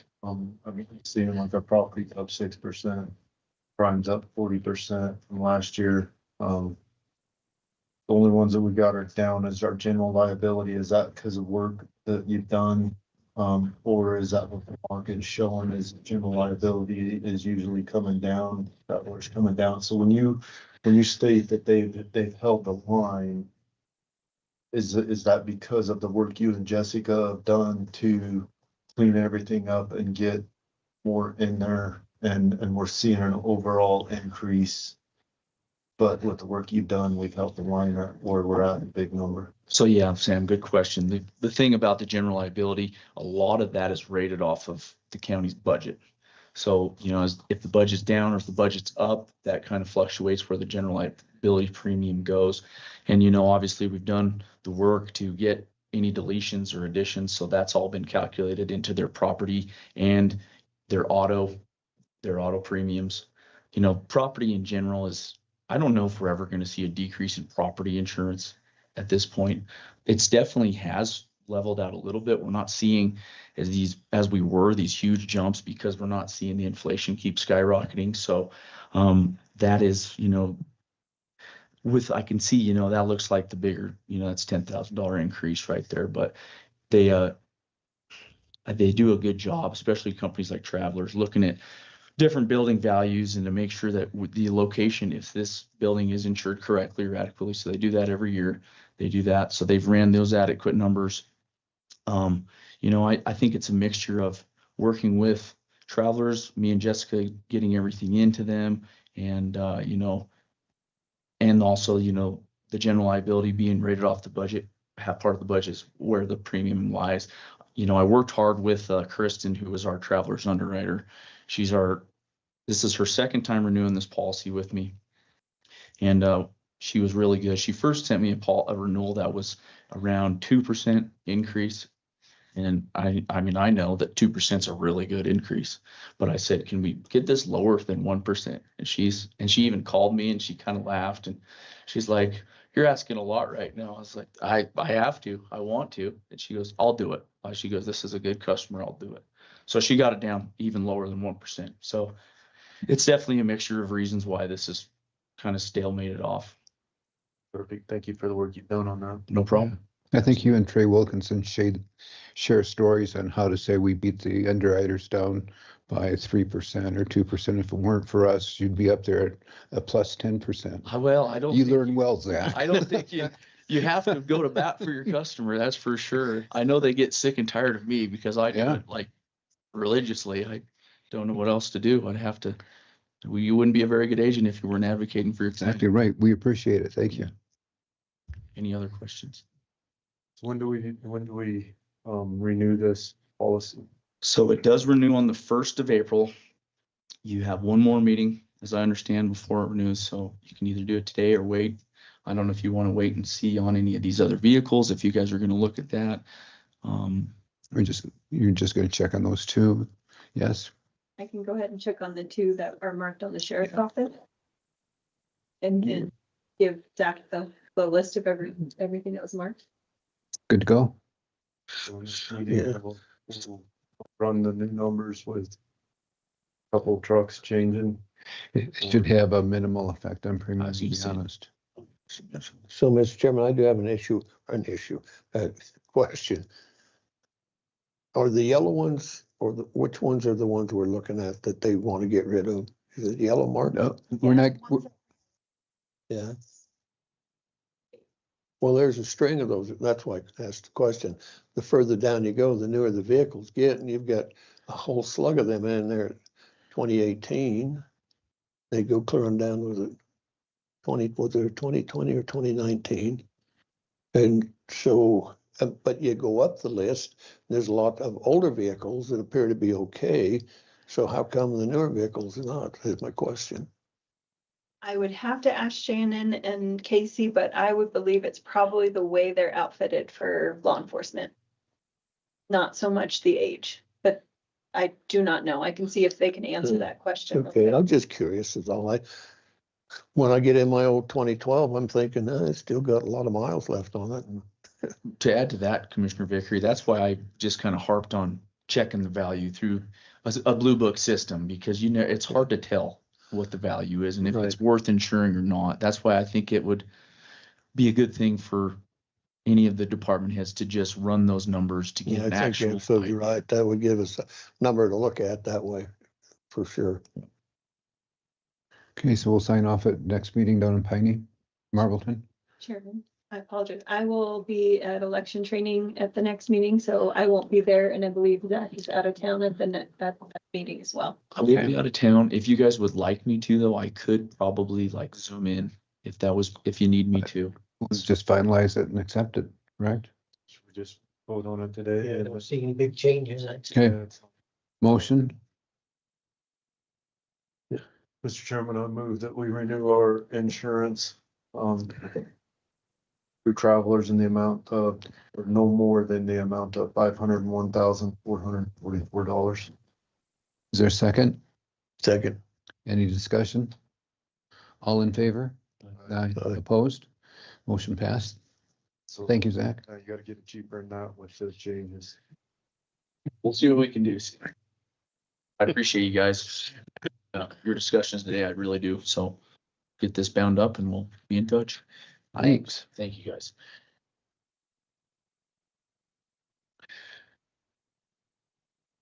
Mr. Clayton, would you like to come up or?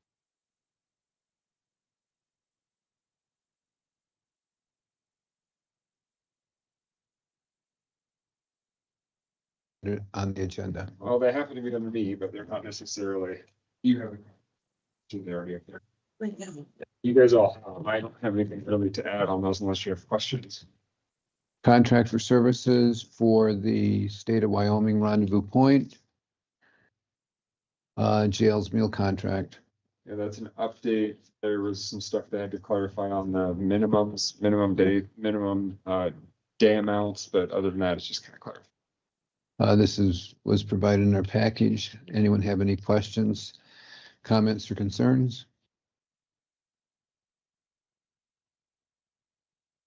Which one? The contract for services for Rendezvous Point and the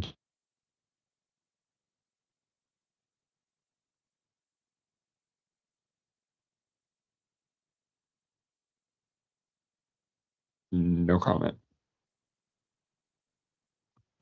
okay. Thank you.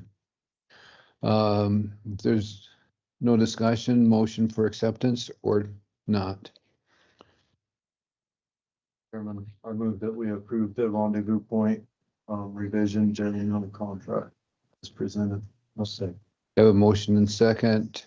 All in favor? Aye. Opposed?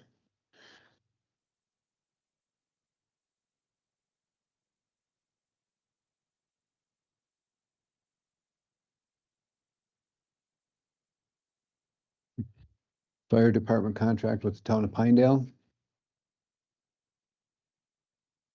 That's just the standard contract that we always do. I think it goes for a few years unless we don't have to renew it next year. Begins effective July 1st, 2025 and terminate on June 30th, 27. Okay.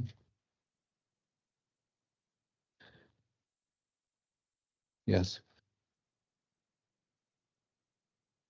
Affirmative, Clayton? Yes. So it's retroactive for this entire year. Thank you. It's in our package. Has everyone read it? So Clayton, on number 5 under the contract, didn't we do something with that 1940s fire engine and give it to the town or something like that? Yeah, but you did it like after this. Because this has been in circulation to try and get signatures on for a while. So that doesn't matter, they're on there. No, not really. It's not a problem. Well, We the can- town was supposed to take that. Yeah, they have it. We can recircle it if you want. It's just taking a while to get the signatures on it, and all it's really saying, it doesn't really apply anymore because it's already done with another Yeah. contract, so. Yeah. Not hearing that. Mr. Chairman, I move to approve the fire department contract with the town of Pinedale. A motion second by Commissioner Stevens. All in favor? Aye. Aye. Opposed?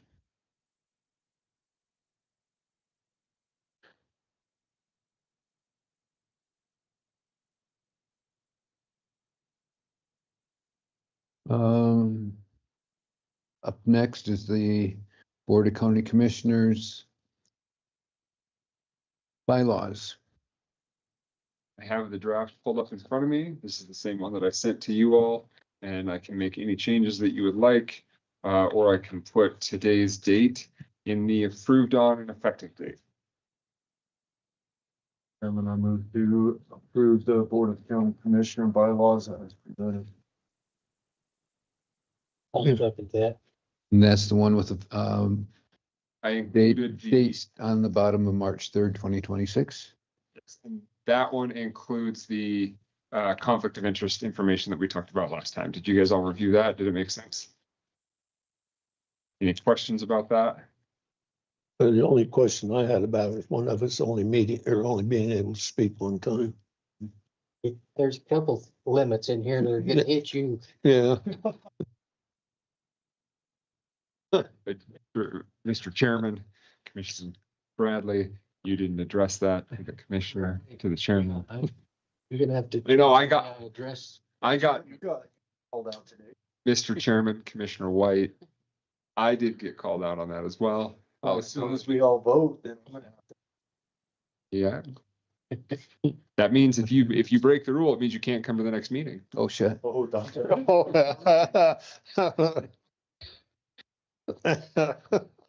Don't believe that there is language in here. That would be a prior government restraint on the freedom of. I think I'm gonna make the next meeting. Okay, so you guys want to adopt it today? When do you want it to make it effective? I think no time like the present. Okay, motion for immediate acceptance and implementation of the Board of County Commissioners meeting rules. You made that motion. I seconded it. All in, I'm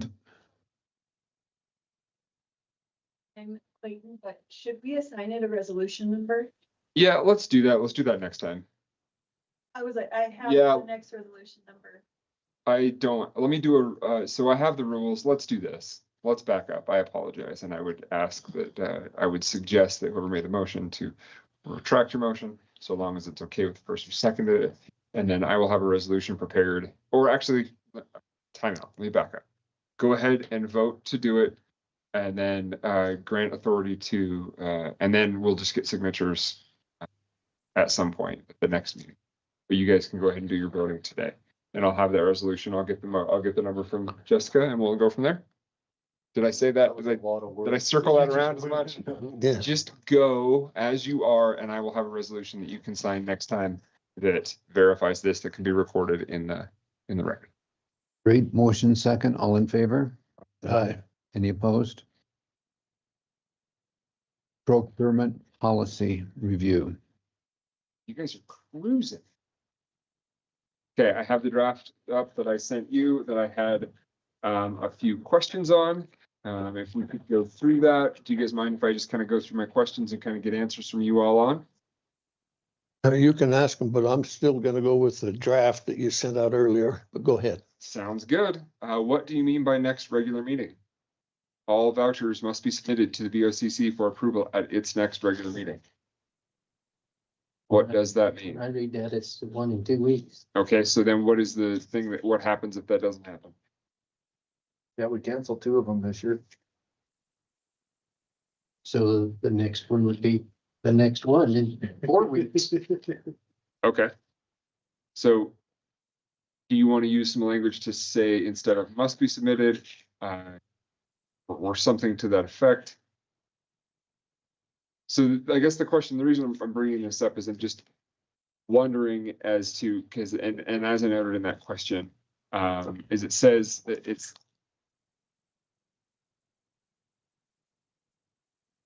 so you have, the concern on this is, okay, does that mean after the service is provided, after the invoice is received, so on and so forth?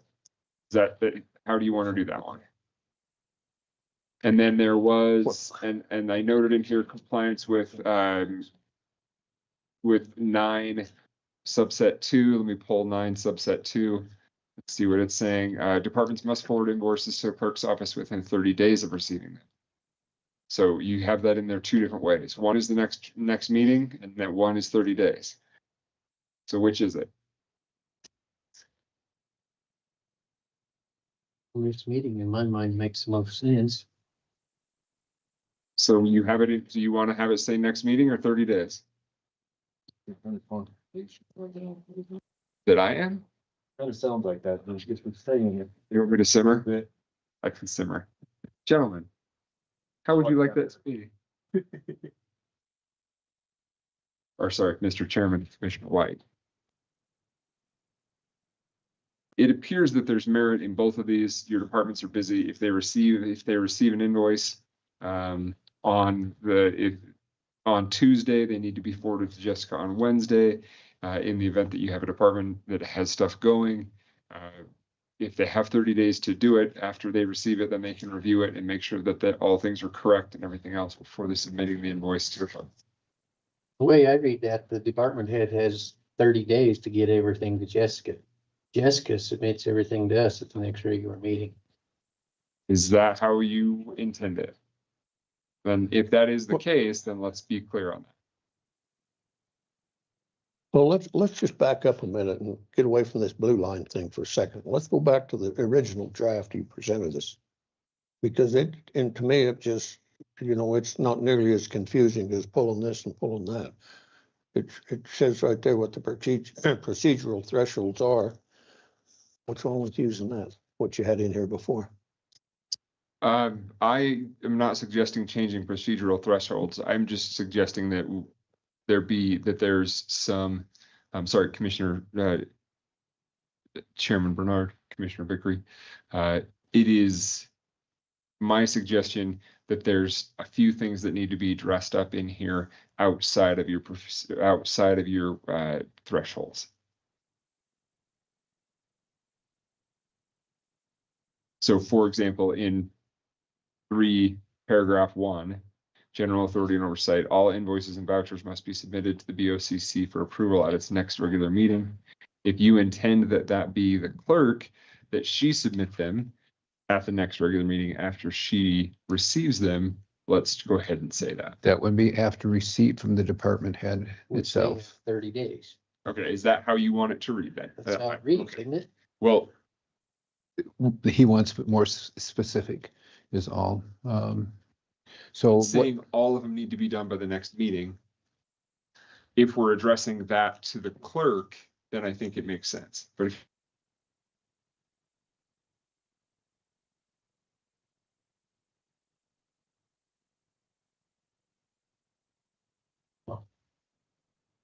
so departments must forward to the clerk within 30 days. How much more clear can they be? So then, number 1 or 3, whatever. Oh, so what's occurring, if I may, number 1 is stating something for the Board of County Commissioners. And then the departments, but the departments may issue payment prior to. So the first one is talking about the actual invoice standalone, and the second one is talking about prepayment prior to the meeting. I haven't even gotten to the We're second not one even yet. talking about that one. Talking about the part of that one and this right here on chapter 9. Right here, That 3, yeah, would be coming from Jessica. This correct. would be coming from the department heads.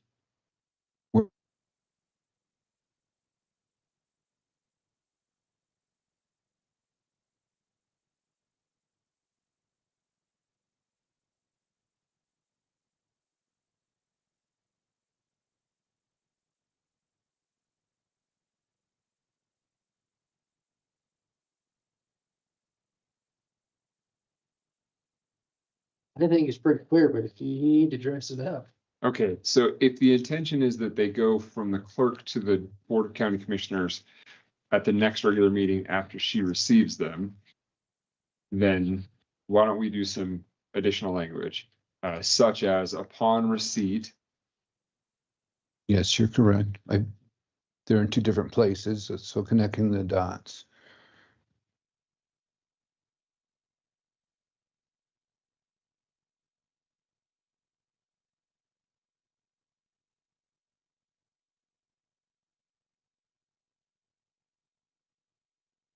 So this is how I have it written, and would love to hear comment from the clerk. Upon receipt from department heads and elected officials, all invoices and vouchers must be submitted by the clerk to the Board of County Commissioners for approval at its next regular meeting. That sounds fine to me. That's the way you do it anyway. Okay, so I've got that updated, that changed. So I'm gonna go ahead and delete that comment. Next thing, departments may issue payment prior to BOCC approval only when necessary to meet statutory deadlines or when essential to protect county operations. These payments must still be submitted for approval at the next Board of County Commissioners meeting. How does a department issue payment? Is this, like, do you mean this through your credit card policy or another way? Because departments don't have checkbooks to pay. So this paragraph genuinely confuses me. Where did it? I'm sorry, where are you at? I am paragraph 2, so 3, paragraph 2. Do you have the document pulled up that I had sent to them? I've got it right here. This is on, see, that's what I'm saying. This is on the first draft you put out, and it's just like what you just read, and we're trying to confuse the issue, I think. Okay, so just as a, Mr. Chairman, if I may, Commissioner Vickery, so you all decided on a version that you wanted that was produced by AI. By the AI. And then I have gone through and reviewed it, and these are the suggestions that I'm making based on the language that was produced by the AI. So I'm suggesting that paragraph 2 there doesn't make a whole lot of sense because I don't understand how a department would issue payment prior to the BOCC approving something being So done. that could be completely deleted. That is my. Well, we do that now anyway. So help me understand why it's in. Chairman Clayton, it's because of payroll liabilities. Our payroll liabilities, we pay insurance claims weekly. So those would fall under that. And then there's just a few of them, like our sales tax, that we have to pay outside of the cycle. The chair or the board is still seeing every voucher. They're just being paid prior to the meeting.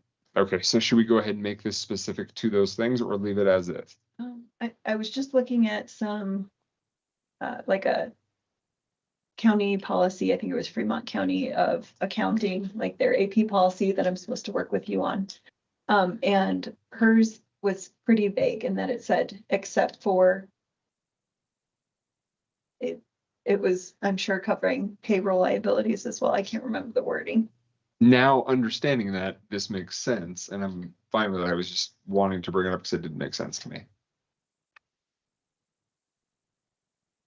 If you're good with the wording, then I won't I'm worry fine about with it. looking for her. Okay. I'm fine with it. Okay, so we'll delete that one. Thank you. Thank you, Clerk Rice. Next suggested change for me is to delete the Title 18 reference in paragraph 3 on that first page. It's unnecessary. Okay.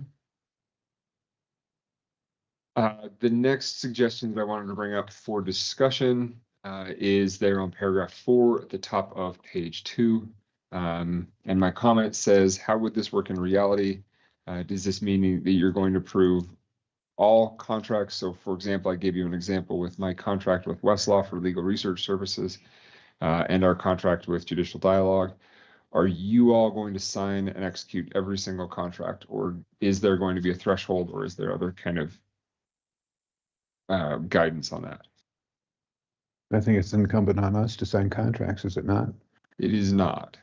Okay. You can sign as many as if you signed every contract. You would be reviewing a lot of contracts, and there would be departments and offices that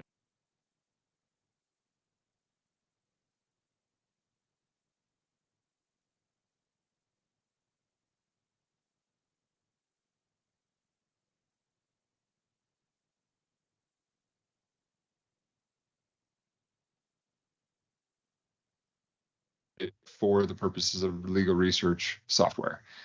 Well, You granted it to me in my that's obvious because you're the county attorney. So that makes perfect sense. correct, but then when it comes to who's signing that contract, do you want me to sign that contract, or do you want to sign that contract?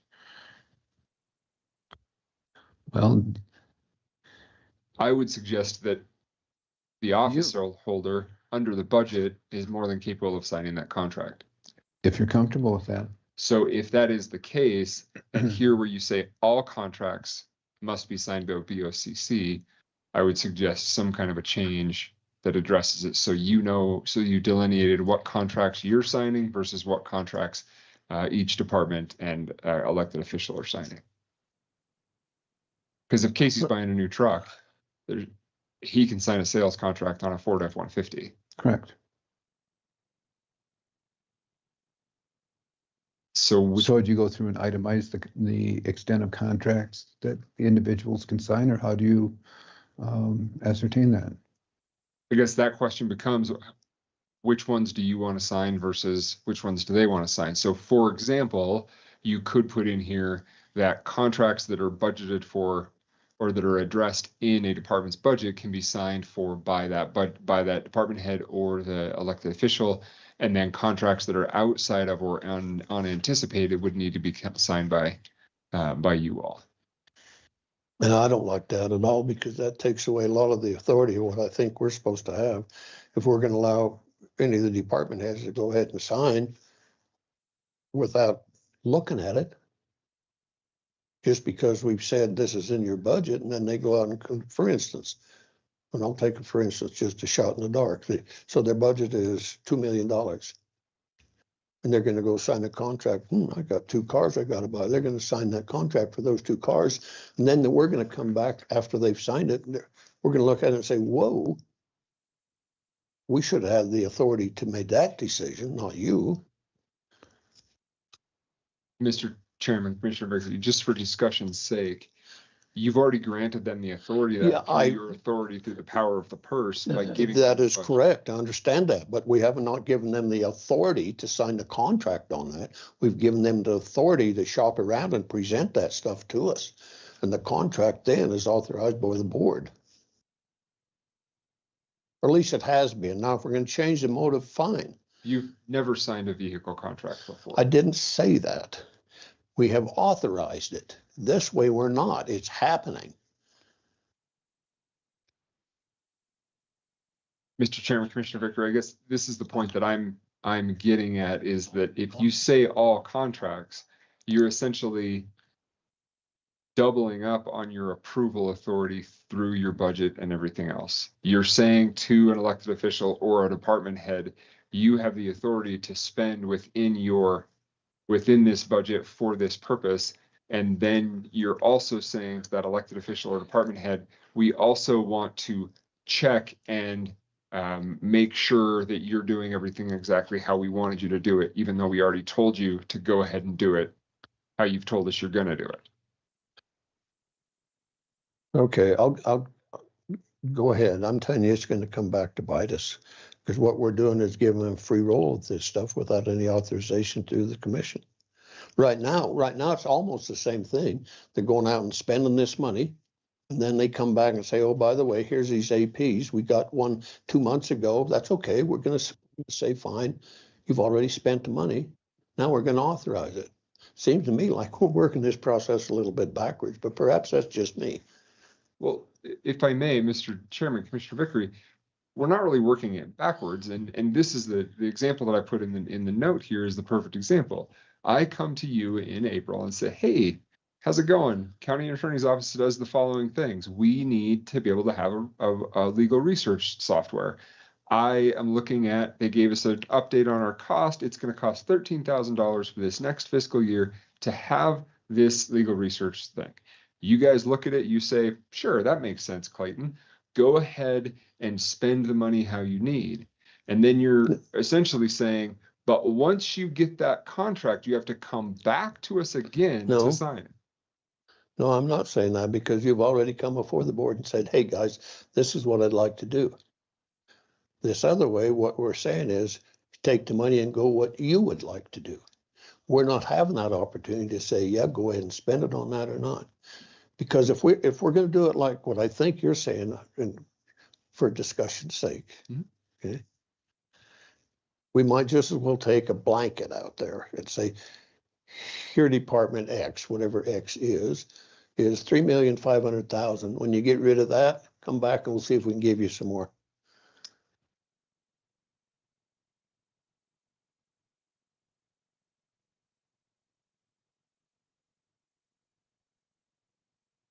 All goods for services require Board of Commissioners approval before execution. So is that the budgetary process, or is that you need to vote on every contract? That is essentially saying, the way it currently reads, is that every contract I have to sign that you've already budgeted for, every contract that Billy needs to, that you've already budgeted for. So if you say to Billy, go ahead and buy a new grader in your next fiscal year, when he goes and picks out that grader, he has to come in here and have you sign the contract for the grader instead of him signing the contract for the grader. And the same with Jessica, if she is going to buy something off office supplies for her office or so on and so forth, you've already given Clerk Rice the authority to spend a certain amount of dollars on office supplies, yet you want to sign a contract for the provision of paper for discussion's sake. Like, how micromanaged and involved in the day-to-day operations of the county do you want to be? I don't care about the micromanagement part. I just want to have the responsibility when somebody walks up to me and says, hey, how come old so-and-so got 10,000 or 5 million or whatever it is to spend on X out there? And I'm going to say, well, it's because we authorized it after the fact, which is what we do with these budgets anyway. And I guess you just answered or suggest that would been my response, is you already budgeted for it. That's the budgeting process. No, I understand that. But most generally, when it's late, it's 3 o'clock, I'm not going to go with this any longer. Just do what you'd like. I'm all for that.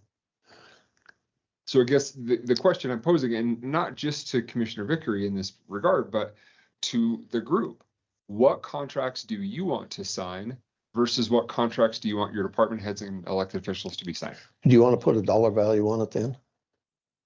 This is your policy. I'm asking, should we put a dollar value on it then? Candidly, I think that if you've budgeted for it, I believe that if you budgeted for it, then I believe that then a elected official or department head should have the authority to go ahead and sign. You've hired them, they've been elected to do these things, you've given them the authority. Well, I thought we were talking about procurement policy, not the budget, because the procurement policy is somewhat different when you read it. It's tells you right in here, purchases over 35,000. Construction procurement, what you've got to do there. Doesn't have anything to do with the budget at this stage, at least the way I read this. It just says what the thresholds are. Purchases under, purchases over. I think I'm following you, Clayton, just to make sure. So fuel, perfect example, I don't want to sign every contract. that Billy has a fuel going in there. He came to his budget and say, hey, I'm gonna spend $300,000 in fuel this next year. We're gonna talk to you about your budget doing that, but I don't want to sign every contract, every load of fuel, $18,000. So and I think that's, if I'm hearing it right, it's already been approved in the budget.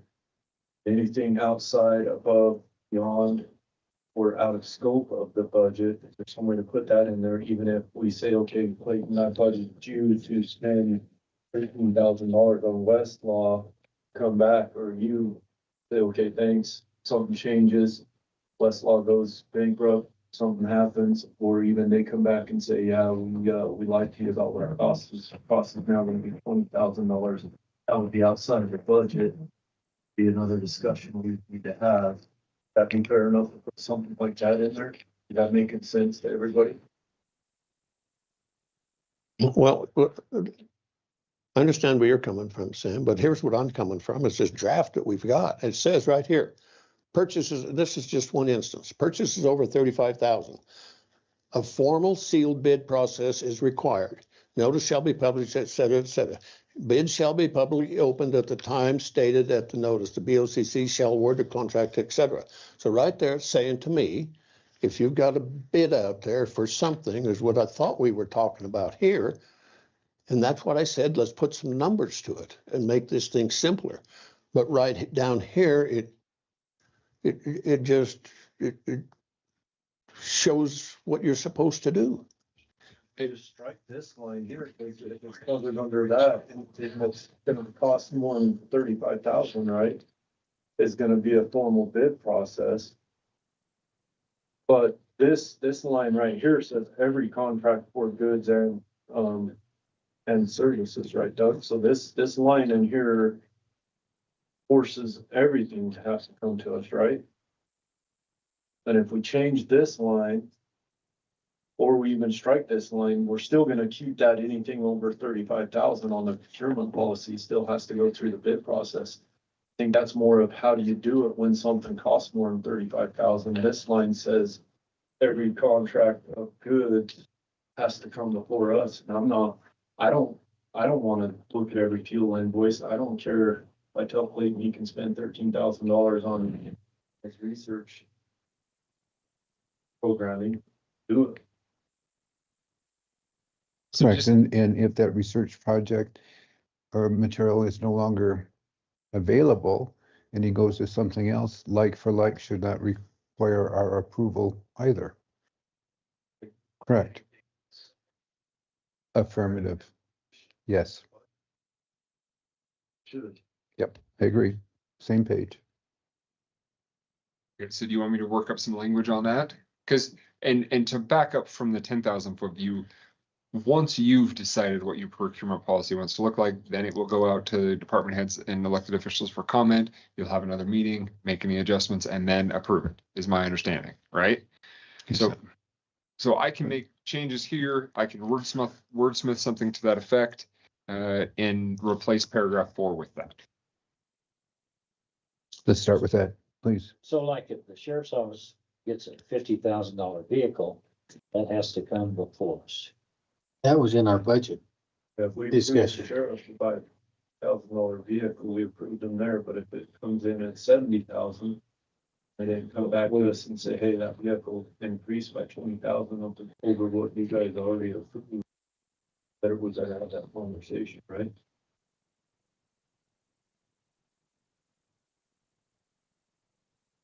That makes sense, Dave. Yeah, just slowly. Well, if I might, Mr. Chairman, Commissioner Stevens, so this isn't saying that the payments are completely out of your control. Every single month when we pay Westlaw for our monthly subscription amount, that still comes across your desk in an AP. The same as it would be if I bought vehicles in my office and I went out and bought 4 vehicles I maintained in my budget. I bought those Ford F-150s, they took delivery, so on and so forth. That AP still comes across your desk and you still see that I bought 4 vehicles. Well, for example, today Billy had a bill for 40,000 for a motor. Road graders. How's that affected? He's not gonna. Is that just under repairs or is that gonna be fall under a different category where it's over 35,000? However, you have budgeted it with Billy and do that. I don't think that would be considered a budget item. Well, you have you have maintenance, like parts and maintenance on your budget. You know, but it's over the 30. So if it was third purchase, I don't know. I mean, I think this, man, I don't know. We have a lot of questions. So if I may, Chairman Bernard, Commissioner Stevens, that as I'm understanding the question you're bringing up, yes, there is still a cost threshold for that item itself. And so it will have to be dealt with through the process. So for example, if it's $40,000 for a motor, he would have to get bids or put it out to bid to motor suppliers. And he would have to get those bids, still go through that process. But what I'm saying here, and however, if you say in there that you have to sign that contract, then you guys would have to sign that contract. For discussion's sake, let's say it was $5,000, so it's under that threshold. And he has to sign a contract, hey, I want to buy that motor before the person who sells motor will even deliver it, he has to sign a contract. If all contracts had to be signed by the board, he would have to come to you and say, hey, will you sign this contract? And then they have to go through and send it off, and it just delays the process. So what I'm going to work on and reword it is that reword it to say that if it's budgeted and it's within budget constraints, elected officials and department heads have the authority to sign. If it's outside of budgeted, if the budgeted amount, then they have to come to the Board of County Commissioners for approval first, is how I'm going to wordsmith that paragraph. And this isn't your final review, like you still have the opportunity to make any changes to this. We just want to get something to send to department heads and elected officials so they can get together, think about it, and then come to you all and tell you what they think and how it will impact them directly. Because I can only speak from my office's perspective. I don't buy motors or filters or anything else.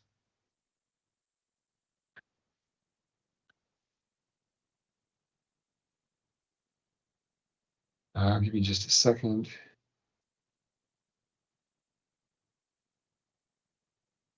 Okay, I just added furniture in that list of goods, included legal and the professional services, and then I essentially just swapped out and created for the construction definition. I just went ahead and used the statutory definition for construction. That was the rest of that, the changes that I had made on that next page. Questions on that? No. Okay. My next comment is when it comes to definitions, and the definition says these definitions are not exhaustive and may be supplemented by Wyoming statutes. If we're gonna make reference to Wyoming statutory definitions, let's go ahead and do it. This sentence is essentially of no value unless we're going to say we adopt a specific definition. And I would suggest that we don't necessarily do that. But that we just delete this sentence because I don't think it does anything for you.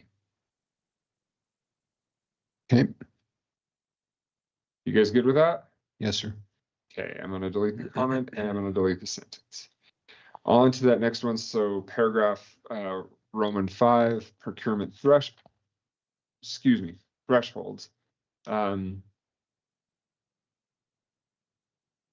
I moved some language elsewhere and kind of put it in here to try and have it flow a little bit better. So this is language that you had somewhere else. I just moved it into this spot under paragraph 5 that says purchases and service agreements over 7,500, yada, yada, yada. I just repeated what you had. Okay. Added an additional statutory line in purchases over 7,500. And then included resident contractors and materials provisions, which are statutorily required. That would have been an A. And I'm sorry, the page numbers aren't here, so I can't give you a page number. I apologize. And I'll add page numbers to this document before it goes, and it'll go to you all to review, and then it will go to your department heads. But I'll add page numbers. So I added those statutory requirements. And then I also changed the language. This was from the last meeting we had, where we talked about the dollar amount being the final threshold. I utilized statutory language to put in here that essentially says, well, as it's saying, you can consider other factors other than just price. And this is the language out of the statute in that space. And so then it's up to each of your departments to decide what their factors are in their bids. And I will be developing some standard suggested language for bids. And I'll also be working right now. The way it currently works is if somebody puts something out to bid, I review those RFPs before they go out, and I work with the department heads and elected officials to wordsmith those. And I anticipate that we would do the same thing moving forward, but that this would essentially act as guidance. Questions on that for paragraph Roman 5C, as in Charlie?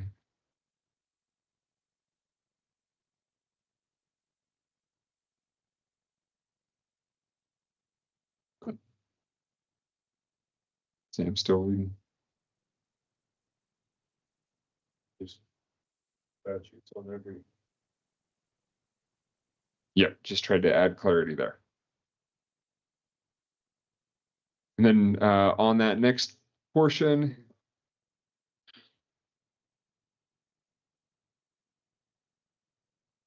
oh yeah, those comments there. Is that how you want to do it? This is the language that came in, said at least 2 vendors. And then, oh yeah, my note about vehicles there. Later in your policy, you say that each and every vehicle must go through the major bid process. I'm wondering how effective that is. And I think that's going to be a question for your department heads and elected officials that actually buy vehicles. I've never bought one, so I don't know how that works. I don't know if a sealed bid process makes sense on vehicles or if it makes more sense to reach out to 2 vendors. I've only been involved in a few different purchases, and in those circumstances, we went to vendors and got bids. I like having at least 2 vendors, but I also like what happens if we have some scenario where we only get one. We lock ourselves in that having to get 2, or they're still an out that whatever reason the Board of County Commissioners can say, hey, we've done the due diligence, we've done the best we can to get 2, there's only 1 bid, we're gonna accept this bid. That air conditioner for this building would have been fine. Good example. Yeah. So do you want to change that to shall obtain, shall seek to obtain? Which item number, please? This would be paragraph B, Roman 5, so procurement thresholds, paragraph B. Thank you. I like something that gives us that out, or just that example, that brought up there. Or we could say it shall obtain from at least 2 vendors. Actually, the way it reads right now, it says whenever practicable. So realistically, that practicable language, I think, gives you that potential out. So I think it's probably fine the way it is. And we don't need it to be in writing. We'll accept verbal. So you have your informal quote process later. This is just your thresholds. Thank you so much. Yeah. Okay, C is in cat, bid shall be publicly opened at the time stated in the notice. I had a request to have bids opened. They'll probably be at the Board of Commissioners meetings. So that would be on major projects over $35,000. Would that be correct? So the way it currently reads is that it shall be public opened at the time stated in the notice. Correct. And so as you're defining what your notices need to be, that's where you can kind of place that circumstance. Okay, great. And I think that I would suggest keeping the flexibility to be depending on the nature of what's happening. On maybe what department it is or whatever. Okay. The one question I had on that purchase of 35,000, and I'm sorry, Mr. Chairman, We're kind of good. spoke over you, or you Nope, good? we're good. So I did have one question here where it says notice shall be published at least once in the newspaper of local circulation and posted on any county website. This is saying how it is to functionally happen, but it is not saying when that is to be functionally happening prior. So theoretically, the way this reads right here, you could simply, if you know you want to keep it as minimal as possible because you have your friend that does it, you text your friend and say, read the newspaper next week. And you post that in the newspaper, and then that comes out on Thursday with a deadline of Friday for bids. And then you get your one friend that submitted the thing and you're like, sweet, got my one bid. Do you want to have a timeline in here of how far out the notice needs to be? Well, it's also posted on the county website, so that could go out whenever, couldn't it? It most certainly could. But do you want a timeline generally for the notice? Well, unless it's something special, we're not gonna open a bid on Friday. It'd be the following Tuesday if that's when the meeting occurs anyway. I don't care. It doesn't matter to me. Well, that's what I'm asking is if you guys want to have a timeline there, I think it would make sense to put a timeline in there. And then you have standardized it and you know how far out that is. So, sorry, Mr. Chairman, wait, is this this is the notification or invitation to bid, so this is the RFP process, right? So we're talking two things. One is opening the sealed bids. We put a notice in the paper of when that time is the notice. Opening the sealed bids, and this one telling us any purchases over $35 will need to be at least 35 days before requirement when we're bid. Yeah, so you have your due date. What is that? What is that timeline? All that's saying is, yeah, if I'm gonna buy something over $35,000, I need to publish a paper at least once. I'm gonna send this out. The way it currently says, but it doesn't say how soon before the bids are due or soon before they're going to be opened. And that's where I'm suggesting that you have a potential for abuse. And so if you put a timeline out there and if you put 2 weeks. And bullet text in 30 days, it would require me to send out a bid at least 30 days of notice before that bid was made. Correct, or the deadline for receiving, and then you're giving people or vendors a realistic opportunity to build a bid.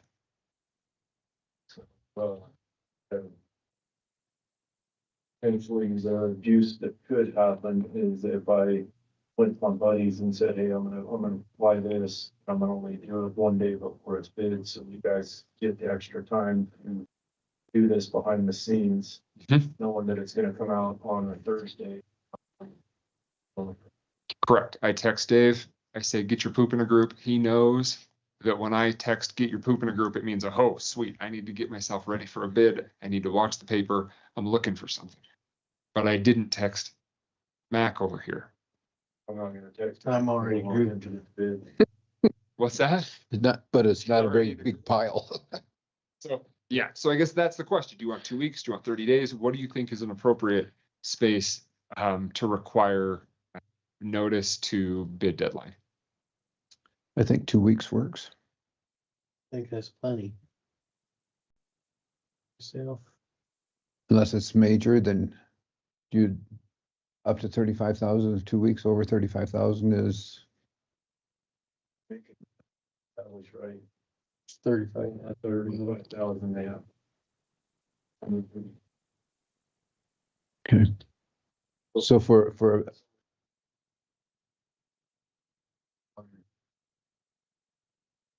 He's sufficient enough for you.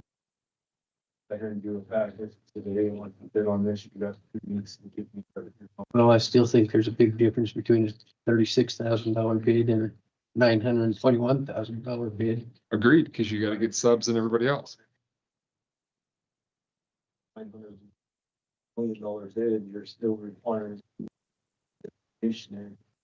somehow tie it to timelines. I don't know how to tie it to a timeline on that minimum, put a minimum of 2 weeks.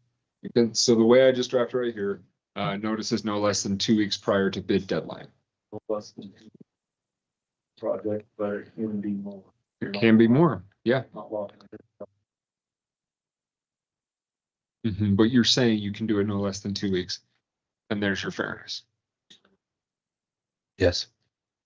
Yeah. Good. Okay. Okay, so I've got that modified and I will delete this comment.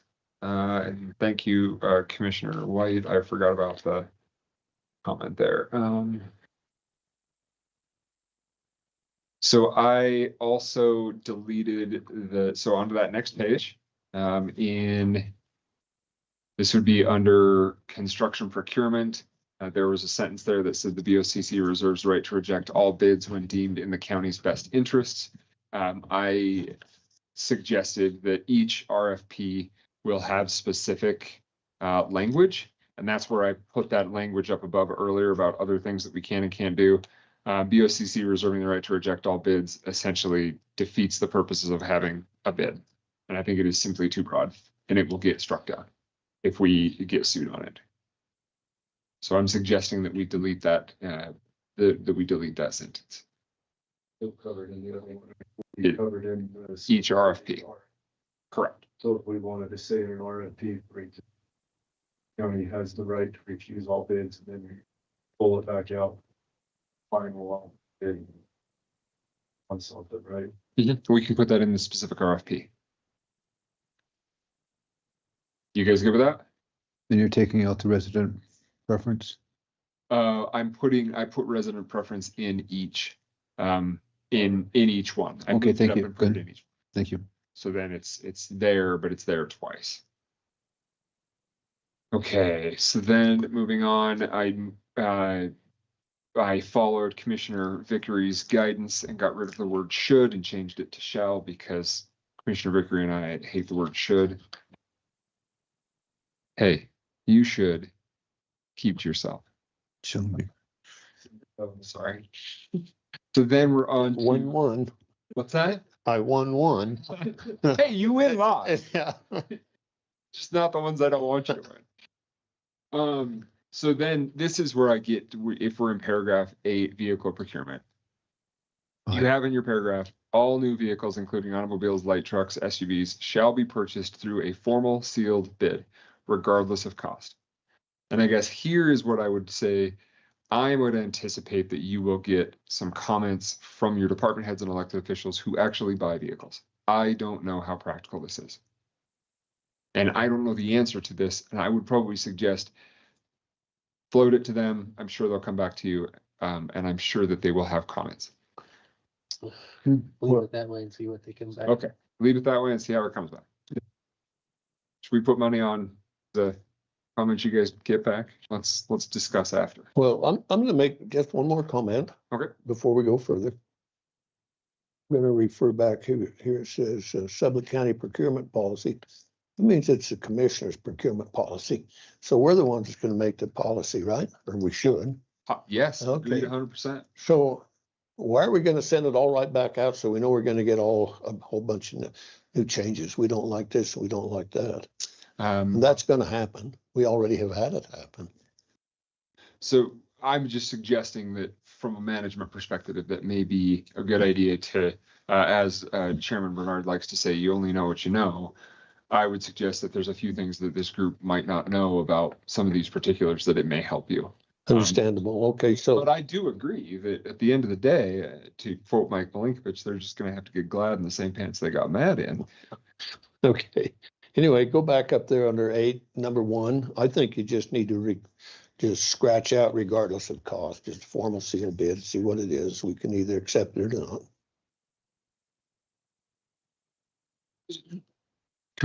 Chairman Bernard, Commissioner Victor, I guess I'm confused at what you're suggesting that. Well, it change. says here, through a formal sealed bid regardless of cost. Well, what does regardless of cost relate? So regardless of cost is saying that you're kicking out your thresholds. But here you're saying formal sealed bid, which essentially puts every vehicle purchase into the 35,000 and up category, which is what it would be. And that's where I'm suggesting, I don't know how Well, practical. but some of these vehicles are gonna be from the 36,000 on up to wherever the sky is. So why do you even, I mean, it's not a big deal regardless of cost. It's the way the sealed bids are gonna come in anyway. So the way you have it written right now, without the words regardless of cost, it still is saying the same thing. Regardless of cost is essentially reiterating the fact that all new vehicles have to go to a sealed bid. Okay. I'll So look we something too. can That's keep it fine. running. It's just two words we don't need in there. But I'm more than happy to, I love deleting words. no, that's fine. Okay. Well, time when Layla was out of vehicles and we said, hey, Layla, why don't you run down to Why Not Auto? And there's a couple cars on there. So that's something that we can put in there, all new vehicles, including automobiles, light trucks, SUVs, shall be purchased through a formal sealed bid unless other arrangements have been made through and approved through the county commissioners or something to that effect. It doesn't make us, if we need to go pick up a used vehicle for $10,000, we still have that option without having to do a sealed bid process. Well, we've already done that up here, Commissioner White, with a 7,500 to 35,000. That'll take care of that.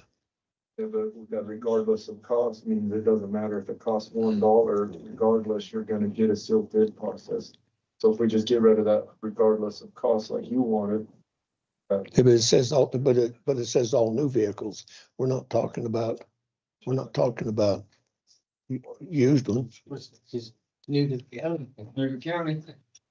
And if we didn't have new, I would suggest getting a definition on what you mean for new. I don't care, just make it work. I'm over there guessing. Yeah. I think that's a good suggestion unless otherwise directed by the commissioners. I think. Unless otherwise modified on a case by case basis by the BOCC.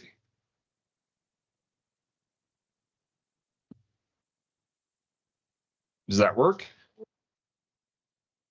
Only one. You are getting simmered up or simmered down?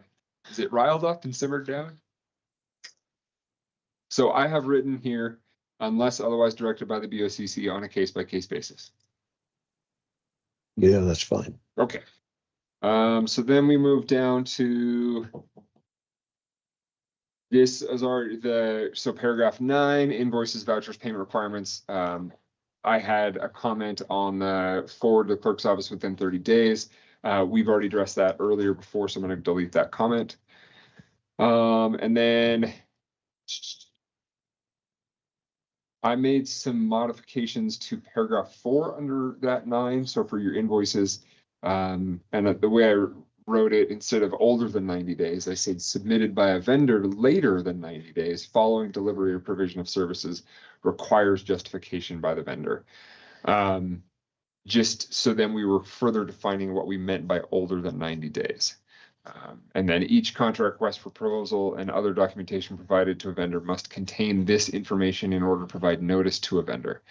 That is essentially saying that if we're going to hold a vendor's feet to the fire for not providing invoice in time, and we're going to say we're not going to pay you, that we've provided them notice so that they can't come back and say, I didn't know that I had to get this done by a certain timeline.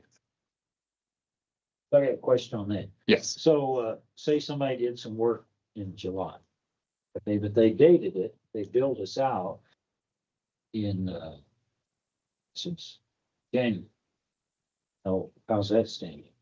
If we put it in the documentation with the vendor, that essentially we're saying, if you don't come to us with the invoice, we're not going to pay you, then it's part of the agreement, they're on notice. Then we have an ability to stand on that and say, we weren't going to pay you if you didn't get us the bid in, get us the invoice in time. For example, we paid some last month. Correct. 6. Yes. He did the work in July in Bondurant. Just got the bill last night. And we never put him on notice, you gotta get it done on time. But I'm suggesting here that the language would say, in whatever documentation we have with the contractor, we are saying, you have got to get this to us in 90 days if you want to get paid. So then we don't end up in the situation where we're outside of a budget year and you've crossed over and then somebody shows up and says, hey, I want my 35,000. And we're like, wait, we forgot about your 35,000. We rolled that money back into the general. So even if they dated it, they bill us out in January 13th and it's done. And that's why I say following delivery or provision of the service. So it doesn't matter when they send us the bill, it's when they did the service. And then there's, and then I just suggested that we delete the other stuff because it's covered in that 90-day as well. So, Mr. Chairman, so Clayton, I have another question while we're going through this. What time's supper, by the way? So we put this policy together, and then what if parts of it is not followed?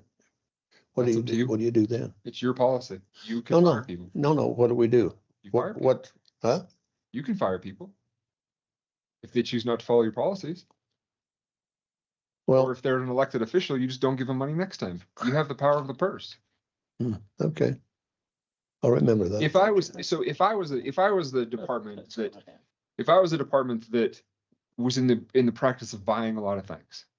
Okay. And you said, Clayton, if you want to buy that stuff, you got to bid for it. And I say, okay, whatever. I'm going to do what I want.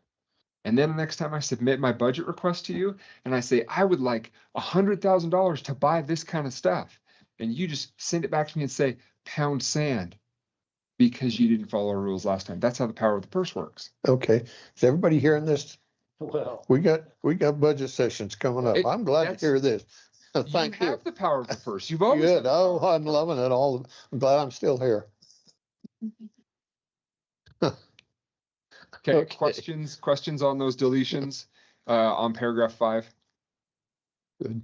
Okay, and then paragraph 10, documents and record keeping. I was going to suggest that this is all covered under the Public Records Act and retention schedules. There's no need to put it in your procurement policy. So Billy can do a lot of that stuff. It says it's not going to be done there. Do what? Well, it says list of services are not able to be provided by Road and Bridge. This one. You know, he replaces engine, you know, I'm sure he does those heat fobs, replace manifold bolts, brake flushing, you know, I mean, but I'm sure he does all those things. So this is on the list that he told me that they did not do. So essentially what he's saying, and if you look at the way this is bulleted out, you have 3, then goes to the open bullet, and then that open bullet that says servicing fleet vehicles according to its shop capabilities and coordinate third party, yada, yada, yada. Then that last paragraph says the following is a non-exhaustive list of services that are not able to be provided by Road and Bridge. Then you have that list of 1 through 10. So he's saying, I'm going to do all the stuff that needs done except for these things. I'm not doing. Put a motor in last week. Well, this is the list I got from I him. understand, but I'm just saying, you know, I mean, I'm sure they're capable. May I make a suggestion? I would suggest to have that conversation. Well, I know, I mean, like say we just paid for it, Mhm. he said he put it in today. I don't know. That's No, all. I'm just saying, I saw it and I didn't know Billy wrote those things up. Same question came up 2 weeks ago and came up week before. Can we take the last 3 items, vehicle service scheduling, procurement of parts, maintenance and record? Move it up above. Move it to the top portion, and that way everything below. Yeah, a little less confusion there. You guys want less confusion. Jeez. Well, you're the one that wants specifics, Clay. No, I do. I've got it moved. I've got it moved. Was it a hardship? It was pretty tough. I I had to take 2 fingers and drag it across the trackpad. Look at Thank you. He gets my jokes over there, even though he doesn't know what a computer is. Just teasing you. Okay, so then you have so we're past our 90-day requirements, so on and so forth. I'm cutting this stuff because it's already in the Public Records Act. So now down to waivers. Here's what I was going to suggest. here where you have waivers, the BOCC may waive any non-statutory requirement of this policy when doing so is in the county's best interest. My suggestion is either have a policy and stick to it or don't have a policy. We can always add a policy at any point in time, correct? And we can also remove one. Correct.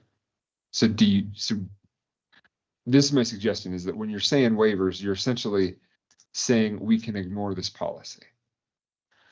You can update this policy whenever you want.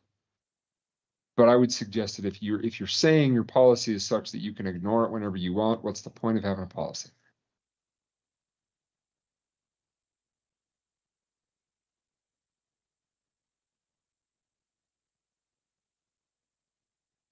I agree. Okay, so delete it. Okay, deleted it. Okay, then we have, and then I also, that next one is essentially a repeat of that same sentence, and I was going to suggest to delete that one as well. Moving back up to paragraph B under exceptions, sole source purchases. If only one vendor can provide a needed good or service, department may request BOCC approval for sole source purchase. The request must explain why competitive procurement is not feasible.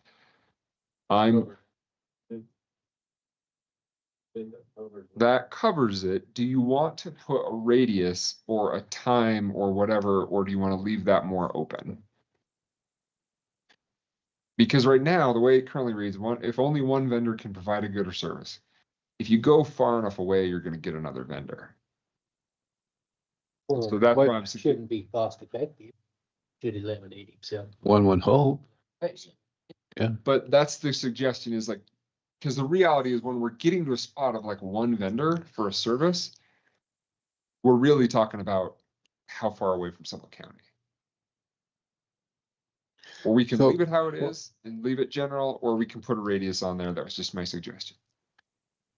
Well, so we have Janess repair washing machines, and she's the only one around, right? Around So, Sublette County. So we become accustomed to having Janess as our one call person to take care of that. But Layla comes in and opens a business without much fanfare. And because we're accustomed to using Janess, we don't even think of Layla because she's new. Or because she's in Farson. I don't think, you're not moving to Farson, are you, Layla? No, but like, this is the point that I'm getting at. Like, this is the point I'm getting at. Do you do washer machine repair? Okay, she's safe. But no, your point is well taken, and you put it on the department heads to know who they can buy stuff for. I'm just suggesting. I just don't want them to become accustomed to say, oh, all we know is Janess without continuing They to still look. need to get your approval. Okay. They still have to come and get your approval and say, hey, we're gonna hire Janess again. And then at this point in time, they've said, well, hold on, I was out chatting with people because that's what I do. And I came across Layla and she's doing the service. Yeah, And then that's news to the I department. want to make sure that we have a competitive market. Yes, and so this requires approval from you all. I'm just suggesting a radius to guide your department heads and elected officials. Sublette County. You want it to be in Sublette County? I don't either. Okay. Just a suggestion. Like I said, it's your policy. I don't care. Okay, so I have my marching orders. What's that? Oh, I'm simmered. Okay, so I have made notes through this. And then the my next thing will be to clean this document up, add page numbers to it, send it to you all for your final review. And then once you've all had a chance to look at it and make sure that I made the changes you wanted, then I will send it to elected officials and department heads for their review to be discussed on a commissioners meeting in the future. You guys good? Good. Do we want to set that date now? How soon can you make your modifications? Oh. Okay, next meeting. You're gonna give you 2 weeks is good enough time for your department heads and elected officials? Why not? They can read. Good. Excellent. You've already gotten my comments, so I don't care about them.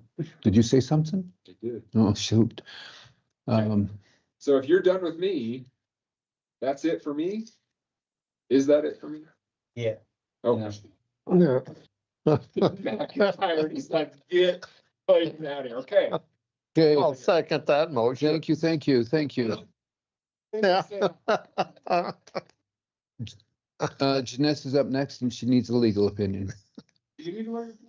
Oh, my goodness, it's 4 o'clock. I'm not gonna have to get home time to feed. So fast. Okay. I received an email today from Josie Villette. She says she's working with Dennis Trucking to apply for USDA Wood Products Infrastructure Assistant Grant Program. They would like to purchase some large stationary equipment to improve their sawmill efficiency. As a large contractor within the county and the recipient of many state and federal timber and hazardous fuels contracts, Dennis Trucking is a huge asset to reducing the wildfire risk within Sublette County. Bolstering their operations would be invaluable to the residents of the county and public land managers. She's hoping to get a letter of support from the Board of County Commissioners that they can include with that grant application. So I'm asking for authorization to draft that, get it to her as quickly as possible, and email it to you guys for approval, and then have the chairman sign it between meetings. Discussion? That letter of support. Help that industry do something. Second? You have a motion second, any discussion? Yeah, is Dennis the only one she's contacted? I don't know that she contacted him. I can't answer that. His is the only name mentioned in this. She's helping him apply for the grant is what she said. So he may have contacted her. I'm not. Oh, okay. I read it to you exactly the way I received Yeah, it. okay. I didn't know whether she had done that or not, because we just went through this, there are others in the community that probably would be interested in that. That's all but that's up to them, not me. Same thing.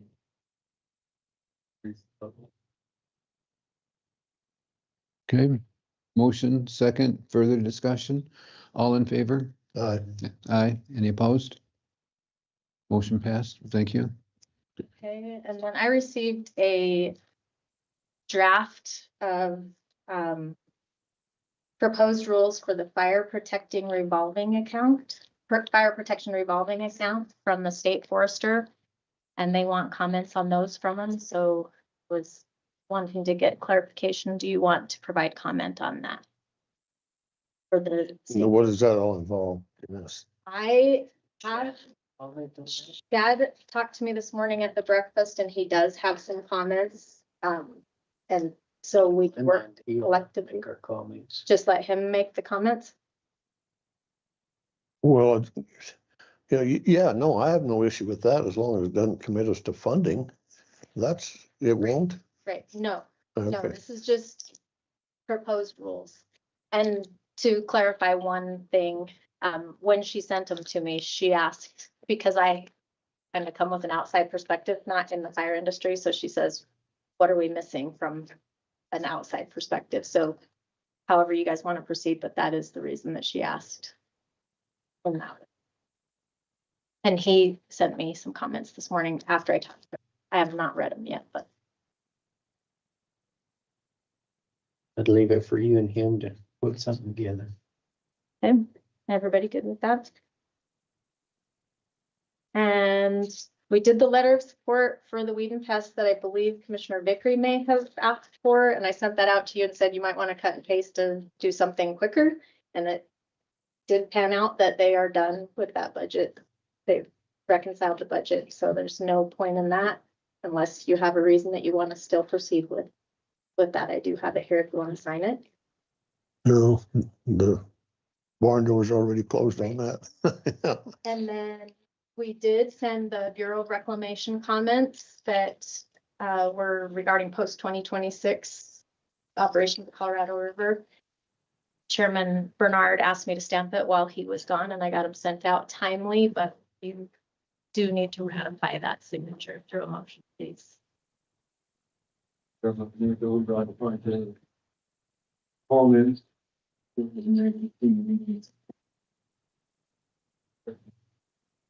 I'll second. Have a motion second. Any discussion? All in favor? Aye. Any opposed? Great. I just wanted to let you know, I have all the scholarship applications. That's for the statutory $500 scholarship that you award 3 in the county. Those applications are in. I have them all copied if you want to get them in advance, but I haven't done the matrix to show you if they complied with all the requirements. So if you want to get those, they're in my office copied and ready for you, but that matrix is not done. So I will plan to bring that up to the next meeting. Let's do it. So, Mr. Chairman, Janess, is there a reason that we can only give 3? Statute says it. And These are that's- state awards. They reimburse us or something. We don't even pay these ones. These are selected by the county commissioners. We send basically a birth certificate to the student. They present it at their school. School submits a payment request to the University of Wyoming, even if they're not going to the University of Wyoming. And UW sends the payment Right, directly. okay, no, I understand that, but why only 3? Statute. Statute. Because it's just of the 2 districts? No, it talks about the county size, if you're a class A county or something like that. I think there are counties that have more than 2 school districts that still can only award 3. Only get 3. So So if you have 4 or 5 districts, then that becomes a boondoggle, yeah. Okay, And then March, the next meeting in Marbleton, we have the certificates. you do, they're in I can have you sign them today if you want. They're Next in my meeting's bag. fine. And I've spoken with Jessica about scheduling them at 9:05 so that they know when they can be there. So Absolutely. Great. so that'll be the first. For the state cheer champs.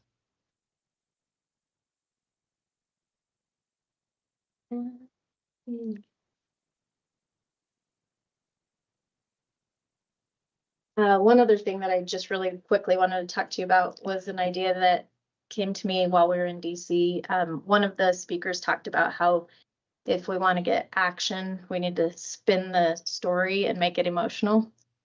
And so one of the things I thought about was our SRS and how difficult it is to get it reauthorized every time. And so I wondered if you might consider, and you don't have to decide this today, the possibility of either me being in contact with Kenna or Kenna acting to get the physical address per se of a person that's rescued in Sublette County and sending notification to their congressional delegates to say, this is why SRS needs to be reauthorized. This is something that we're providing as a service. It costs your person nothing in most cases. Please be aware that this is where this funding comes from and help reauthorize SRS. It's a good idea. Just want to go with it and not talk Yeah. about it again. Okay, I'll work with Kenna on that. Send it to a red state. Okay. I think that's it for me unless you have questions about. Oh, it's coming. Okay, I was so fast. we have renewal of, thank you, Janess. Renewal of liquor license or permit application for the Sublette County Rendezvous Meadows Golf Club. Requires signatures, I presume, from all the commissioners, is that correct? Okay. Anyone care to read through it? Make edits, ask questions? If not, need a motion to proceed? Execute? Have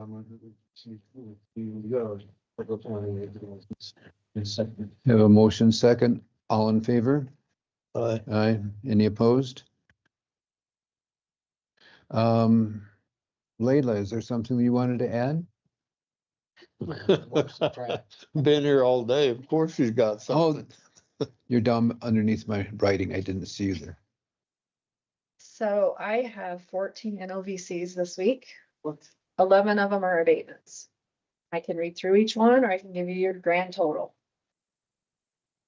What's the total or any large ones? So some are large. The total for all 11 with the supplementals and abatements is a tax amount of $97,456.24.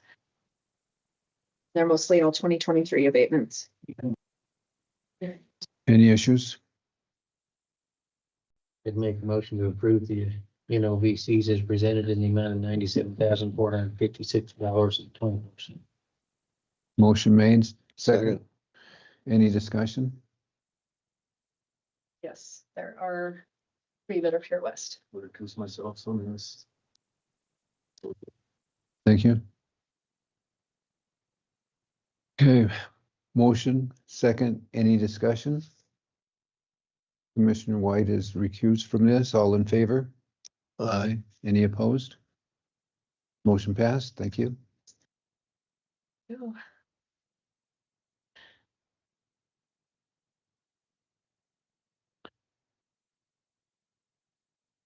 Well, can you request an audit? If we don't do this right, can you request Department of Revenue? All goes through the state. And you can't request they prove things to us better?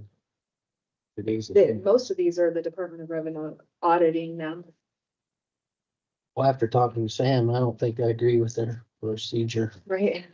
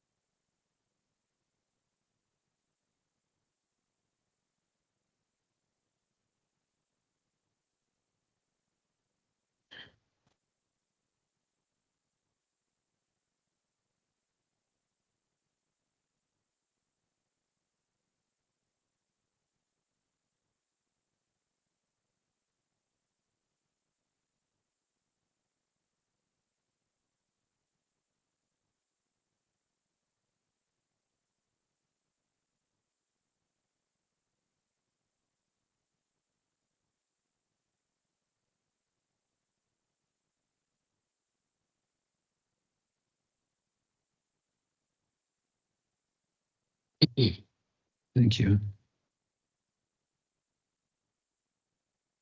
that it? Thank you. Is there any old business we need to address? Open for public comment, if any.